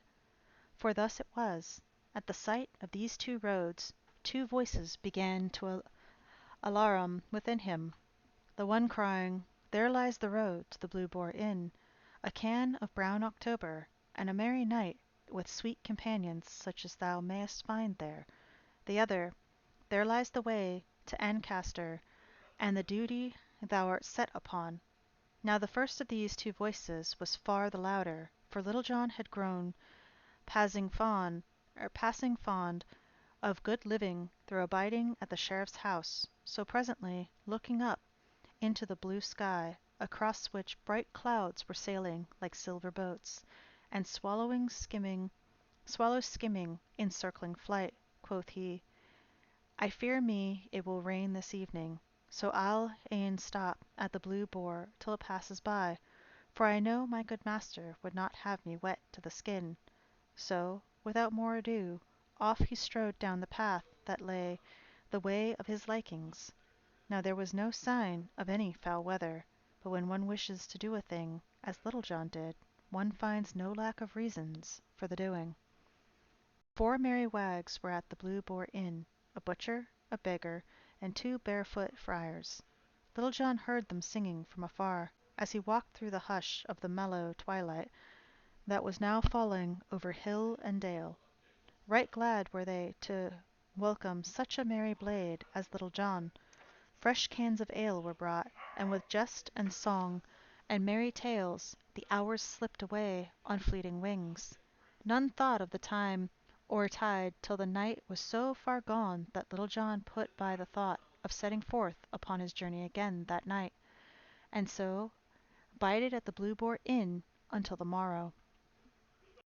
Now it was an ill piece of luck for Little John that he left his duty for his pleasure, and he paid a great score for it, as we are all apt to do in the same case, as you shall see. Up he rose at dawn on the next day, and, taking his stout pikestaff in his hand, he set forth upon his journey once more, as though he would make up for lost time. In the good town of Blythe there lived a stout tanner, celebrated far and near for feats of strength and many tough bouts at wrestling and the quarterstaff. For 5 years he had held the mid-country championship belt for wrestling, until the great Adam O'Lincoln cast him in the ring and broke one of his ribs. But at the quarterstaff he had never yet met his match in all the country about. Besides all this, he dearly loved the longbow, and a sly jaunt in the forest when the moon was full and the dun deer in season, so that the King's Rangers kept a shrewd eye upon him and his doings, for Arthur a Bland's house was apt to have a plenty of meat in it that was more like venison than the law allowed. Now Arthur had been to Nottingham town the day before Little John set forth on his errand, there to sell a half score of tanned cowhides. At the dawn of the same day that Little John left the inn, he started from Nottingham, homeward for Blythe. His way led, all in the dewy morn, past the verge of Sherwood Forest, where the birds were welcoming the lovely day with a great and merry jubilee. Across the tanner's shoulders was slung his stout quarterstaff, ever near enough to him to be gripped quickly, and on his head was a cap of doubled cowhide, so tough that it could hardly be cloven even by a broadsword. Now, quoth Arthur a Bland to himself, when he had come to that part of the road that cut through a corner of the forest, no doubt at this time of year the dun deer are coming from the forest depths nigher to the open meadow lands. Mayhap I may chance to catch a sight of the dainty brown darlings thus early in the morn. For there was nothing he loved better than to look upon a tripping herd of deer, even when he could not tickle their ribs with a clothyard shaft. Accordingly, quitting the path, he went peeping this way and that through the underbrush, spying now here and now there, with all the wiles of a master woodcraft, and of one who had more than once donned a doublet of Lincoln green. Now as Little John stepped blithely along, thinking of nothing but of such things as the sweetness of the hawthorn buds that bedecked the hedgerows, or the crab trees that stood here and there all covered with fair pink blossoms, or gazing upward at the lark that, springing from the dewy grass, hung aloft on quivering wings in the yellow sunlight, pouring forth its song that fell like a falling star from the sky, his luck led him away from the highway, not far from the spot where Arthur a Bland was peeping his way, and that through the leaves of the thickets. Hearing a rustling of the branches, Little John stopped, and presently caught a sight of the brown cowhide cap of the tanner moving among the bushes. I do much wonder quoth Little John to himself, what yon knave is after, that he should go thus peeping and peering about. I verily believe that yon scurvy varlet is no better than a thief, and cometh here after our own and the good king's dun deer. Hey! Welcome in, welcome in. How's it going, Takashare?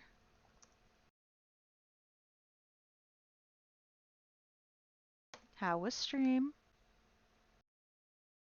When I feel like it. Anyway, see ya. Thanks for the delivery, and enjoy playing cards or whatever. That's a clip. But welcome in, Raiders. Welcome in. My name is Lorelei Darcadia. I am one of the patrons of Cafe Darcadia. We are currently reading Robin Hood, and yeah. How was stream, Takashare? And if you need to raid and fade, you can do that. Wow, that's pretty good.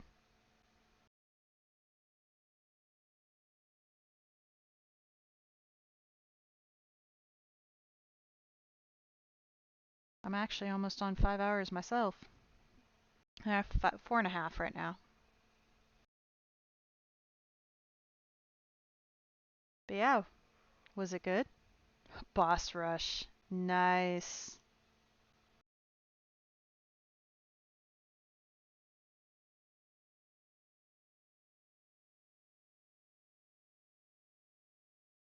But yeah, so we're currently on a story where Little John's being a bit of an ass.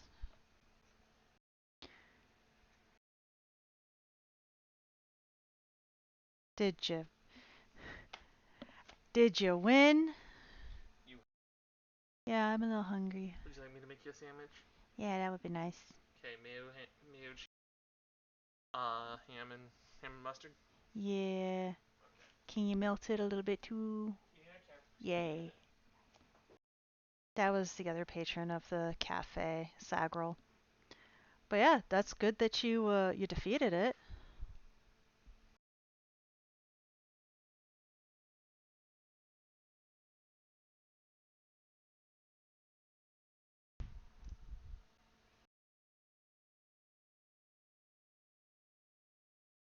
All right.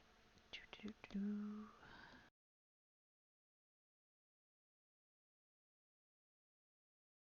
All right, I'm gonna go ahead and get back to reading. For by much roving in the forest, Little John had come to look upon all the deer in Sherwood as belonging to Robin Hood and his band as much as to good King Harry. Nay, quoth he again after a time, this matter must e'en be looked into. So quitting the high road, he entered the thickets and began spying around after stout Arthur a Bland. So for a long time they both of them went hunting about, Little John after the tanner, and the tanner after the deer. At last Little John trod upon a stick, which snapped under his foot, whereupon, hearing the noise, the tanner turned quickly and caught sight of the yeoman. Seeing that the tanner had spied him out, Little John put a bold face upon the matter. Halloa, quoth he, what art thou doing here, thou naughty fellow? Who art thou that comest ranging Sherwood's paths? In very sooth thou hast an evil cast of countenance, and I do think truly that thou art no better than a thief, and comest after our good king's deer. Nay, quoth the tanner boldly, for, though taken by surprise, he was not a man to be frightened by big words. Thou liest in thy teeth. I am no thief, but an honest craftsman. As for my countenance, it is what it is, and, for the matter of that, thine own is none too pretty, thou saucy fellow. Ha! quoth Little John, in a great loud voice, wouldst thou give me back talk? Now I have a great part of mine to crack thy pat for thee. I would have thee know, fellow, that I am, as it were, one of the king's foreseers. Leastwise, muttered to himself, I and my friends do take good care of our good sovereign's deer. I care not who thou art, answered the bold tanner, and unless thou hast many more of thy kind by thee, thou canst never make Arthur a Bland cry of mercy. Is that so? cried Little John in a rage. Now, by my faith, thou saucy rogue, thy tongue has let thee into a pit thou wilt have a sorry time getting out of, for I will give thee such a drubbing as ne'er hast thou had in all thy life before. Take thy staff in thy hand, fellow, for I will not smite an unarmed man. Marry come up with a murrain, cried the tanner, for he, too, had talked himself into a fume. Big words ne'er killed so much as a mouse. Who art thou that talkest so freely of cracking the head of Arthur a Blond? I do not tan thy hide this day, as ne'er I tanned a calf's hide in all my life before. Split my staff into skewers for lamb's flesh, and call me no more brave man. Now look at thyself, fellow. Stay, said Little John, let us first measure our cudgels. I do reckon my staff longer than thine, and I would not take vantage of thee by even so much as an inch. Nay, I pass not for length, answered the tanner. My staff is long enough to knock down a calf. So look to thyself, fellow, I say again. So, without more ado, each gripped his staff in the middle, and, with fell and angry looks, they came slowly together. Now news had been brought to Robin Hood how that Little John, instead of doing his bidding, had passed by duty for pleasure, and so had stopped overnight with merry company at the Blue Boar Inn, instead of going straight to Ancaster. So, being vexed to his heart by this, he set forth at dawn of day to seek Little John at the Blue Boar, or at least to meet the yeoman on the way, and ease his heart of what he thought of the matter. As thus he strode along in anger, putting together the words he would use to chide Little John, he heard of a sudden loud and angry voices, as of men in a rage, passing fell words back and forth from one to the other. At this Robin Hood stopped and listened. Surely, quoth he to himself, that Little John's voice, and he is talking in anger also. Methinks the other is strange to my ears. Now heaven forfend that my good trusty Little John should have fallen into the hands of the king's rangers. I must see to this matter, and that quickly. Thus spoke Robin Hood to himself, all his anger passing away like a breath from the window pane, at the thought that perhaps his trusty right-hand man was in some danger of his life. So cautiously he made his way through the thickets whence the voices came, and, pushing aside the leaves, peeped into the little open space where the two men, staff in hand, were coming slowly together. Ha! quoth Robin to himself, here is merry sport afoot, and I would give 3 golden angels from my own pocket if yon stout fellows would give Little John a right sound drubbing. It would please me to see him well thumped for having failed in my bidding. I fear me, though, there is but poor chance of my seeing such a pleasant sight. So saying, he stretched himself at length upon the ground, that he might not only see the sport the better, but that he might enjoy the merry sight at his ease. As you may have seen 2 dogs that think to fight, walking slowly round and round each other, neither cur wishing to begin the combat, so those 2 stout yeomen moved slowly around, each watching for a chance to take the other unaware, and so get in the first blow. At last Little John struck like a flash, and rap! The tanner met the blow and turned it aside, and then smote back at Little John, who also turned the blow, and so this mighty battle began. Then up and down and back and forth they trod, the blows falling so thick and fast that at a distance, one would have thought that half a score of men were fighting. Thus they fought for nigh a half an hour, until the ground was all ploughed up with the digging of their heels, and their breaths grew labored like the ox in a furrow. But Little John suffered the most, for he had become unused to such stiff labor, and his joints were not as supple as they had been before he went to dwell with the sheriff. All this time Robin Hood lay beneath the bush, rejoicing at such a comely bout of quarterstaff. By my faith, quoth he to himself, never had I thought to see Little John so evenly matched in all my life. Belike, though, he would have overcome yon fellow before this, had he been in his former trim. At last Little John saw his chance, and, throwing all the strength he felt going from him into one blow that might have felled an ox, he struck at the tanner with might and main. And now did the tanner's cowhide cap stand him in good stead, and but for it he might never have held a staff in hand again. As it was, the blow he caught beside the head was so shrewd that it sent him staggering across the little glade, so that, if Little John had had the strength to follow up his vantage, it would have been ill for stout Arthur. But he regained himself quickly, and, at arm's length, struck back a blow at Little John, and this time the stroke reached its mark, and down went Little John at full length, his cudgel flying from his hand as he fell. Then, raising his staff, stout Arthur dealt him another blow upon the ribs. "Hold!" roared Little John. "Wouldst thou strike a man when he is down?" "Ay, marry would I," quoth the tanner, giving him another thwack with his staff. "Stop!" roared Little John. "Help! Hold, I say! I yield me, I say, good fellow." "Hast thou had enough?" asked the tanner grimly, holding his staff aloft. "Ay, marry, and more than enough." "And thou dost own that I am the better man of the two?"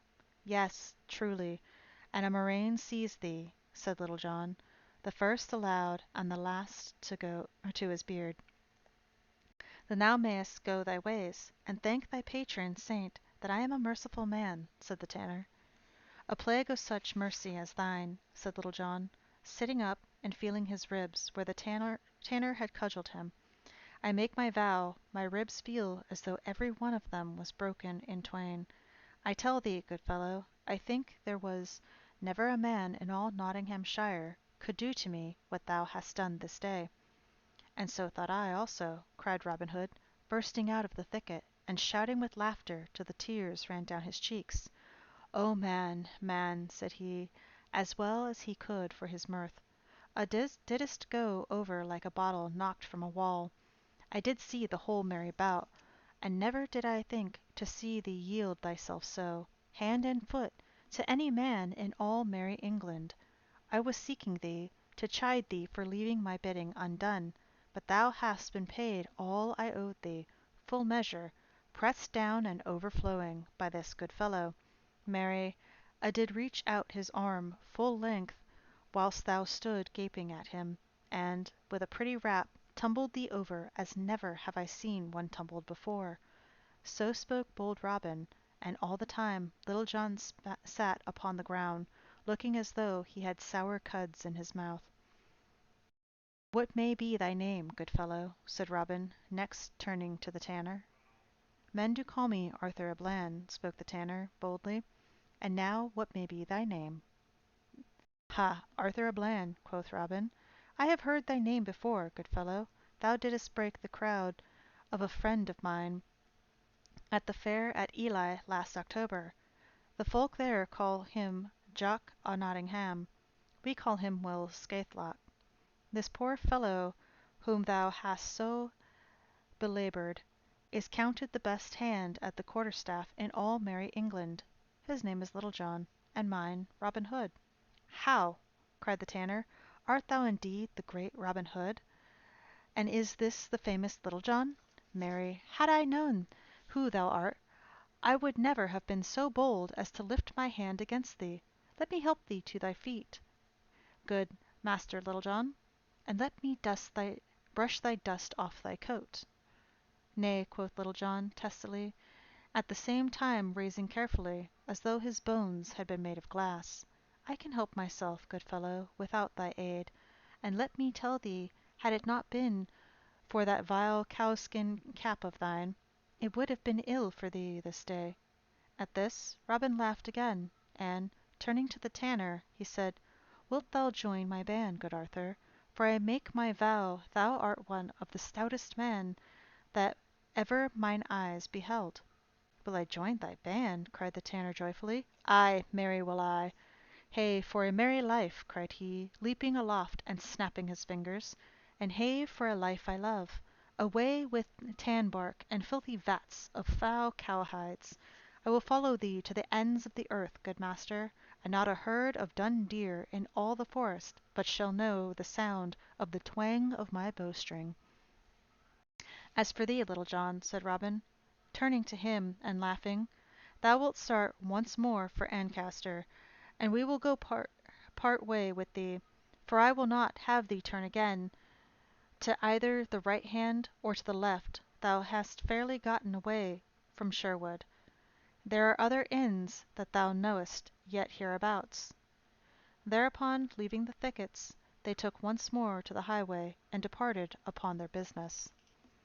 Thus they travelled along the sunny road, three stout fellows such as you hardly match anywhere else in all merry England. Many stopped to gaze after them as they strode along, so broad were their shoulders, and so sturdy their gait. Quoth Robin Hood to Little John, "Why didst thou not go straight to Ancaster yesterday, as I told thee? Thou hadst not gotten thyself into such a coil hadst thou done as I ordered." "I feared the rain that threatened," said Little John in a sullen tone, for he was vexed at being so chaffed by Robin with what had happened to him. "The rain?" cried Robin, stopping of a sudden in the middle of the road, and looking at Little John in wonder. "Why, thou great oaf, not a drop of rain has fallen these 3 days, neither has any threatened, nor hath there been a sign of foul weather in earth or sky or water." "Nevertheless," growled Little John, "the holy saint within holdeth the waters of the heavens in his pewter pot, and he could have poured them out, had he chosen, even from a clear sky, and wouldst thou have me wet to the skin?" At this Robin Hood burst into a roar of laughter. "O Little John," said he, "what butter wits hast thou in that head of thine? Who could hold anger against such a one as thou art?" So saying, they all stepped out once more, with the right foot foremost, and the saying is, or as the saying is. After they had travelled some distance, the day being warm and the road dusty, Robin Hood waxed thirsty. So, there being a fountain of water as cold as ice just behind the hedgerow, they crossed the stile and came to where the water bubbling up from beneath a mossy stone. Here, kneeling and making cups of the palms of their hands, they drank their fill, and then, the spot being cool and shady, they stretched their limbs and rested them for a space. In front of them, over beyond the hedge, the dusty road stretched away across the plain. Behind them, the meadow lands and bright green fields of tender young corn lay broadly in the sun, and overhead spread the shade of the cool, rustling leaves of the beechen tree. Pleasantly to their nostrils came the tender fragrance of the purple violets and wild thyme that grew within the dewy moisture of the edge of the little fountain, and pleasantly came the soft gurgle of the water. All else was sunny silence, broken only now and then by the crow of a distant cock, borne up to them on the wings of the soft and gentle breeze, or the drowsy drone of the bumblebee burrowing in the clover blossoms that grew in the sun, or the voice of the busy housewife in the nearest farmhouse. All was so pleasant and so full of the gentle joy of the bright Maytime that for a long time no one of the three cared to speak, but each lay on his back, gazing up through the trembling leaves of the trees, so the bright sky overhead. At last Robin, whose thoughts were not quite so busy wool gathering as those of the others, and who had been gazing around him now and then, broke the silence. "Heyday," quoth he, "yon is a gaily feathered bird, I take my vow." The others looked and saw a young man walking slowly down the highway. Gay was he, indeed, as Robin had said, and a fine figure he cut, for his doublet was of scarlet silk, and his stockings also. A handsome sword hung by his side, an embossed leathern scabbard being picked out with fine threads of gold. His cap was of scarlet velvet, and a broad feather hung down behind the back.